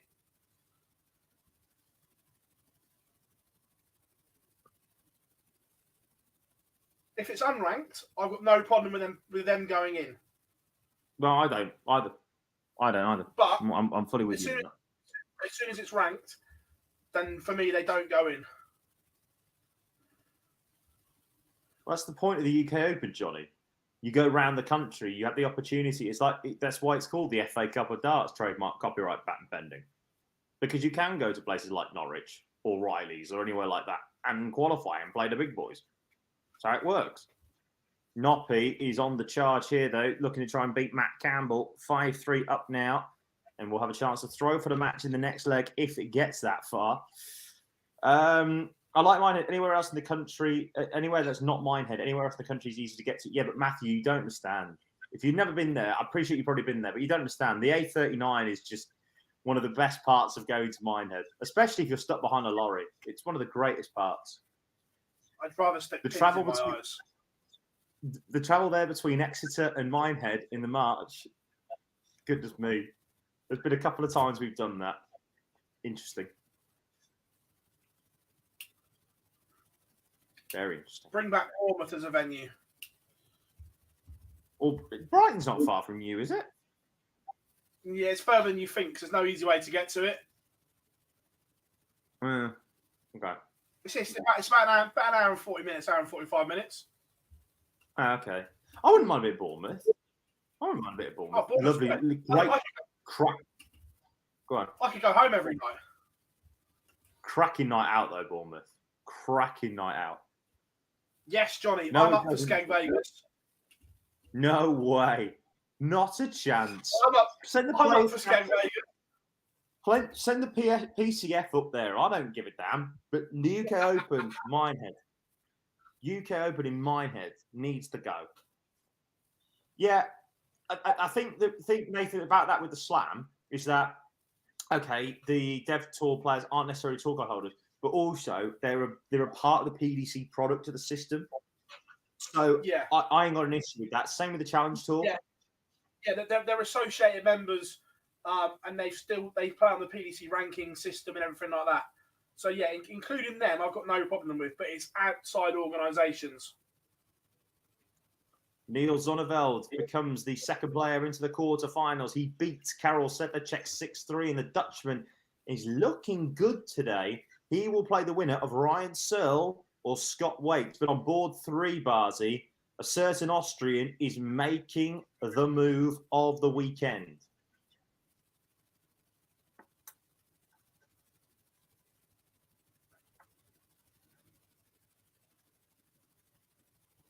Adrian, the reason I don't like it is because the women are coming off of a PDC ranked system and an associated tour, so it's part of it. But you think Fallon was only 10 grand off of getting a tour card outright last year for getting them the 64, so you're picking them off of And the same with the Dev Tour, the Challenge Tour. You're picking them off of PDC ranked events, where the WDF and everything like that, whether it be the seniors, you're picking them off of a tour that isn't as good, and most of them got no intention of playing PDC darts. So you're taking money out of the system for me. Speaking of the UK Open, its champion is through to the quarterfinals. Danny Noppert beats Matt Campbell 6-3, and the Canadian is gone. He will play the winner of the game on board 3, Barzy, and it looks like it's only going one way at the moment. Yes, it is. Roby John is doing an absolute number on Ratajski as we speak. Also, the Barney throw is under huge threat at the moment. Chizzy has just leveled up with Luke Humphreys. Ryan Searle's one apiece with Scott Waite. Yes, he's on game's on throw at the minute. Obviously, we did the Barney arm. What's that? Someone said do the horn. We did it as they were warming up. It was on. Don't worry. Not letting me off that easy. Andrew Gilding is currently averaging 109 against Martin Lukeman. 4-1 in front. So Barney needs the Simon Whitlock. And plus, even back in the day when there were BDO picks for the Slam, they weren't really. Barry picked who he wanted. Yes. Because when Glenn Durrant first came over, I can tell this story now, I don't care. When he first came over and was in his first year as a PDC player, everyone was asking, was he going to get a pick from the BDO as their current world champion? Now, I know 100% that to start with, Glenn Durrant was not on that 8-man BDO list of names they wanted to submit. Barry kindly sent the list back and told them Glenn Durrant's name would be on there. Pick who you want to get rid of. So even though they were in brackets BDO picks, Barry still had final say. Rule number 1. Yeah. Always. It was funny because I remember we were in Dublin for the World Grand Prix, and it was all being talked about how the list was minus Glenn Durrant and it was sent back. Do you remember when the World Grand Prix used to go to Dublin? Halcyon days. They were the days. Do you know what? I had everything booked as well. I had the flights, had everything booked. Fuming. Genuinely fuming. Had the hotel, had everything. With the best will in the world, I ain't booking a hotel for Leicester. To be fair, though, it was funny when you messaged us, boys, my reservation for the week's been cancelled. Tell me the World Grand Prix is not in Dublin. Yeah, tell me the World Grand Prix is not in Dublin without telling me the World Grand Prix is not in Dublin. I'll go first. As you were on the live lounge. Oh dear. Well, this is a big dart. To be fair, I genuinely think that threw a spanner in the works because I think that if the World Grand Prix had been in Dublin, the Grand Slam would have been in Leicester. Yep. Which is weird because did you see the press release that they did about this, about the November one? They're saying they're in talks to go back to the Civic. I think the talks are in very loose words. The Civic ain't purpose anymore. No, they went to have a look at it, and it's nowhere near going to be ready for this year. That was the talks. Quick point. Robbie John Rodriguez has made his move in the race for the World Match Play. He is now £3,000 ahead of the field as he beats Christoph Ratajski 6-1. Robbie John Rodriguez is having the day that he needed. He now leads into the quarterfinals where he will play Danny Noppert. And Barney has got a huge lifeline there. It's 2-2, but it should be 3-1 Evans. Andrew Gilding. 109 average to win his match 6-1 with Martin Lukeman. He is on fire today, and he will play the winner of the game that we're featuring right now, Barzy. Lee Evans and Ryan van Barneveld. Gilding Mania, Goldfinger is on the march again in Barnsley. Smash in the running for Breakthrough Pro of the Year at 100%. Yeah, I wouldn't disagree with that.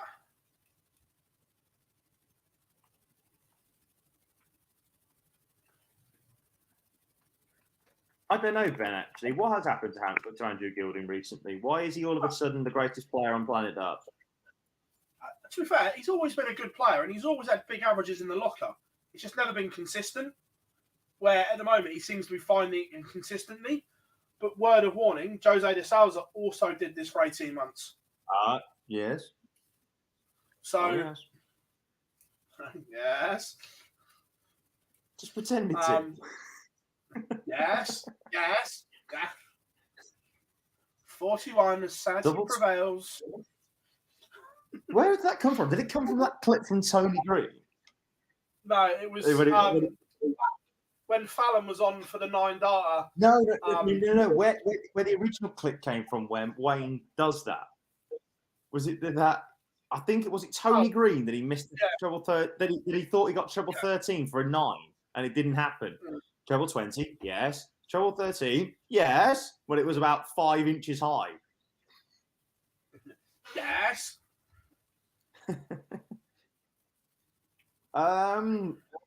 Ben says, reckon we've seen the best of the Souza.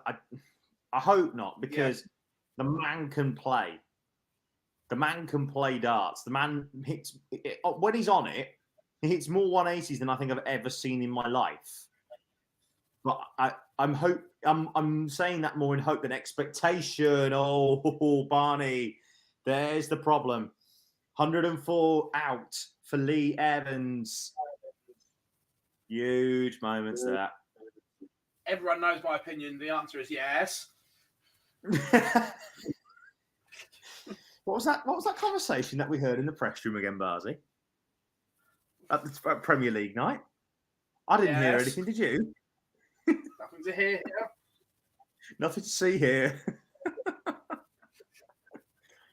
Ryan Searle continuing on against Scott Waits, 4-1 in front. He's got 2 breaks of throw ahead of. He's got a break of throw ahead. In fact, actually, a Scott Waits. Waits wants 111, but he only needs to try and set this up. He sets it up on double 10.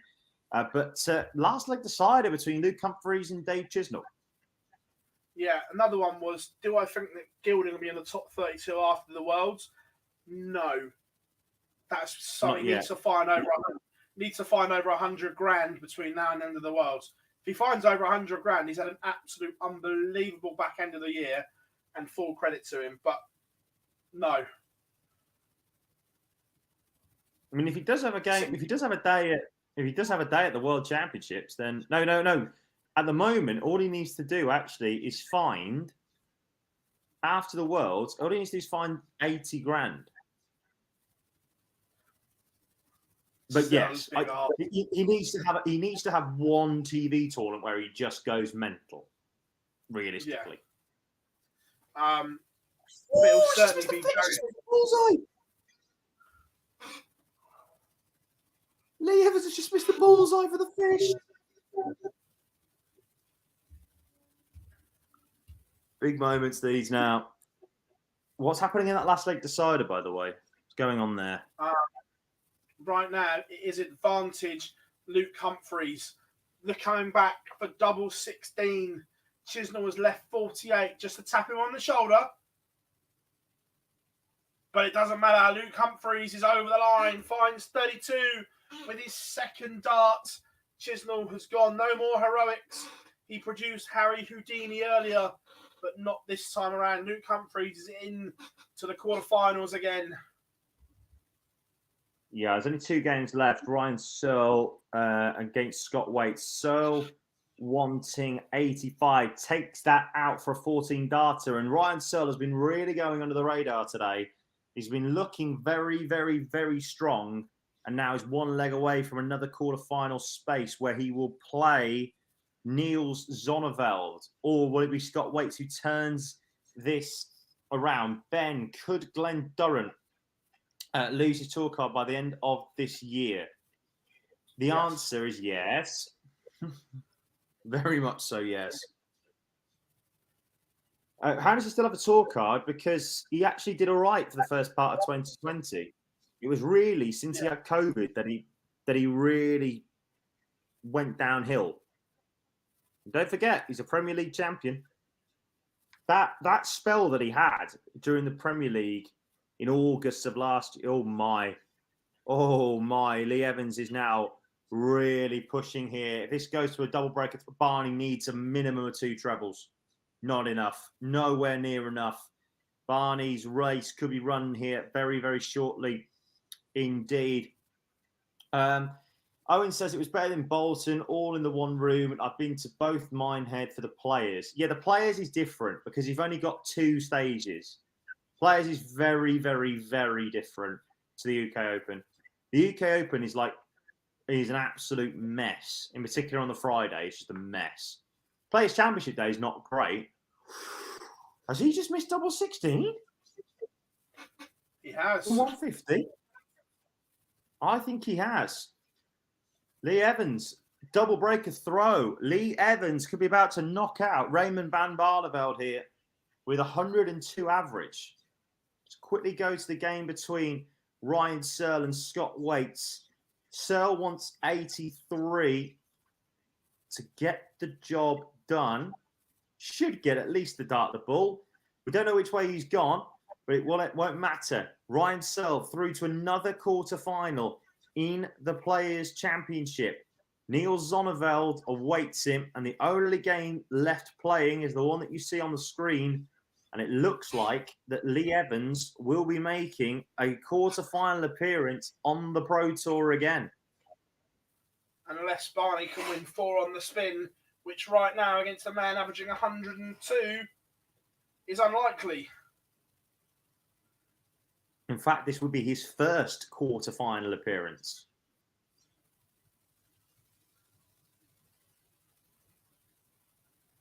I don't know, Sharon. But my maths is not great, so I'm sorry if that was the case.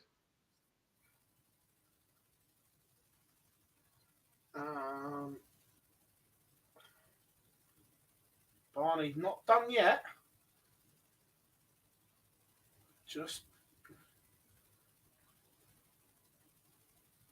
Lee Evans, if he were to win this would be his first quarter-final appearance in the PDC.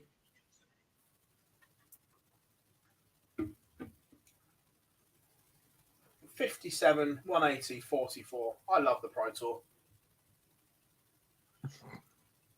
Yeah, that's a good point, actually. Remember, Glenn Durrant's got a match play semi-final to defend when he lost to Dimmy in that incredible game. Yeah. Yes, he is, Daniel. He will play Niels Zonneveld in the quarterfinals. Not enough from Barney. Needed a big finish, especially after Evans had lost a little bit there. Anyone watching the cricket in here? What are England on? Or what are India on? Can't be asked to check. No. I'll tell you in 2 seconds. So everyone wants 134 then to try and get the job done. 136 for 6. Ooh, not bad at all, that.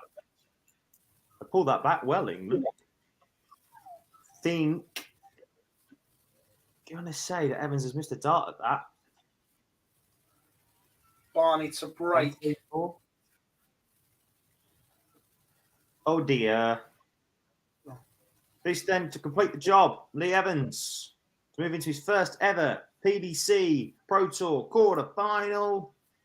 Giving the big build-up. And he delivers. Hits. 6-2. Oh, I don't have to Bridgie, hear the what Barney alarm for the rest of the day. Get in. Oh, I'm going to absolutely hammer Bridgie about this if he's in Blackpool on his Instagram, having selfies with Wayne Lineker in Ibiza. Have a word with yourself. Isn't he a nonce, allegedly?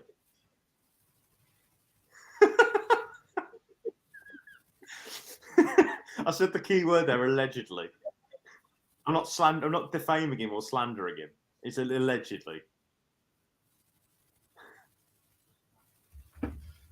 So the quarterfinal lineup is complete, and we are going to run you through how they go. It will be Luke Humphreys against Jamie Hughes, Roby John Rodriguez against Danny Noppert, Neil Zonneveld against Ryan Searle, Lee Evans against Andrew Gilding. And in terms of the race for the World Match Play, it's looking increasingly likely that it's going to take something special to now get into that 16. It's not impossible, but it is going to take something brilliant. Andrew Gilding in 14th is obviously still in the tournament and is over the 40 grand threshold. He's 42 grand. Adrian Lewis, 39,500 ranking points. Roby John still in the tournament, 37,750.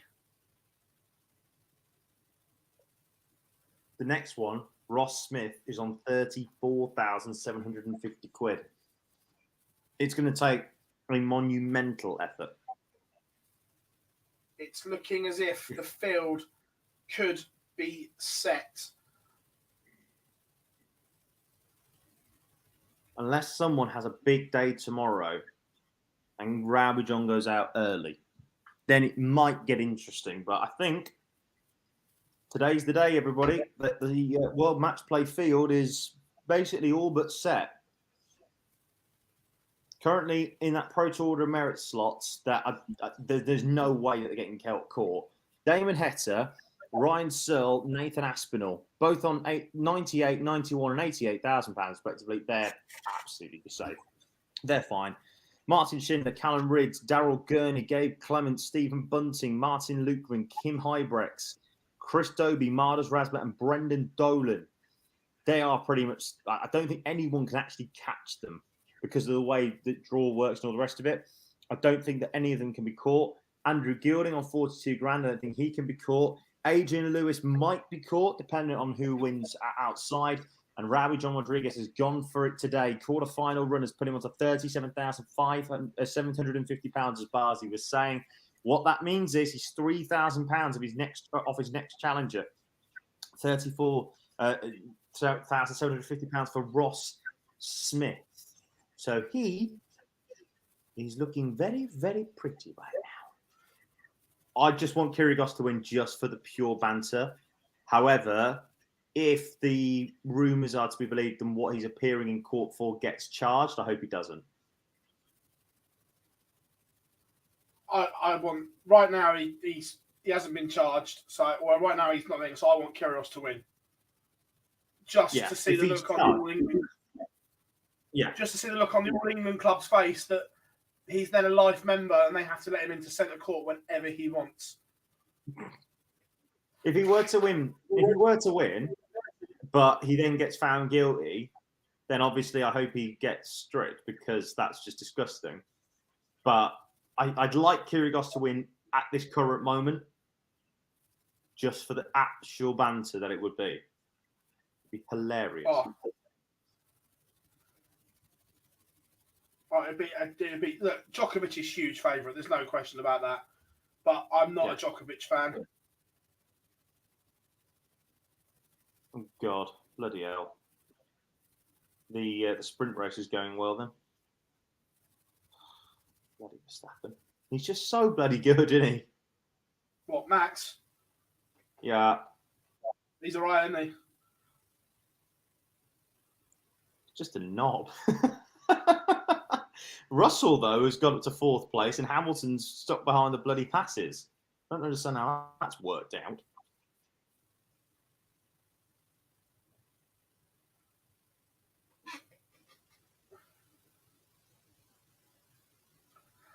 must admit, I loved Kyrgios's interview. I can't remember, it was after one of his early games when he wore the baseball cap into the press conference and he had the red high tops going into the court. And mate was like, so you think you're above the rules? No, but I swear what I want.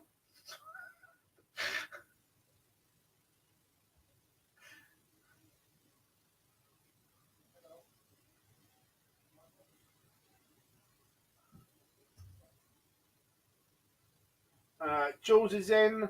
What's your guys' favourite Coke? I'm not a Coke fan. I'm a cherry Pepsi Max person.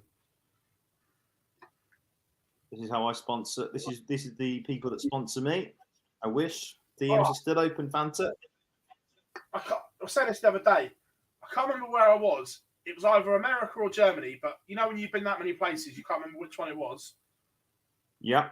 Fanta pineapple, game changer. No. Yes. No. God, no. Oh, honey, no. Fanta pineapple was Honey, an absolute game changer. Honey, no. And as well, in America, everything's better because it's served in glass bottles. Don't ask I agree me with why. that, yes. Everything tastes better served in a glass bottle. I do agree with that. Absolutely. Can I just say, by the way, again, another one to say, Angry Orchard, if you're watching, my DMs are open. Give me loads of it. How are we doing, Mike? Great. Right now, the race for the match play looks done, barring someone coming out and winning as a surprise.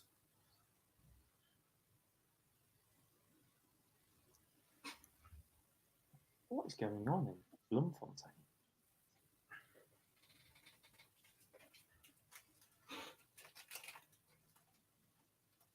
It was New York. Teresa says I lived off that stuff for a week. Yeah, honestly, Fanta pineapple is a game changer, isn't it? Amazing. Right. Can't be dealing with that. Can't be dealing with that nonsense. It's as the Northerners would say, different gravy. Don't ever try a Northern accent ever again. Different gravy. To be fair, if I've been around Tiz for a long time, my Yorkshire's not too bad because it's hey up, lad. I get it after a while. God, is he? Oh God, is he a cricket fan, Tiz, or not? No, is he hell? Excellent. Because I've got to deal with bloody Cam McFarlane off of this parish next Saturday on finals day. Lancashire are in the bloody finals day, and Birmingham didn't get there. So I'm not. So I'm. Yes, yeah. I am a Southern man. However, I do like gravy on everything. I'm honestly a huge gravy fan on chips and things like that. So. I'm with you on that. Always.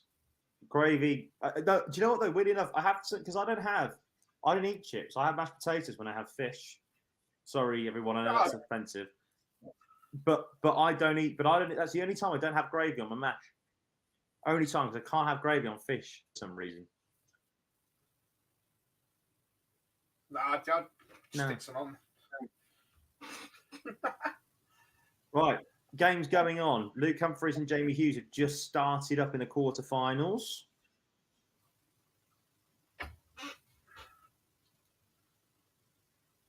So, I think that's the feature one, isn't it? Because Roby and Danny. Actually, we can do two features because we've got two streams. Yeah, what games are on the streams then? Roby and Noppert, Zonneveld, so. Okay, we'll have Lee Evans and Gilding, and then Luke and Jamie. Why not? Hughes has gone for double 12. Can he get there? Yes, he can. So he takes the lead 1-0.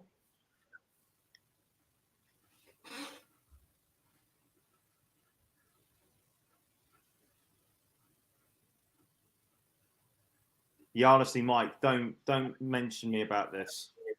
don't mention about the Birmingham Bears. Warwickshire, we just completely collapsed on Thursday. Terrible. But like I say, I've now got to deal with the bloody Lanky when they've got a Roses semi-final next Saturday on finals day, and we're out early because Ireland won the rugby today, so we're going off to the pub to watch the series decider at 8:05. We're starting early on finals day. You'd love finals day, Barzy. Just a load of people getting absolutely battered.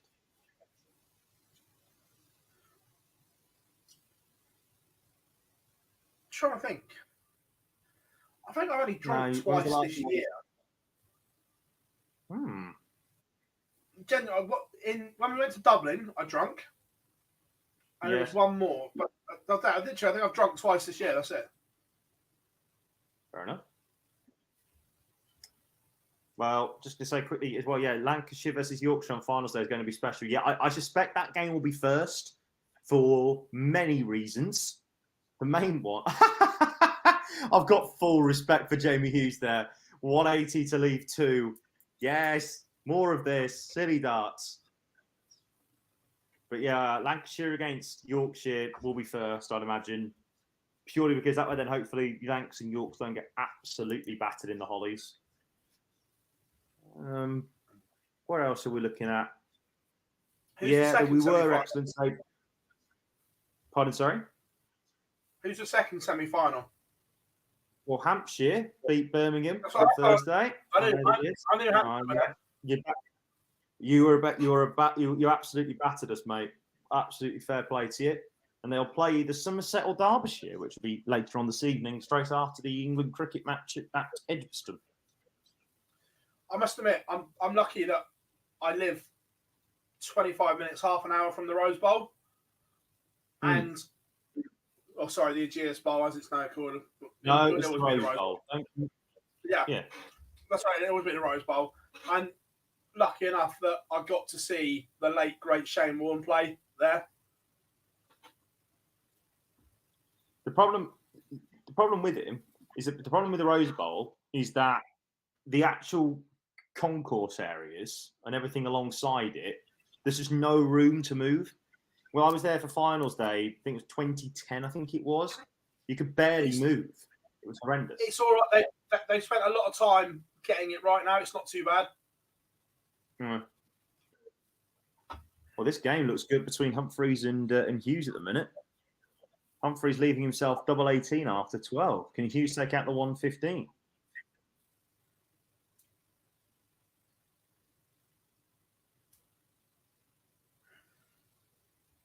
Can't. Gilding for the fish to win the first leg. Did someone say the fish? Humphreys break. Yes. Yeah, it depends if he reels it in or not. How big a fish? Have a look. Oh, almost.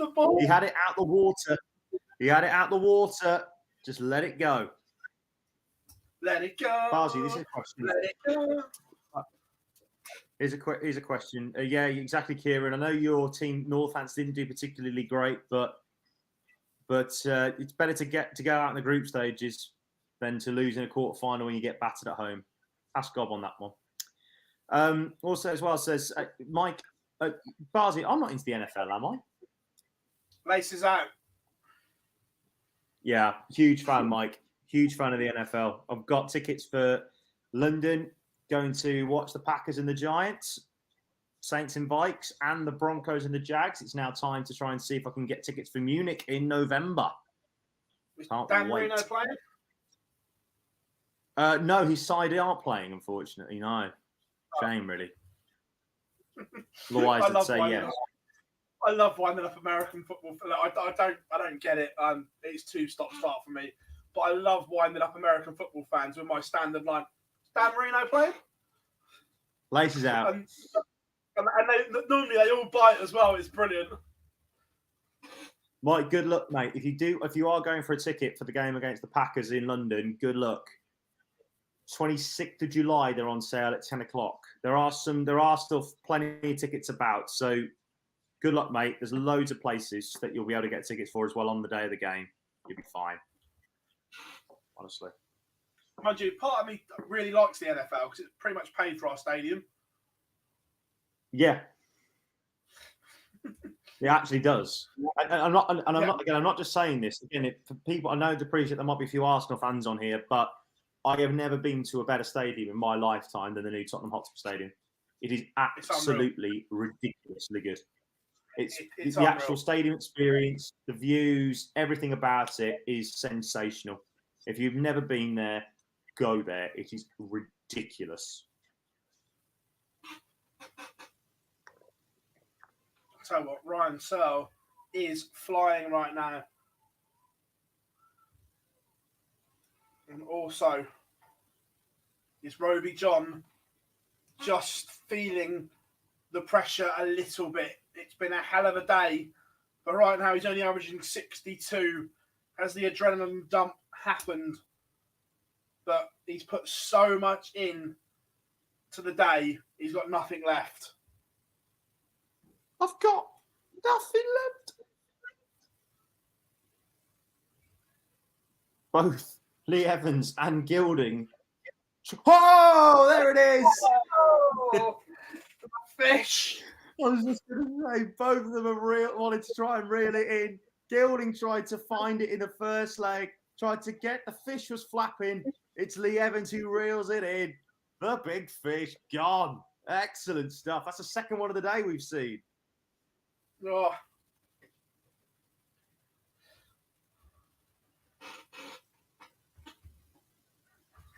Right, Luke Humphreys and Jamie Hughes. It's level at 2 apiece, but Hughes is looking to try and get himself back in the game and back holding. And he just can't do it. So Humphreys is going to get 3 at tops. Takes it down in 1. Philip, I think it'll be either tomorrow or Monday they'll start officially turning dark green. They don't normally turn it dark green until the final day either. Yeah. Or they might do it tonight and work it all out. But I like it when things start turning dark green on Dark Connect.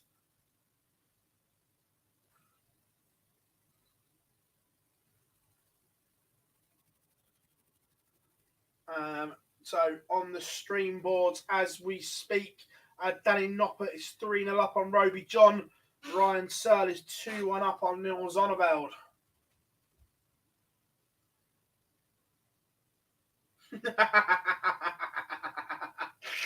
Sorry, Mike. I'm not laughing.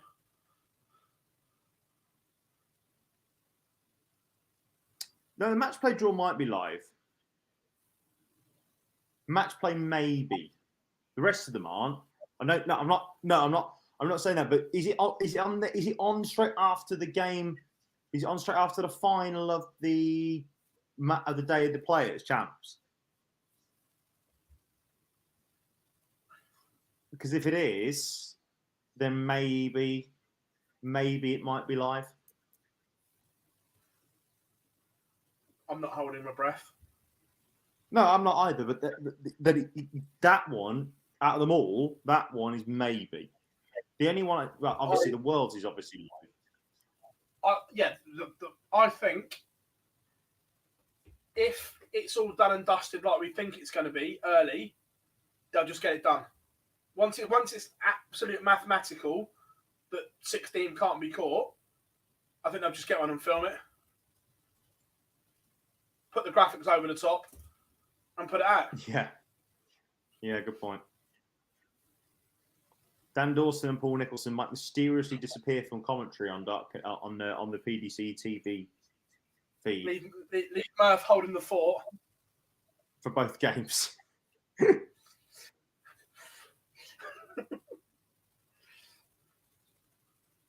Tell you what, though, Danny Noppert is starting to make a proper move here, but Ravi John Rodriguez won't mind that particularly. He's done the job that he needed to do and getting it done.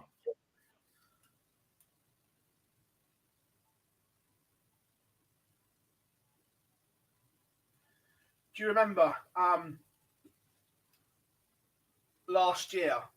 Because it was a block of Super Series again to do this. And again, the race for the match play was done and dusted. And during this stream, I won't name the player, but a player messaged us to say, I've got these in the match play first round because they did the draw whilst the games were still going on. Yes. Was that 2020 or was that 2021? I mean 2021, mightn't it? It was 2021. 2021 was last year, so I won't name the player because it's not fair on him. I wouldn't stitch him up. No. But yeah, he messaged us saying, "Oh, I've got him in first round." It was like, "Oh, really?" And then half hour later, the draw appeared. I just messaged you in the WhatsApp because I can't remember. We can't say it. Sorry, everyone. I know people will ask who that was, but we can't say it. Yeah, Luke Humphries. What's that? Oh, yes. Yes. Remember that. Yeah. I remember that now, yeah. I tell you what, Danny Noppert is one away, averaging 104 as we speak. No, Mike, wasn't him. Good guess, though. Very good guess. But wasn't.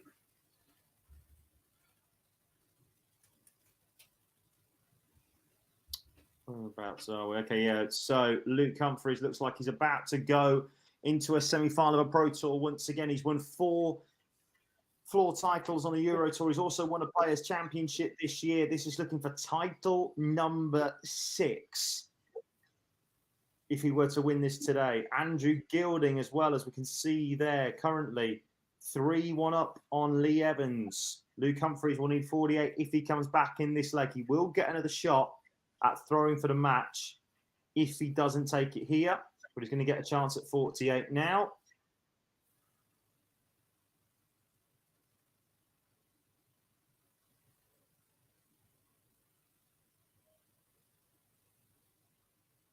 Doesn't take it. Quite interesting. You'd think with the form that he's been in, he was going to. Is Humphries a serious, decent bet for the match play? Yes. Yes. I'd actually put him as favourite right now, especially if he wins one of these. Wins one of these, I'll put him as favourite for the match play right now.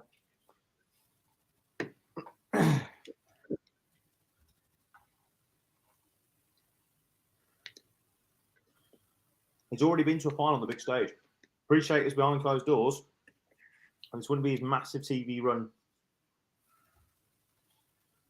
Although he wasn't that great in the match play last year, didn't he? He beat Wade. And I think, did he lose second round to Ratajski?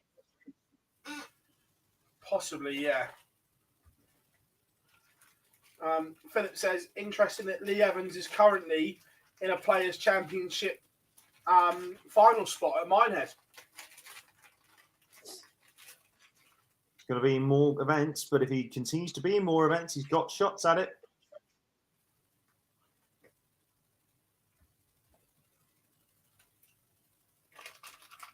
Humphries, that's one way. Bloody hell, that's one way to get yourself back into the match, isn't it? 137, 140, 180. Cheers for coming. Yeah.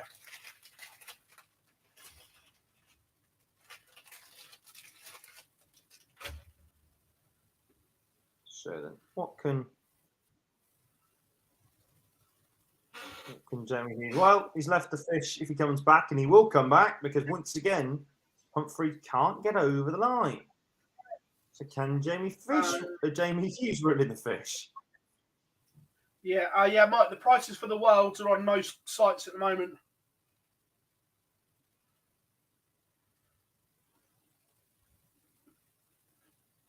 Jesus, how the bloody hell did they get 100? Oh! Unlucky. What happened there then with India? But by the way, yeah, Humphrey's over the line finally, and he gets the job done 6-3. What happened there with India? They were 145 for 7 with 3 overs to go. How the fuck did they finish 378? How many? 145 for 7 with about 3 overs to go. They now finish on 170 for 8. 25 off the final 3.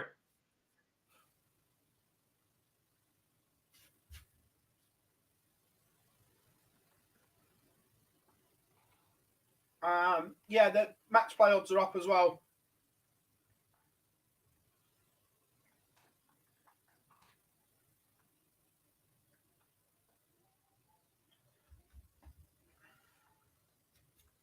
Congratulations to Luke Humphreys.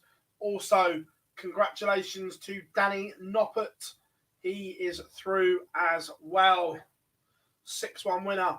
Roby John's day comes to an end, but what a day, Jar, for the young man. Has taken a huge, huge leap towards the Betfred World Match Play.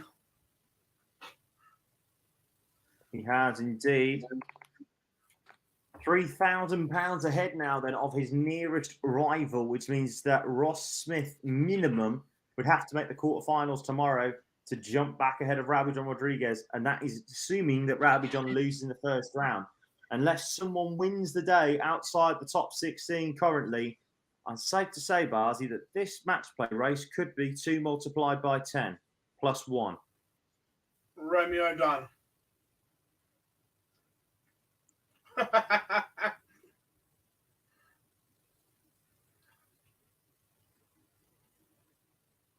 Love that, mate. Love that.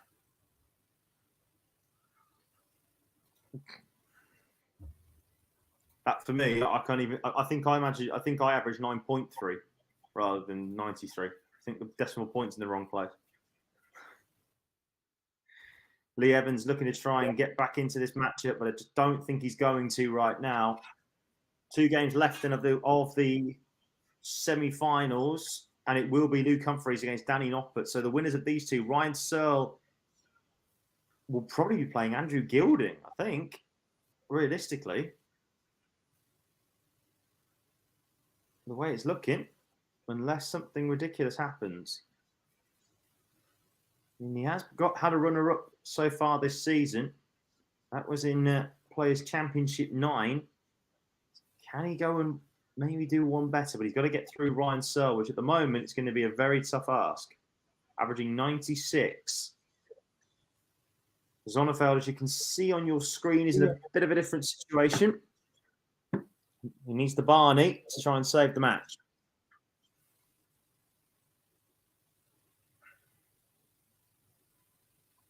Ooh. I think he's missed outside it. Yep. I'll tell you on the stream in a second when it catches up how close he was.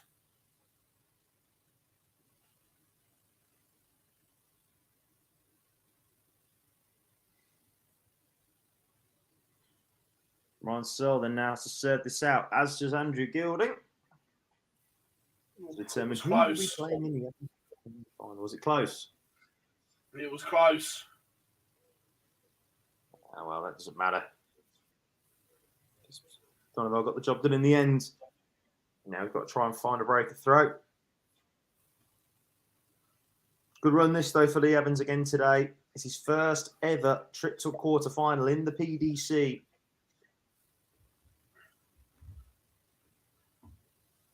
Will we see the magical leg here from Andrew Gilding? We saw one yesterday, Dimitri Vandenberg hitting one on his birthday.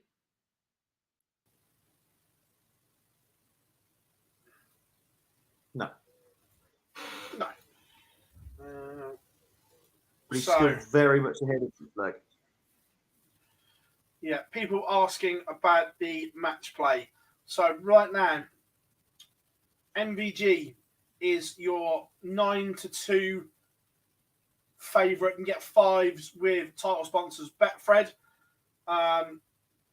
Golden Price 13-2. Peter Wright 13-2. Sorry, who's the favourite? Sorry, MVG. That's brave. If they won't take the risk on putting him on. Do you remember the last time they put him at a big price to win a tournament? Yes, we were there. Yeah, that's what I mean. So yeah, Price and Wright both 13-2. Johnny Clayton 7s.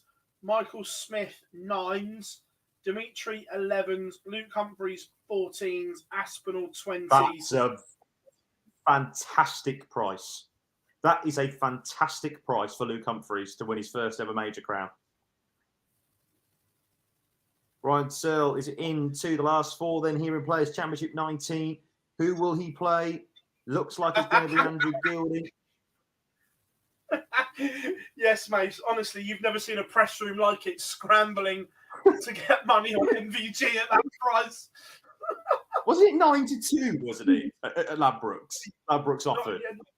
He was 9-2, and then if you still had your price boost available, Yes, they boosted to 11-2 with Ladbrokes. It was like ridiculous.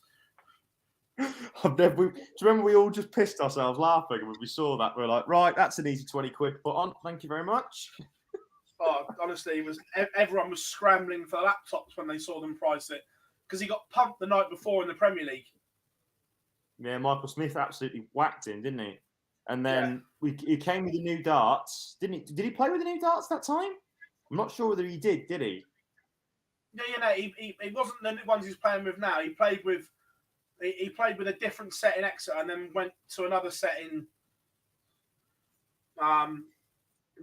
Luke Humphreys 14-1, Mike, for the match play. Yeah, that's a fantastic price to the man who's just won he's won 5 titles so far this year. That's a fantastic price. And has also made a televised final. Let's not forget that.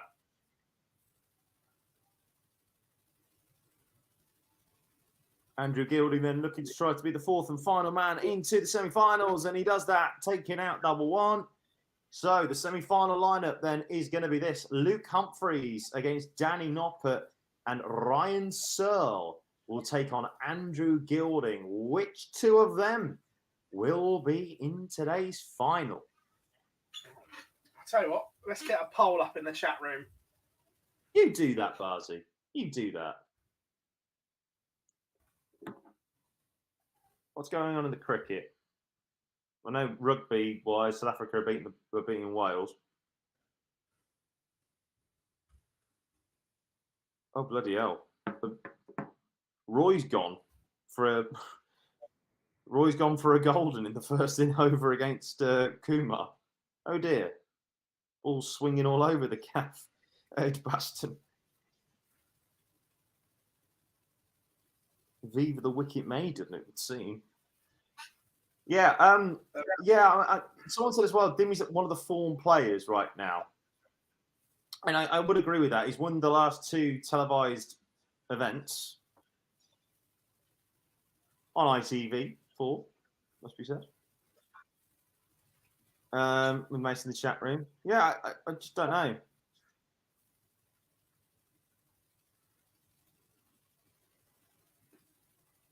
It's wide open at the moment.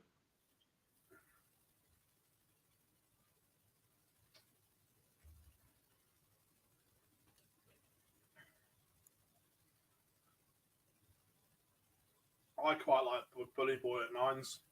Sorry, Michael, I've cursed you. Yeah, but mate, like, how many times do we say that's a great price for Bully at 9s or whatever? But after what happened in the UK Open in March, I mean, look, in the 2 ranking finals this year on the telly, he's been in them. World Championship, UK Open. The thing is that, to be fair, there are some people that would suggest that Smith, for the want of a better word, bottled the final of the UK, of the Worlds. I don't agree with that. Wright played some unbelievable stuff. Yeah. So, for me, I mean, the UK Open final, I don't know what happened there because he had his chances, but he just couldn't quite get over the line. But I'm just not sure. Dirk at 40-1 isn't a bad shout either, to be fair. 40-1 at those odds, that's quite good.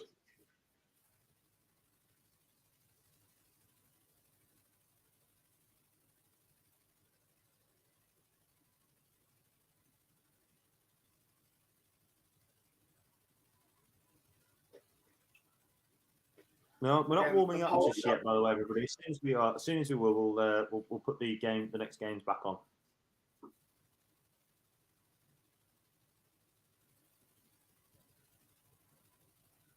Yeah, Michael says it's a wide open match play and you can make a case for 8 or 9 players to win. I could certainly say 6. 8 or 9 might be a bit of a stretch.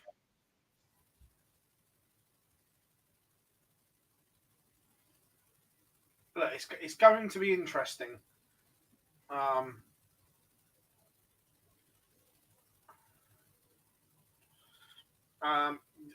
Ando needs a run, but I just don't see it happening. I agree. But, mind you, how many times have we said that? And from nowhere, Gary Anderson has found a run. Well, it's like this year, isn't it? You know, you think back to the match play 2020. He just went completely, he came from absolutely nowhere and went on a run where we said, right, well, he's got to try and defend the match play title, and he didn't do too badly. He made himself a match play. He won himself a match play final place. I'm just looking at the Gary Anderson percentages this year. For the rest of this year, he's defending 63% of all of his ranking money. £301,000. Well, yeah, because he's defending a match play final. And a world final. Yeah. But do you remember that one where he basically just absolutely ripped away Mardle to shreds in the second game against after the second game against Sulovic? I made himself a match play, a world final against Gezi. Someone needs to upset him on the way to Blackpool. Yeah. But even last year, and he was awful by his own great standards, he still had 160 grand last year. Not bad, is it? But he was horrific. Must have been awful. He was horrific. Must have been awful. And this is just ranking money as well, by the way. This isn't the unranked stuff. In a year that he doesn't play the Euro Tour, doesn't do, and he's still at 160 grand in ranking money. Well, to be fair, the Euro Tour was quite curtailed last year, wasn't it? There's only 2 events, wasn't there? So that doesn't make a blind bit of difference. But still, this year he hasn't played the Euro Tour. And he never will, as we all know. Right. So the Gary Anderson breakdown between now and the World Championships. 70k at the match play. 16k at the World Grand Prix. Then absolutely nothing until 10k at the Slam, 5k at the Players' Championships, casual 200k at the Worlds. But if he were to get, say for instance, if he goes out in a, he goes out and not necessarily reaches the match play final. Say for instance, he does, he makes a couple of semi-finals at the Grand Prix, maybe a semi-final at the Slam or something like that. He could cover most of the world's money off by then anyway. It's all about that, covering off. Yeah, you look at it. Yes, there's big chunks at certain tournaments, but there's others that he's not defending a lot. Like the Slam at the Players, between those two, and there's big prize money available at these two, it's only 15k. If he can make a quarterfinal and a semi there, that then eases the burden. Yes. Daniel, we think Monday the draw for the match play. Philip, absolutely 100%. No. There will be players. Oh, there is. They're already talking about it. But I won't name them. That much ranking money. I won't name them because it's not fair and they haven't said it publicly. But chats that I've had with a good few, they are going to miss more Euro Tours. Right. So what I'm saying is that will there be a person like Gary Anderson that just doesn't play the Euro Tour again? No. Maybe not. Because maybe the amount of ranking money the amount of ranking money involved, mate. If you win yourself, like look at Luke, he's won himself 4 Euro Tours this year. He's put himself 100 grand on his ranking. There's one that I can see walking away from the Euro Tour right now. I can guess who it might be. Just because of travelling and everything like that. There's one I can see out of the top players not doing the Euro Tour much longer.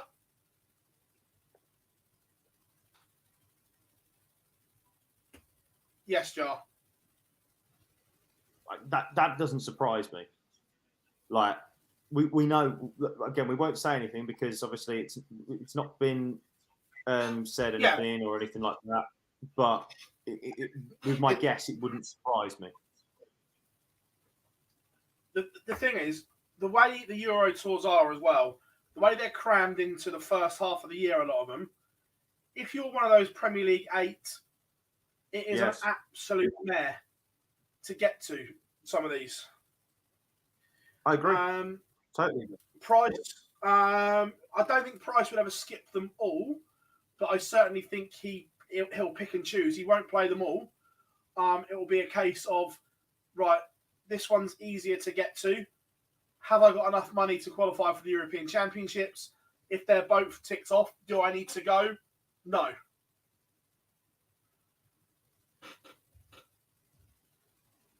Okay.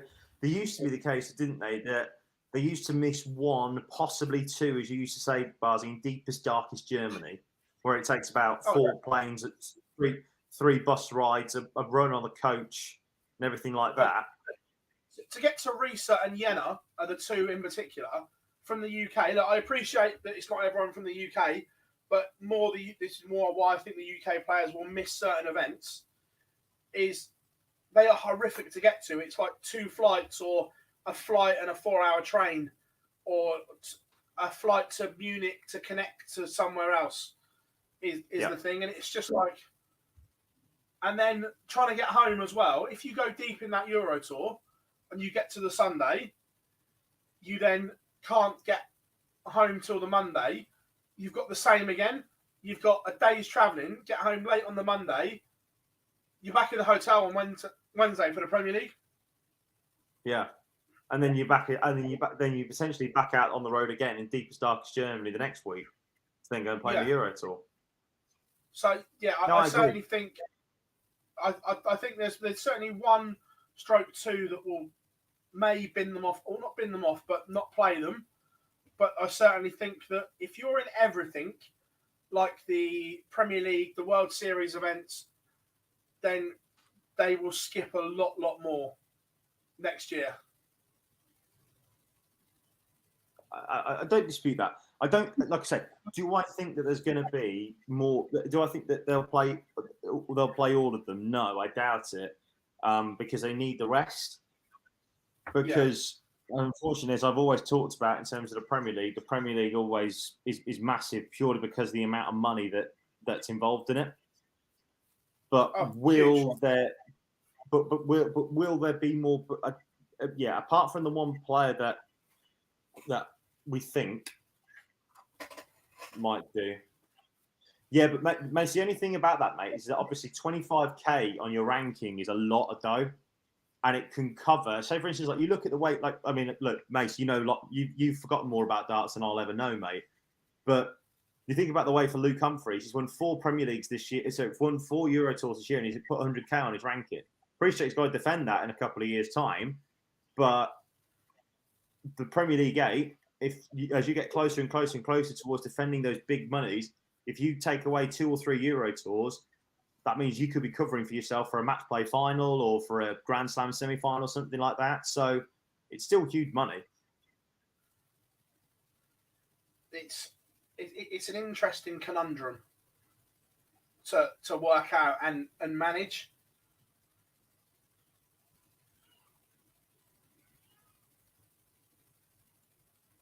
Yeah, I don't know about that, about the Pro Tours and the Euro Tour. I think the amount of money that the Euro Tour does make the PDC is still quite a fair chunk, isn't it? It makes PDC Europe a fair chunk of money, doesn't it?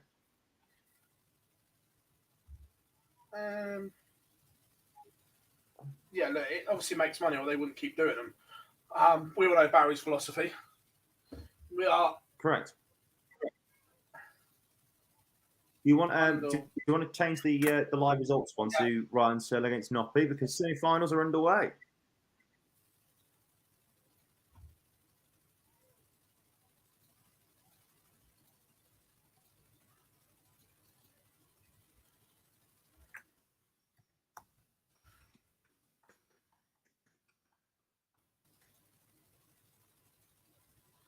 Here we go then. Semi-final action is upon us. Which one do you want, Jar?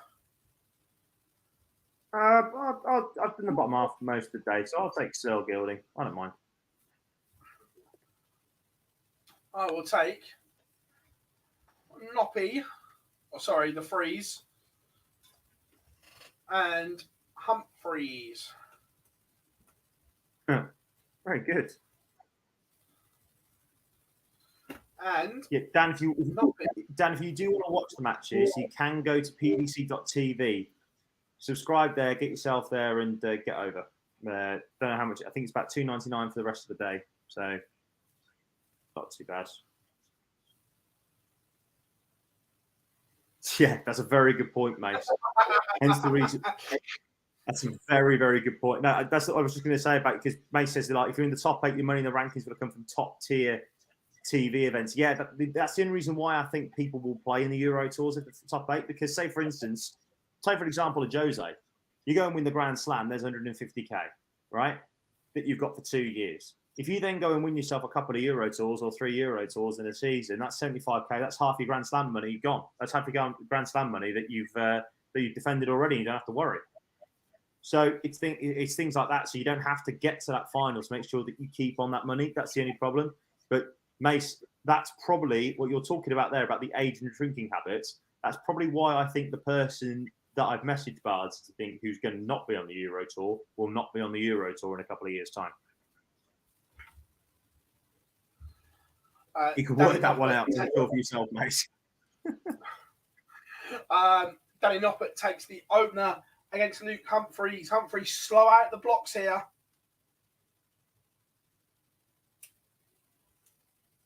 I don't know, Adrian.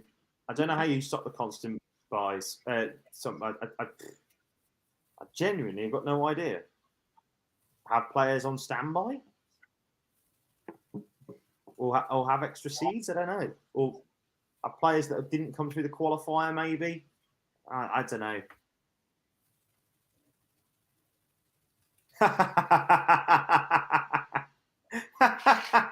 Certainly right now, mate, you do, definitely.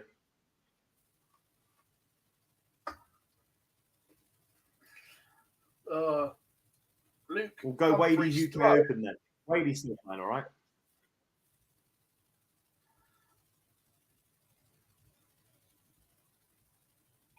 Johnny, that is incorrect. They all think about what they're defending. They all know. And if they try not to know, the other players deliberately tell them what they're defending at tournaments. So they're very aware of what they're defending at all times. The players' room can be brutal, but they all know.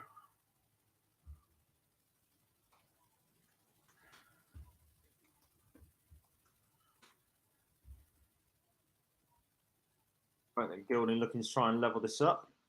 It's Danny Noppert, Barzy. We're about to go and produce some big stuff. He's 2-1 up. He's broken the Humphreys throw.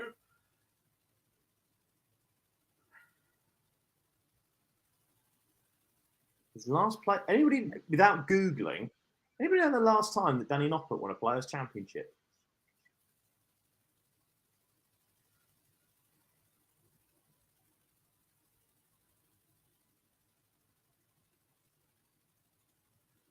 Without Googling. If you have Google, don't play the game.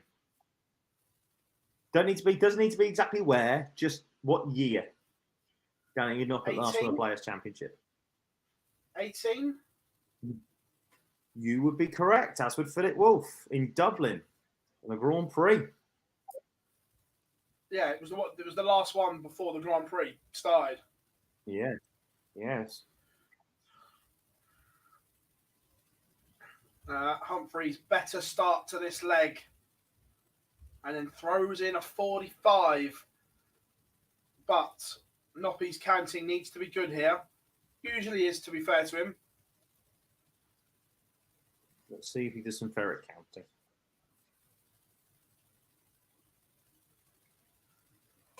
$135 leaves 131. Humphreys 195. Only a 59. There was an opportunity to break back here. but he's handed it back to Danny Noppert on a plate.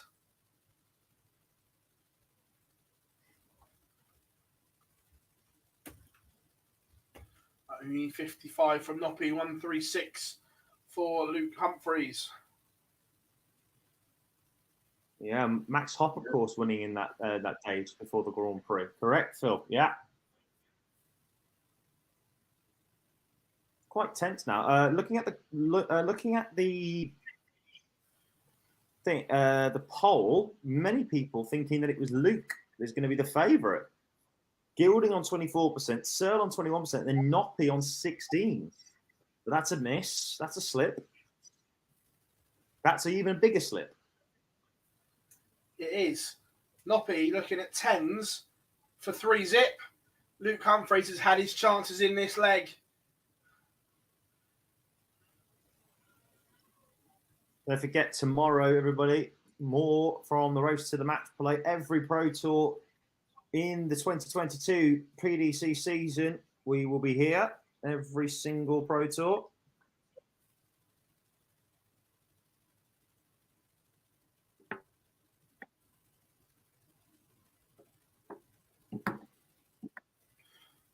Josh Payne to Q School. Yeah, I fully expect to see Josh there.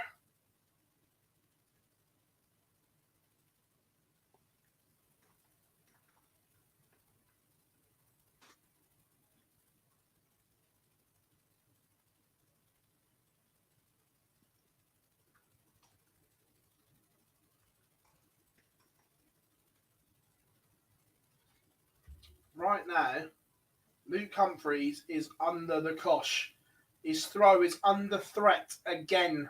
This would be for a double break in Danny Noppert's favour. Luke Humphreys finds a 140, but that may not be enough.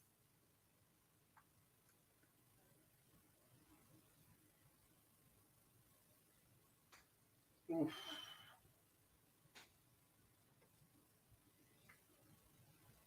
Gilding has got the breaker throw against Ryan Searle, but Searle fires back with a 180.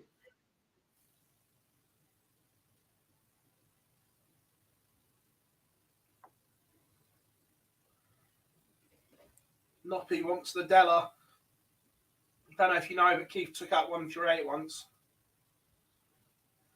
Did he? That's news to me. And that is a big hold of throw from Luke Humphreys. He was staring a double break down the barrel, but pins 83 to get a foothold in this semi-final. Some response to that from Gilding to try and hold throw. 139 leaves 62, but Searle has gone 1-2-1 after 9. Misses the bullseye to get the break straight back. So Andrew Gilding looking again. Can he fire in 62 to take us to a 3-1 game? The answer is yes. 3-1. Gilding leading against Ryan Searle. Mike says in the chat room, would you guys like to see a tennis ranking in darts? Yes. Yeah, something similar to that. Yeah, tennis or golf, where it's put more on the more relevance on what's happened more recently. A 2-year ranking system isn't fair, I don't think. And also, as well, there needs to be points added for for events rather than money, I think. So, something you did 18 months ago should have no effect on your ranking now. It's completely irrelevant. Is Jose de Sousa currently the top 8 player in the world right now? No. Not a chance. Not a chance. It's not being disrespectful, it's being a fact. Yeah. Noppy just seems to be able to keep going here, Barley. I tell you, he's just turned into a magnificent player.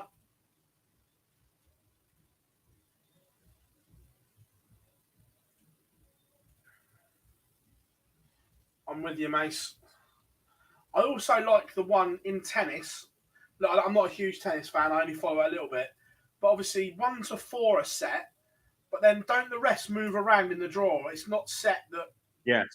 as we know it. I agree with that. Absolutely. I like that. So there's more variation to tournaments. Yes. So that the games Absolutely are different. Right. Absolutely right. Ryan Searle looking for 150 to try and keep us there. 99 to leave himself on 51.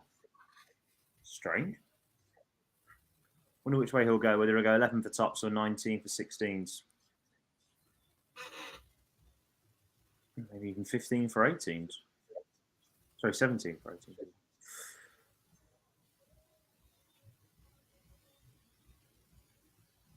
Gilding, it's a 97 to leave top. So this 51 has to go, and it does. So 3-2. Searle now trading. Gilding, though, still within command, whereas Humphreys as well. That's a crucial 45 checkout, Bazi. It is, but he needs to find something on the knoppy throw here. At the moment, Danny's got his nose in front early, and he's just keeping Humphreys at arm's length. And he's going to have to find something special to break this knoppy throw.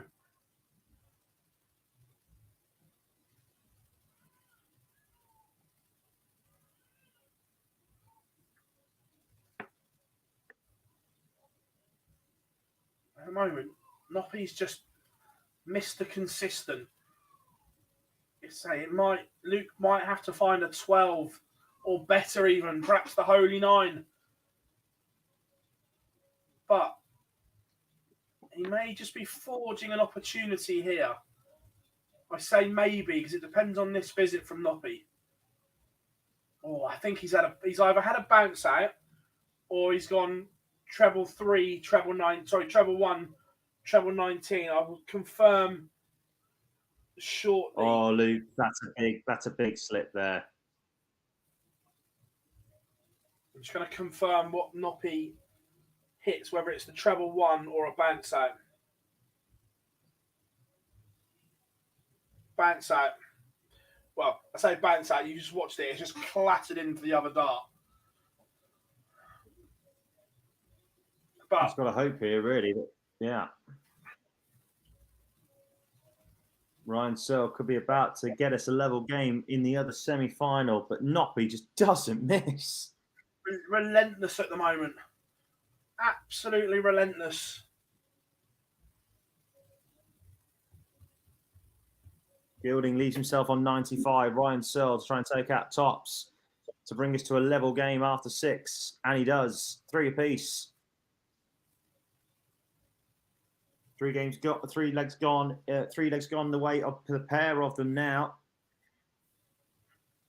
So 3 apiece after 6 legs as we continue on to find out who will be in today's final in the Players' Championship 19. Will it be Luke Humphreys? Can Luke Humphreys find a way back into this match, or will it be Danny Noppert?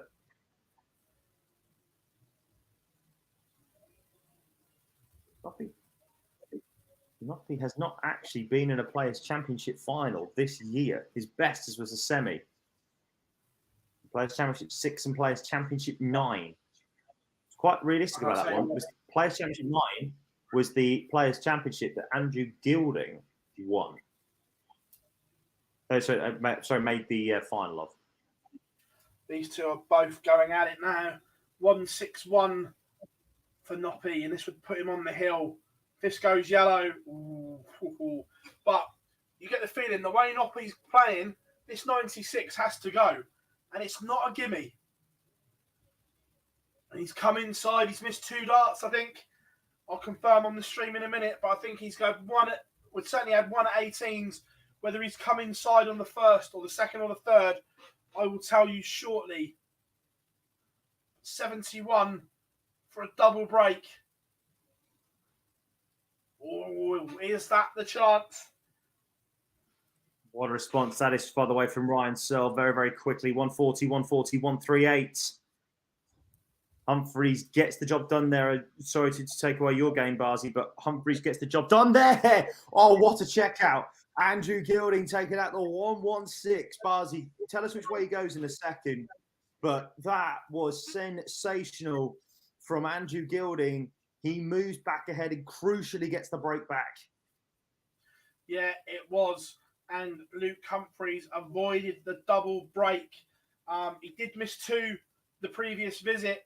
Noppy missed 2 at 10s for the double break. Humphries came back and found double 9 second dart. Joel, yes, PC 21 does count. So you've got 19 today, 20 tomorrow, 21 Monday is the cut-off for the Betfred World Match Play. But we said Luke may have to find something special. He may just be doing that. Is this the bit where Luke gets this tie back on throw? Someone says in the chat room about the money going up. The money will be going up. The match play winner this year is going to receive a cool 200 grand.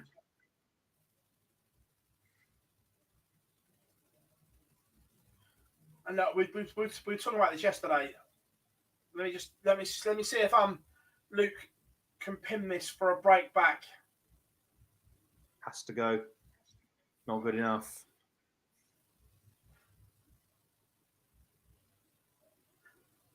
You just feel the 110 will go. It'll go yellow. Oh, that stings. That stings. That was Luke Humphries' opportunity. Now he's going to have to win 4 on the spin. Oh, that's... Just go watch it on the stream now. Which way does he go? Where's the first dart? Low on the 20s. There's 54 for 36. On the double 18. Ooh! That is one way to get yourself in control of the leg, Andrew Gilding. A 177 to leave 36. Ryan Searle can only hit 26. So it is going to be Gilding who will want double 18 to take us to a 5-3 game. We'll get 6 darts minimum at this. We will then focus on Luke Humphries against Danny Nopper because it looks like the freeze is going to keep himself cool against Cool Hand Luke. But it is Andrew Gilding that gets himself over the line in that leg, 5-3. This needs to be a 140 bare minimum. And it's only a 60. Stick a fork in it. I think this one's done. Can't disagree with you there, Barzy. Cannot disagree with you there.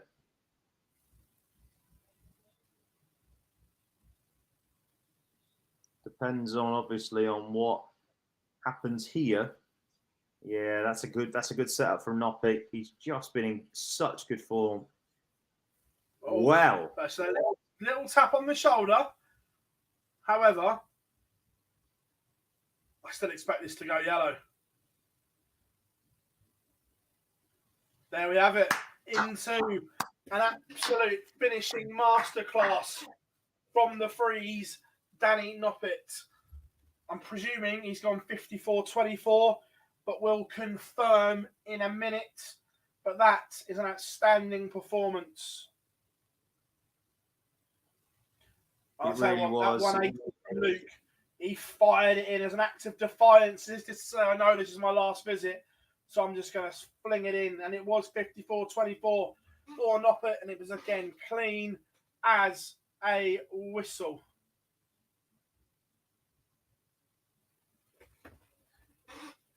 Danny Noppet is our first finalist, but who will join in, Jar? Will it be Searle? Will it be Gilding? Gilding is in control, but not done. Oof. That's a huge, though, 168 from Gilding to let Ryan Searle get a tap on the shoulder, as we would say, Barzy, just to let him know that he's there. And that's a huge checkout, last dart in hand. Take us to 5-4. I mean, Searle will now have the opportunity to break once again. He has not been ahead in this match, I don't believe. Could be completely wrong.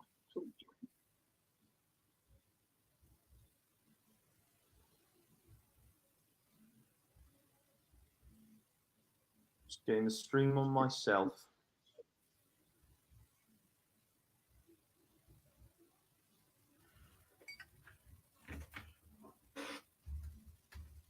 Close that one down.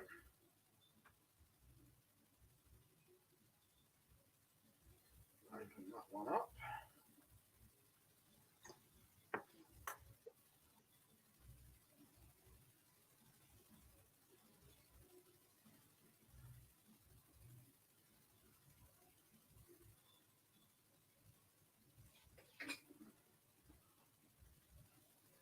So, can Ryan Seljar find an all-important break of throw on so far what has been a rock-solid display from Andrew Gilding?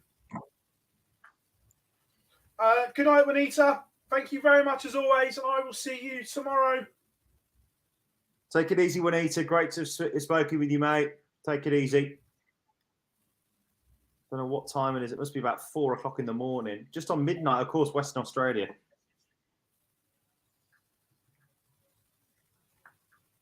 Gilding, as you see, sets up the max break. 15 reds, 15 blacks, and all the colours. Don't think you'll need to take this out. Oh, I think it slipped into the... Yeah. Yeah, it just slipped in. I won't call that bad ball management. I'm going to have a look and see how close that one was.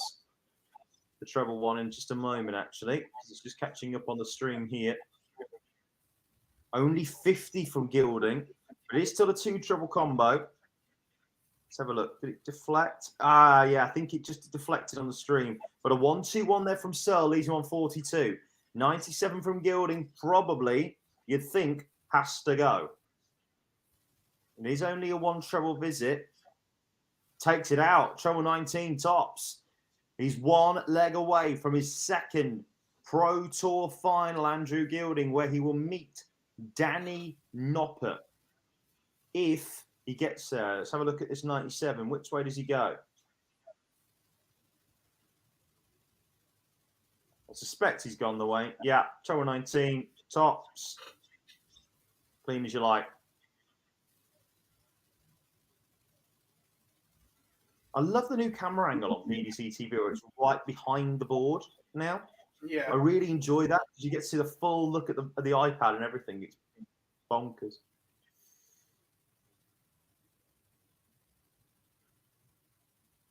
So, 2 tons from Searle. Andrew Gilding, what have you got in response? 12 perfect darts in this leg, in my opinion. Sod the 9. We all know what we're all here for. Oh, Searle. Stop it. Come on, Andrew. Stop it. Come on, Gilding. We want the 5-ton leg. Oh.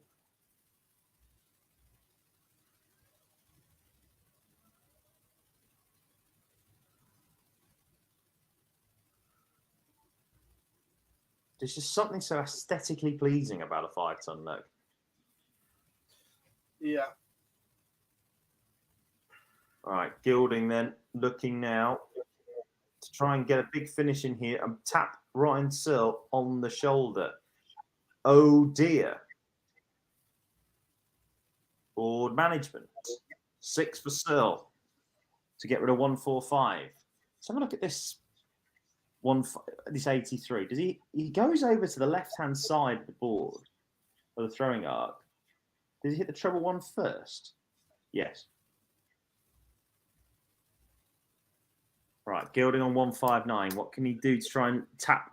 Well, he's hit 119. Tapped Searle on the shoulder. 58 points. Searle has got to try and get this to send us into the penultimate leg, and he takes it out in 2. Clean as a whistle again. But this is the chance then for Gilding to make a second Pro Tour final of 2022.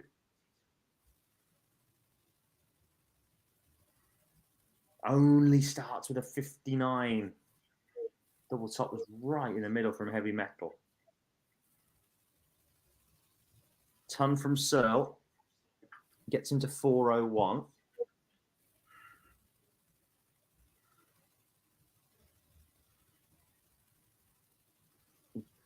What has Gilding got in the locker? He's always been able to find a response, and that continues.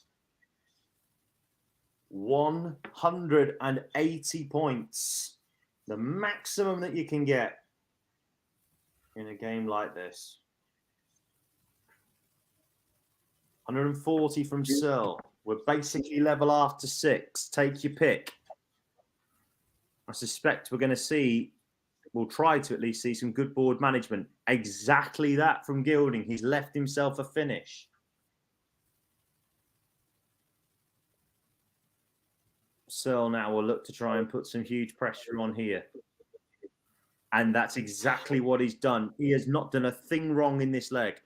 1-2-1 after 9, but Gilding to try and reel in the second biggest fish of the lot for a second PDC Pro Tour final of the year. Only 60. So now, Ryan Searle. Tell you what, that third dart that he's just thrown, he's just missed the bull. So Andrew Gilding, 107 points then. What can you do?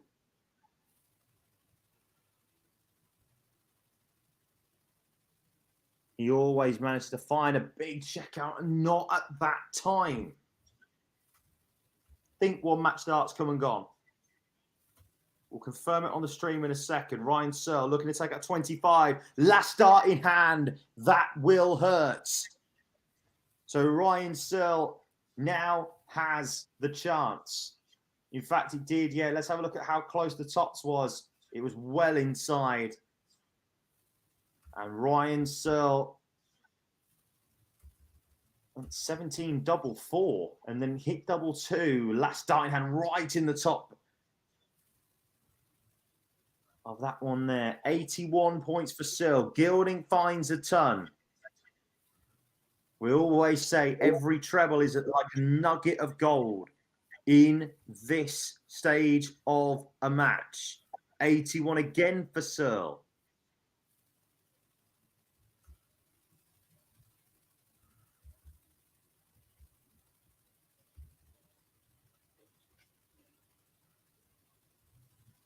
And another ton.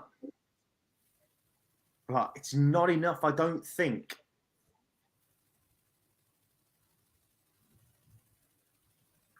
The door's open.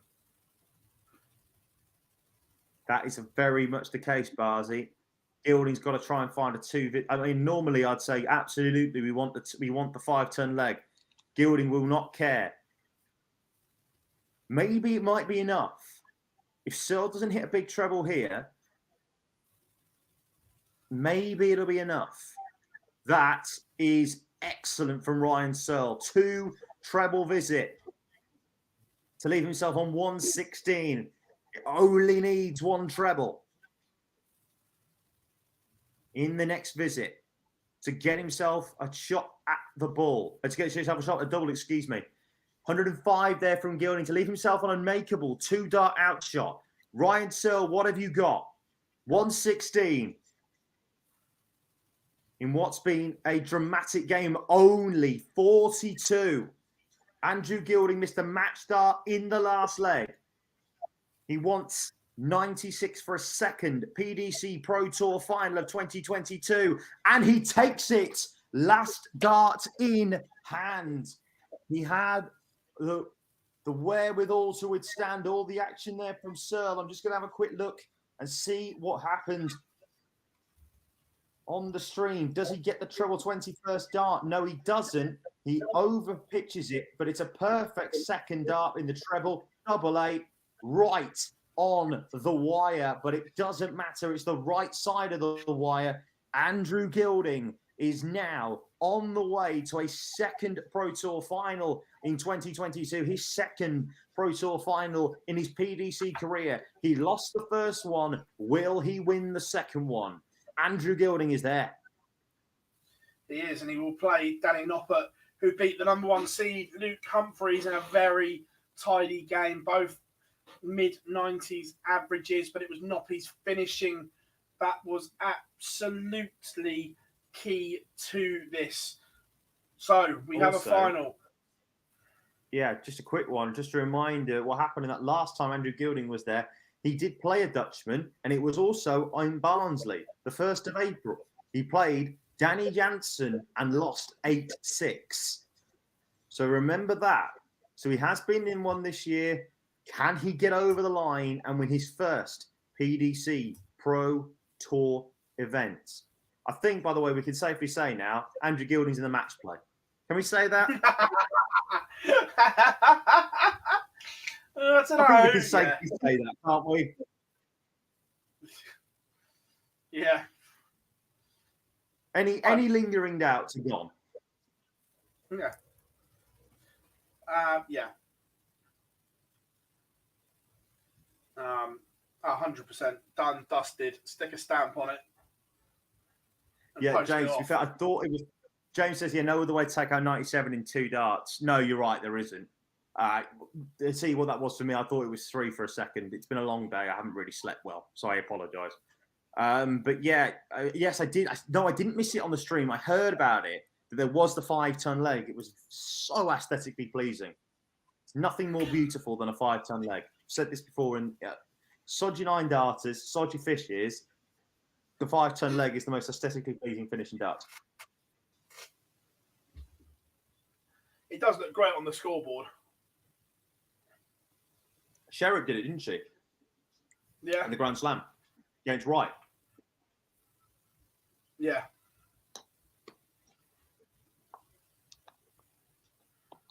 No, Johnny England Ronsell's in company. Oh, yeah. Miles fine.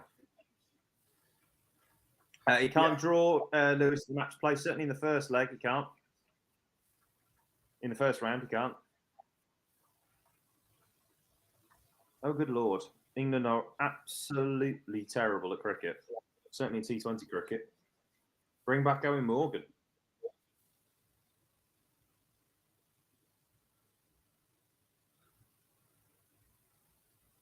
So, What's happening here? Who's on tomorrow, Barzi? Okay. Is it Daniel? Daniel's on tomorrow.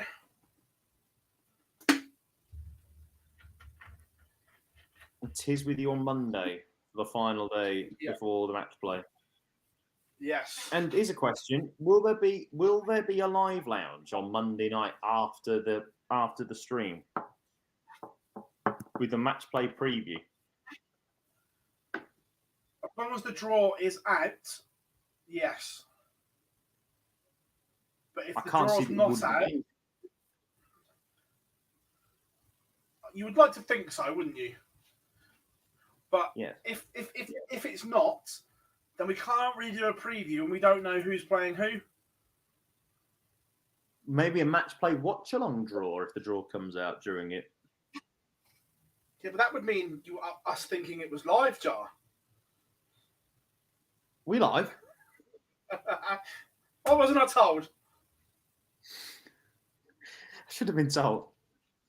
Phil, if it's Monday, we'll just do it Monday so it's fresh, and gives me longer to edit it afterwards, like the pod and things like that. To be fair, I can't believe you've seen the pictures. I can't believe the pod numbers we do and we don't push it. I literally just stick it up and forget about it. I normally edit it straight after the show, upload it, and then when you just forget about it. It's not a case of deliberately not pushing it. It's just a case I just do it there and then because it's in my mind, and then I forget about it. Yeah. Yeah, lively Champions Night tonight, isn't it, Barzi?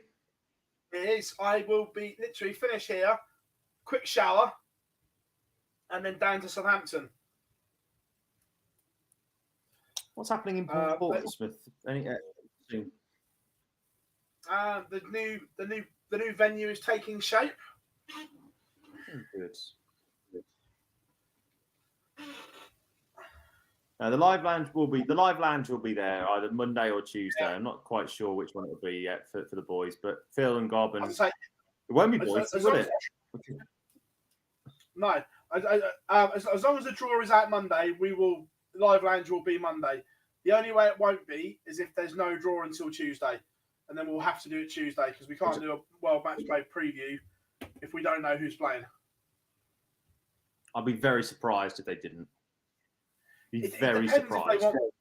It depends if they want Bazza to do the draw, because there's no way Bazza's going to Barnsley. I don't think Barry will do it, will he? Because Dawson and Nico have done it for the last couple of years, haven't they? Yeah. So I don't think it will be Bazza. Can you imagine that? Barry flying in from Antigua to go to Barnsley.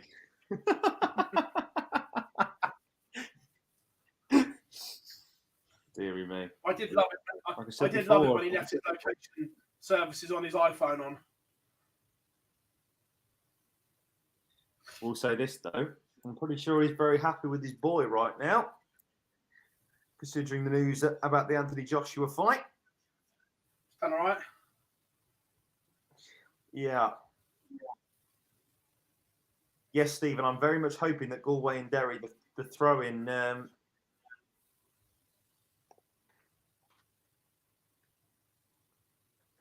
I'm very much hoping that we can get this game underway, so I might be able to watch a bit more of Galway against Derry. Yeah. Right, everyone. We're going to grab a quick ad break, and then by the time that's done, we should be somewhere near the final. Fingers crossed. So, we're going to grab a quick ad break, everyone. Get yourself a drink, and we'll be back for the final on the other side of this.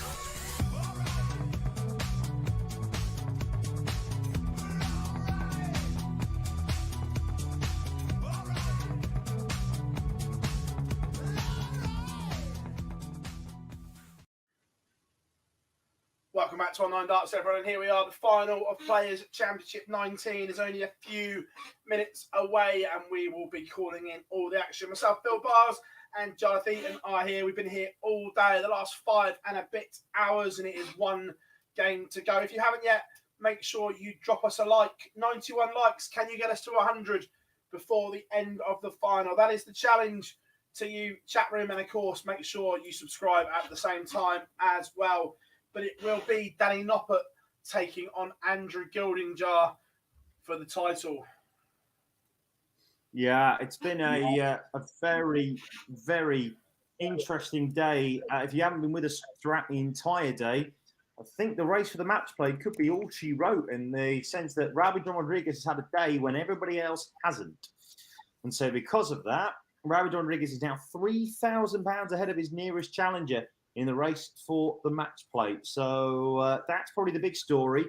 But the big question now is, can Danny Noppert win his first PDC PDC Floor Tour title since 2018? Or will it finally be the time for Andrew Gilding to win his first ever PDC title? That's where we are at the moment. Time will tell. Can I just say quickly, Jamie saying that, I know this is about Irish football, and I apologise, but Jamie, the reason why I carried it flat was because we were poor after about 50 minutes. They didn't have to be at their best. I'm hoping the Dubs don't win it. Can't stand the Dubs. Was there last year when we beat them in the semi-final. Not the Mayo. So Anyway. just having a little scroll through Twitter, as always. Yes. I was looking at just trying to find some results because obviously mates playing in the England Open in Breen. So first place I thought I'd go with the WDF Twitter. Could you imagine if the PDC done this?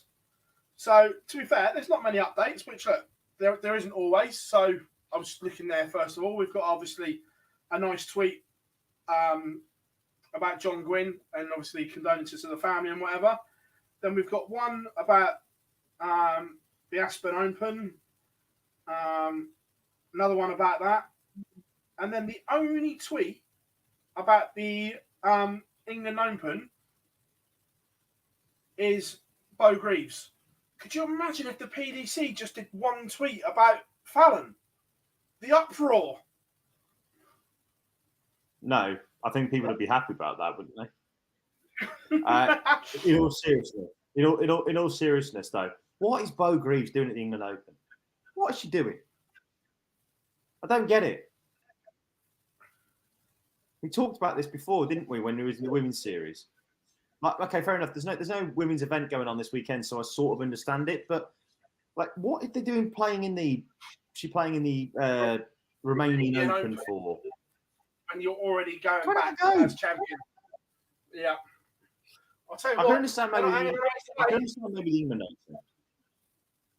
I'm not hanging around today. Back on quickly. I'm guessing one of them's got a curry reservation in Barnsley. So we are. Or maybe Danny's going.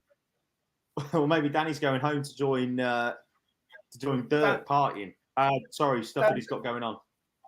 Yeah, Danny's going to do a Dirk. I'm going home to party. I mean, I've got stuff going on at home. No, too late, Dirk. You've already said it. Jamie, I know what Gaelic football is. I don't watch it. I don't follow it. But yeah, I know what it is. I think he's a hurling boy, personally.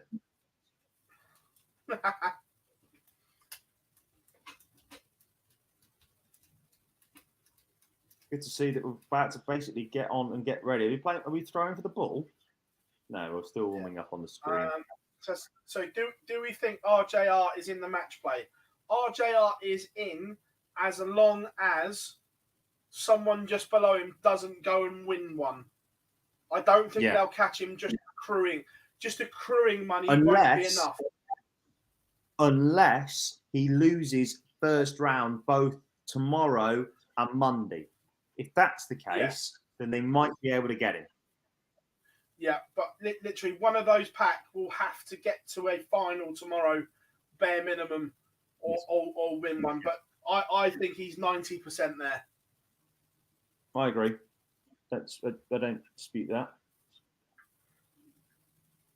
So we are underway, and that's not a bad start from Mr. Gilding. Can't start better than that on your own throw, but then can do a bit better than that. Yeah, I'll say when you do that, the average is only going one way. Down, down, down, down, down, down, down, down. Oh, I thought you were going to go a bit of Jay Sean then. Baby, are you down, down, down, down, down? I'm old school. I've gone for the Ibiza classic. That is a tune, to be fair. But we always say, get rid of the one. Get rid of it at some point. No, Boris Kirchmar. I'll tell you how far he is away. And I'm just checking to see. This is all right. Boris Kirchmar would probably have to win back-to-back Pro Tours to qualify. Mathematically, there is still enough money. Realistically, not. Gilding then has got 6 starts to get rid of this. Thought we might need 320. That's it. It's a quick start.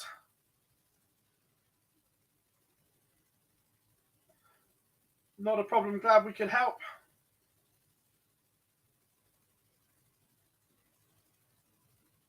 Gilding then for 10s. Not a bad start. 13 dart leg. Casual. That's what you want. What you want to start off with, and holds throw to do so. So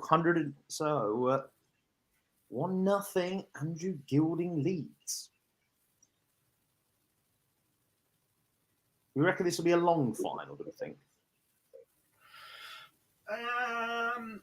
Yeah, I think it's got legs in it. I think it does as well. Won't be the whitewash final that we had yesterday. Did you see the video on, I can't remember where I saw it, if it was Twitter or Instagram, and it was like, have a word with yourself, DJ. It was like the prom king and queen's first dance, you know, like at the school prom and that. And the, do you know the video I mean? Have you seen it? No. So, obviously, the kiddie's in his tux, looks nice and smart, and the prom queen, nice dress on, but she's in a wheelchair. Not a problem at all. She looks really, really nice. Okay.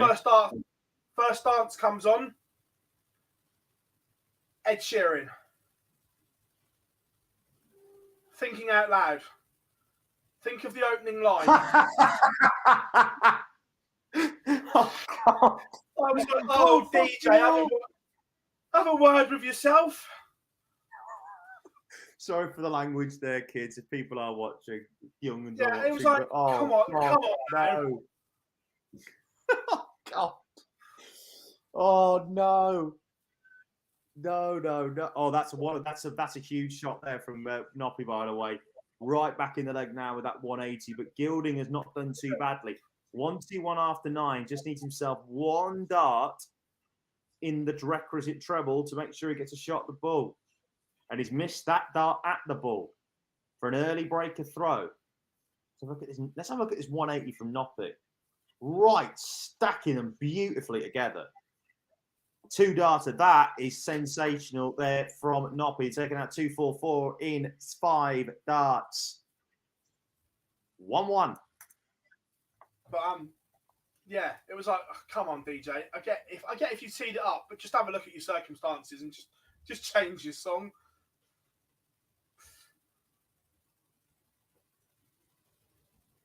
I don't think it would even be a problem if he just played the second verse, not the first one. Yeah, just skip the opening line. Yeah. Oh dear.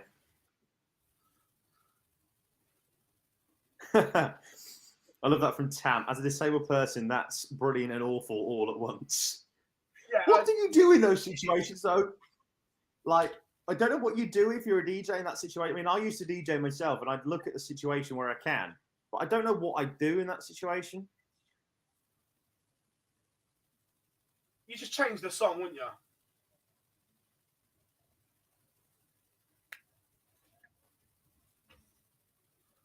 Oh dear. Right, where are we? We have a problem. Yeah, I think this needs to be a big visit. It is 168 to leave himself ton 40. Leave himself on 168.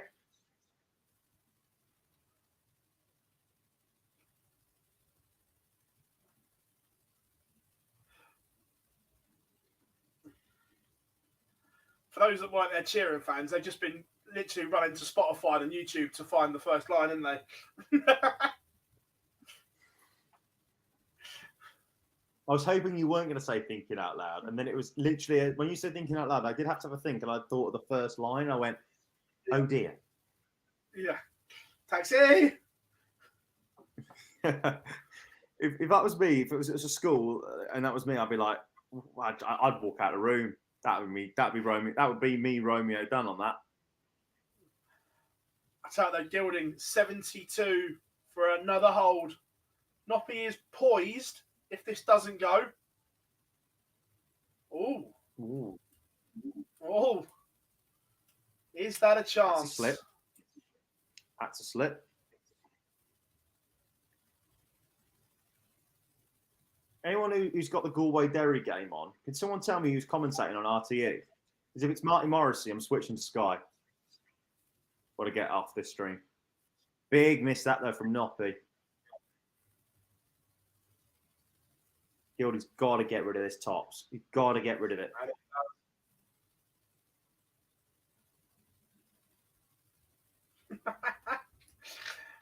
Yeah, Bob, that's on. Sorry, Johnny, I disagree. Can you imagine that one as well? I'm an Ed fan, Johnny, so I'm not agreeing with that one. Us gingers have to stay together. Yeah, I don't mind a bit of Ed Sheeran. Thanks, Stephen. No, it means that I'm watching Sky Sports coverage of the game then, once I head off the stream. Yeah, it's Ginger Cove, you have to stick together. Them the rules. He's a lovely bloke, actually, to be fair, Ed Sheeran. Met him a couple of times. Really nice bloke. Before he really properly blew up.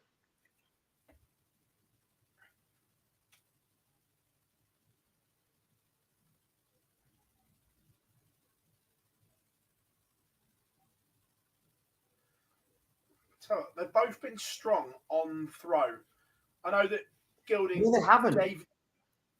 gave him a glimmer there. Both, but yeah. But they've both been down to finishes first. They've missed them. That's what I'm saying. Is they haven't given the opponent the first go. No, Noppy, I think, gave Gilding the first go last time. Had him 1-2-1 after 9 before he hit the 180 to get rid of that in spot. But beside the point, there's been a couple of times where you're just not sure why they're going to go. But it looks like here Noppy's going to hold through.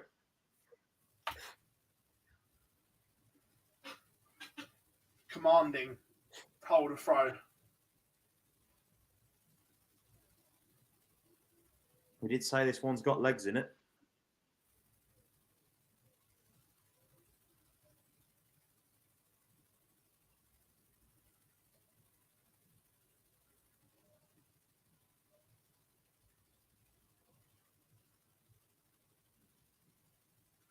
Oh, is it Darren Maloney? Oh, Darren Maloney Fitzmaurice. Oh, sensational. Love Darren Maloney. Great caller. Noppy, 2 apiece. Polishes off the 64 in 3.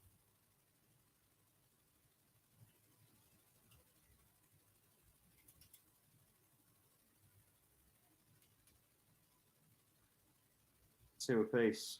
This is you just feel that if Noppy can get the break, that it might just be the moment where the game that might be like the first break of throw in this game might be the big one. A bit like with Luke, he got in front and just kept him at arm's length, didn't let him get close again. Yeah. You just feel that it could be the same for either one of these. If they can get one break, they'll just fend them off. And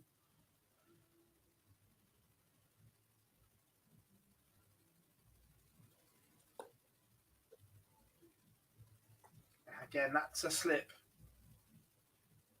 Do you think now Gilding will feel a bit better that he's in his second final rather than his first ever one that he was in earlier on this year? You reckon that might settle him down a little? Yeah, you kind of know what it's about then. You've done it once. Although you haven't won it, you've experienced the thrill of getting to a final and...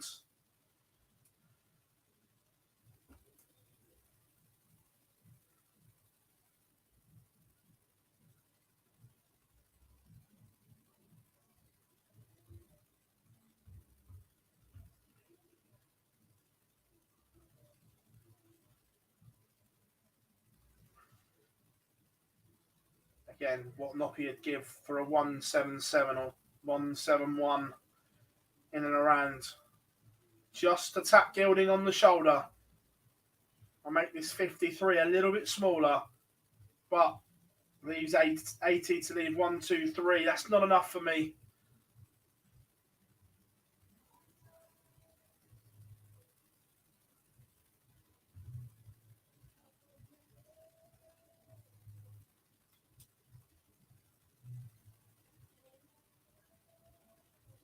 Solid again from Gilding on his own throw.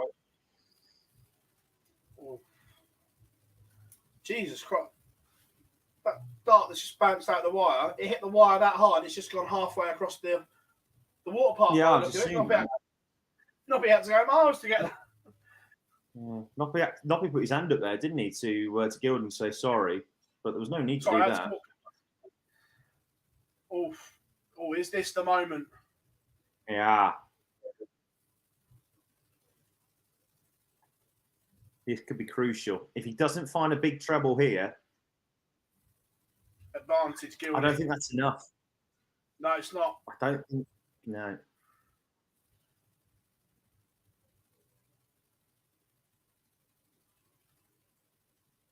The consistency that Gilding's had, though, this year has just been mind-boggling.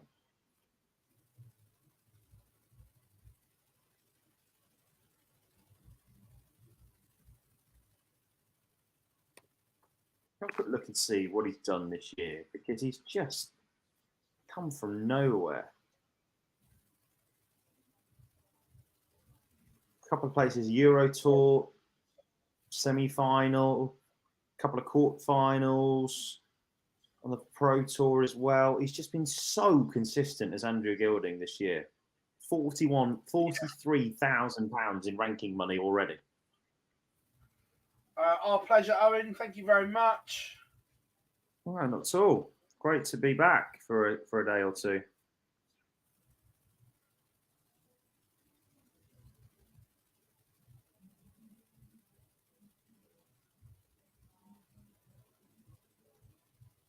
If this 136 goes,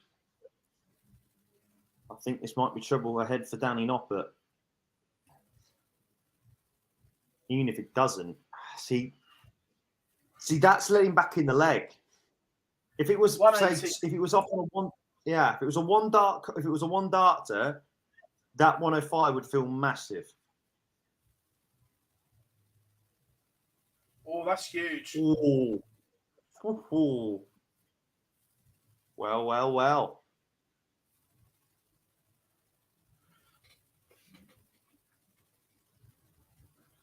Yeah, Stephen, talking about the game.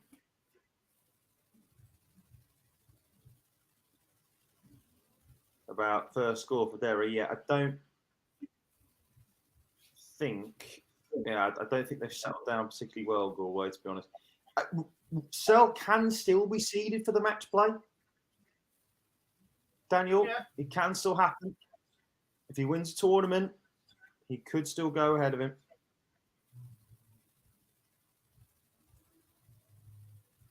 But you'll find that was a missed trick there. He's at a 140 and a 180 in the same leg and didn't get a go at a double. That goes down as a mistake for me.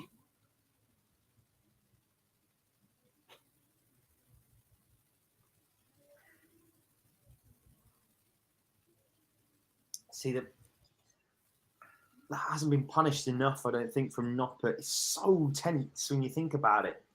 The pair of them. Noppert looking for his first floor title in 4 years. Gilding looking for his first ever title in the PDC. He's made a final already this year. Remember, Noppert is a major champion this year. Won the UK Open back in March, beating Michael Smith in a last leg decider. Gilding needs a 2-treble visit here, I think, Bazi. Otherwise, very much advantage Noppert. But again, 262 is a tricky one because, again, your maths has to be good. Not enough. That's not enough. So, Danny Noppert, do not be doing a Johnny Clayton. The Ferret is the king of the 162s, but that is very good from Noppert. And again, there is a break opportunity here now. Gilding had one last leg and fluffed his lines, but now Noppert has left 128 after 12. That 134. That's I think he's got a bounce out. Let's have a look. It's either a bounce out or he's gone into the treble 1 and covered the treble 19. Let's have a look. It's one or the other.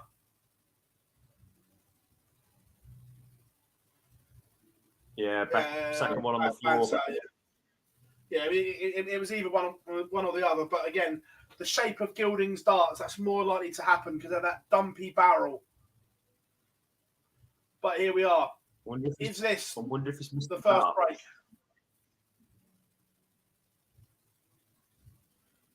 No. he didn't. He just teed it up. Noppert didn't get a dart.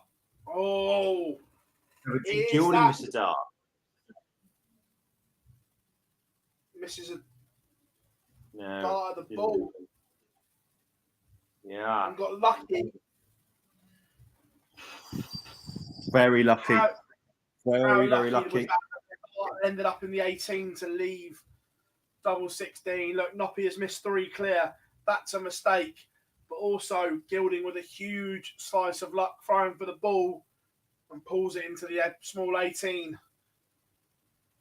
And gets it gone first dart, I think.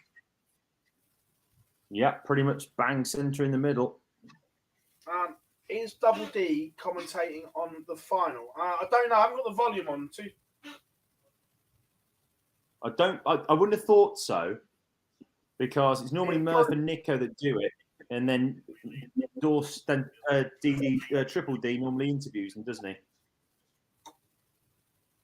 I'll have a quick look. Stand by. So I've missed Murph. So what, you showed some courage, Dan, didn't you, in the back end of that night? Bounce out and then following the first start still. Whatever's. But it is Dan. No, it is. It is Dorse. That's very surprising. Normally Nico and Murph that do it now. It's because it's Gilding in the final, isn't it?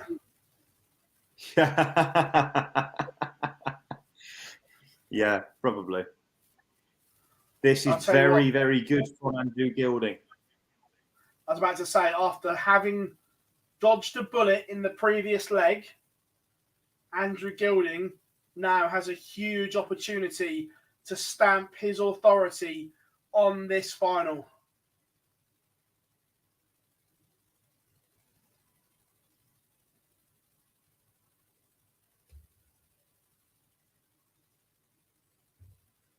And stamp it he does. 12 dart leg. To break the throw. Let's have a look at it. Which way does he go?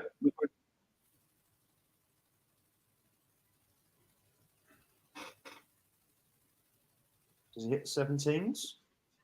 Oh no, he doesn't. He doesn't go that way. Next to the 11 yet. Yeah, very good. Right in the middle of the bull as well, pretty much.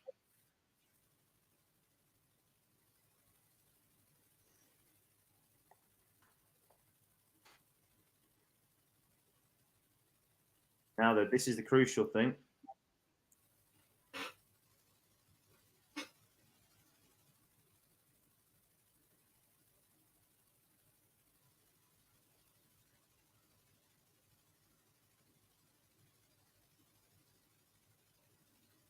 Now, though, but what do we always say about a break, Barsley? A break's not a break unless you hold.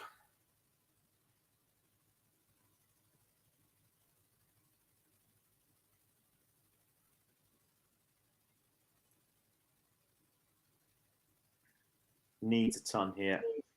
Doesn't need that. That's a slip, and it lets Noppy back in. But crucially, remember as well, though, Gilding would have the throw if we went to a decider. Yeah. He got to 6 last time out.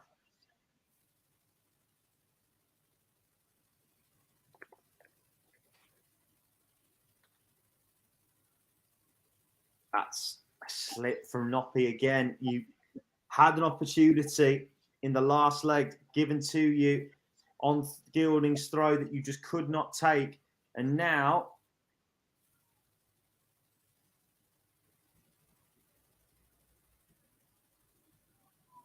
$83 points away from a 6-3 lead.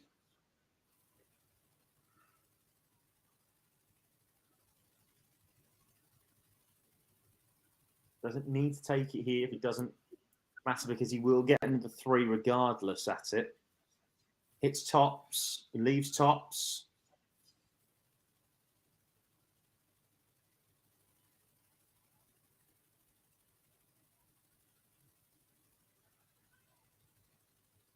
Noppy will be disappointed there. He's had chances.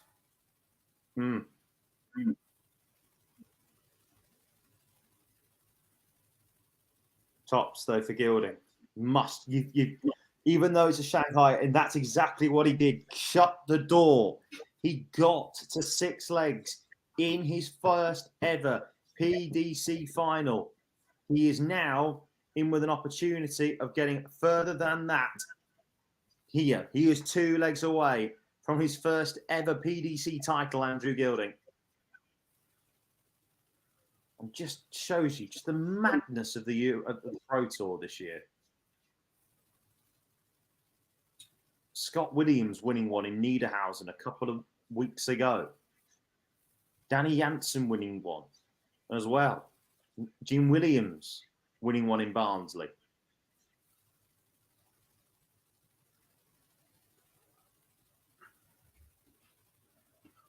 Danny Noppert needs to find something if he's going to make a final of this. Otherwise, it could be running away and running away quickly.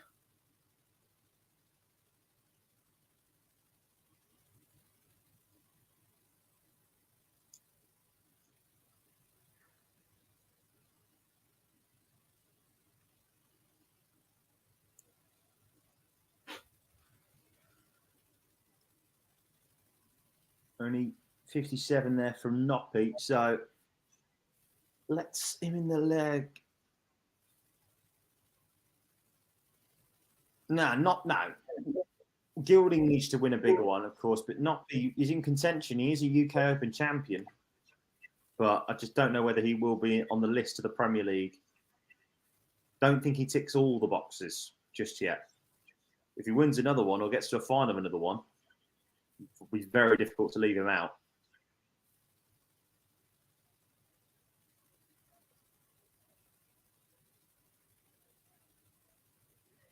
Noppy has just fallen away after that 1-2-1.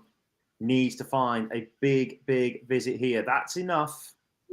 59. Gilding, though, with 171. Can he find himself a big visit?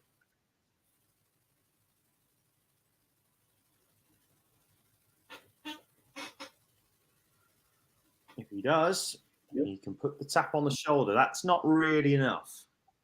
But he's in a very good position in this final. Noppy then to take out 19 for tops. Takes it out 2 darts. He's still clinging on. Just like he's like Mufasa in The Lion King right now. He's clinging on. But for how much longer? Opening here.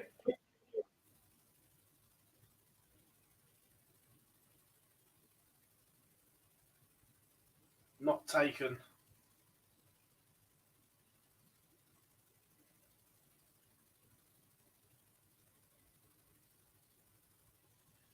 Anybody else who's watching the game like I am, it's not been the most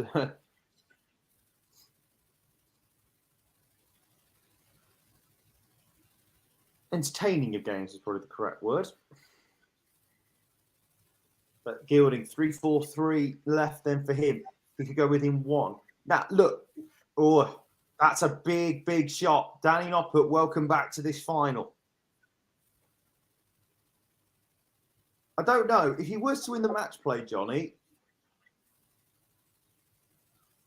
you'd find it very difficult to leave him out. Let's put it that way. Andrew Gilding, Barzi. I know, I'm just looking at it. Yeah, look, should the match play winner be in? Yes. Would it be an outrage if he wasn't? Yes. But if Andrew Gilding won the match play, would it surprise me? No. But he should be in. Tell you what, Danny Noppert, 57, 180 to leave 84 after 9. He is fighting back in this final.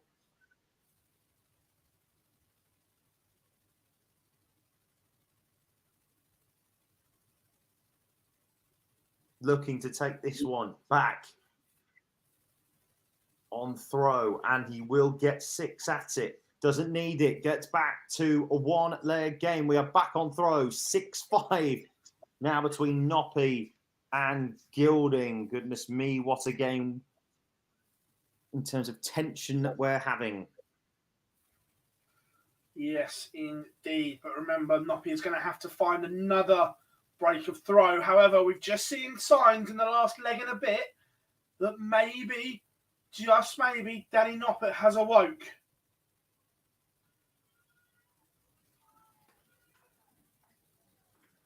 And Gilding got to 6 in his previous final. Danny Jansen, though, eventually taking the job, taking it 8-6. Will we get back to level and essentially have a best of 3? Gilding would have the throw in, but in the final leg if we were to get there.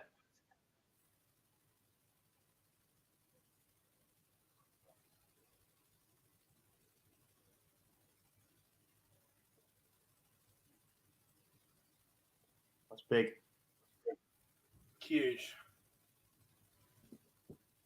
As we always say, especially at this stage of a match, every treble like a nugget of gold. It's just how many nuggets can they find? It's good counting by Noppy. Gets into a finish first. As long as Gilding stays straight, he should get to a finish. Our pleasure, TJ. Our pleasure. Oh, that's huge. Oh, my. Oh, my. That is massive.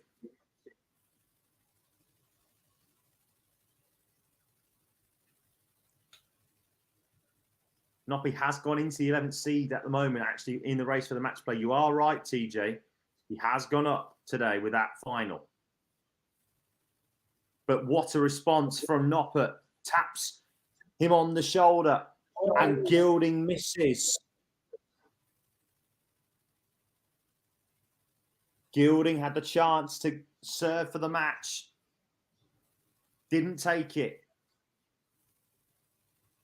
Noppy leaving himself on double 16. He takes it out last starting hand. We will check to see where did Gilding, what did that one know? He was just in outside, and then to be fair, actually, I live closer on the inside wire. 6-all, best of 3. Let's have a look. Did Noppy go inside? I don't know how. Look at that third dart, Buzzy. How does he get that in? That is great ridiculous. Fabulous last start from Danny Noppert. And he kicked off the leg with a max. Are things changing?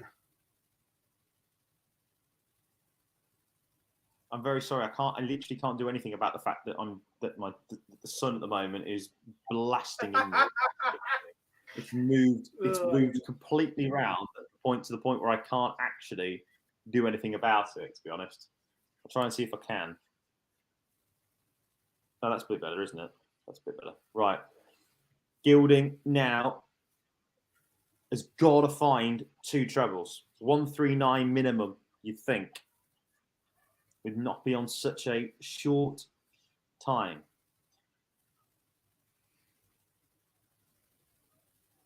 Well, a 140 does leave himself on 139.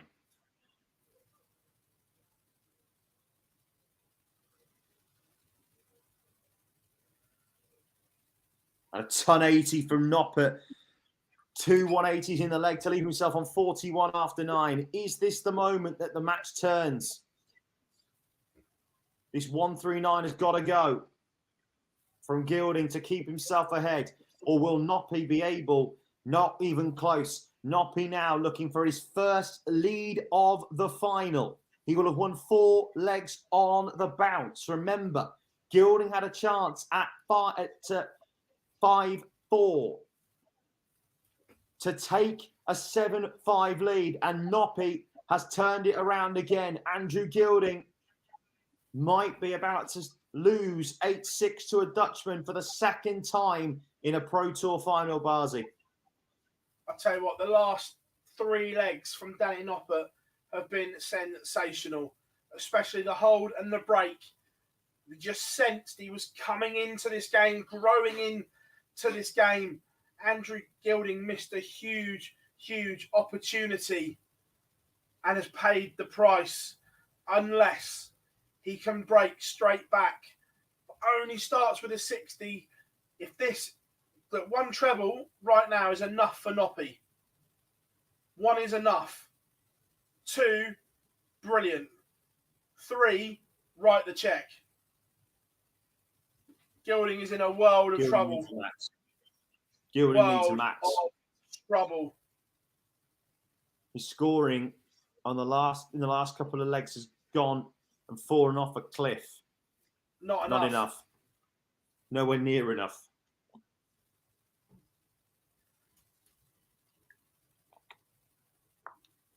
Time for some ferret counting?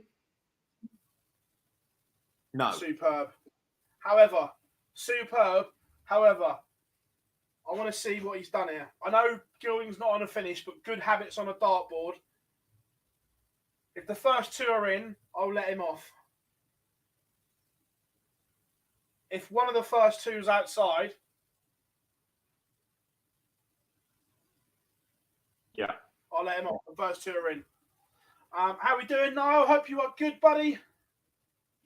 Can he finish it off in style? 1-2-2 to claim his first Pro Tour title of the year. And his first in 2018. He's left it perfectly. Good board management. All Andrew Gilding can do is hit trebles and hope. He's hit trebles. Now he has to hope. He's won the UK Open in 2022. Can he win himself his first Pro Tour title since 2018? Danny Noppert with a chance, takes it, last dart in hand. It is heartbreak again for Andrew Gilding, 6-3 in front. He thought it might be different this time from Pete Players Championship 9. It's not. It's an 8-6 locks to a Dutchman once more. And in the UK Open to his Players Championship 19. It's his second title of 2022. Danny Noppert, the freeze, remains cool in the Barnsley heat. He wins Players Championship 19. And again, what a dart. The first 2 have completely blocked it, but he's found the magical one to go over the top and in. Danny Noppert sends a statement out. And again, for me, the way he's playing, he's in match play mix as well. He can go to Blackpool and do some serious damage. He's already won 1 TV title this year, Barzy. How about another one? Do you want another one? Go on, have another one. Unbelievable stuff in Barnsley. Remember, Roby John Rodriguez has had a fabulous day. He's moved 3 grand clear in the race for the Winter Gardens. 2 events left. Can someone gate crash the party? Time will tell. It's going to be a tough job, but someone could and may still do it. Find out with us here at Online Darts. And Nico's doing the interview. Dan's been made redundant. Yeah, maybe he was fuming about the fact that he might have, if it was Gilding, he might have done it. Go on, Nico, lads. First of all, thank you very, very much, chat room. You have been on fire today. Hopefully see you soon. Yeah, good stuff, Niall. Be good to have you back, mate. Look, absolutely fabulous. Thank you very much to the chat room that have been with us for the last 6 hours. We appreciate your continued support. Remember, the Live League Champions Week final is tonight. A lot of dough on the line. So tune in from 10 o'clock for that one. We will be back streaming tomorrow at 11:55. Myself and Dan will be on tomorrow for Players Championship 20. Jar, thank you very much. As always, lad, I've been Phil Bars, Jar Lafitte, and we have been calling in all the action here at Online Darts, and we will see you all tomorrow.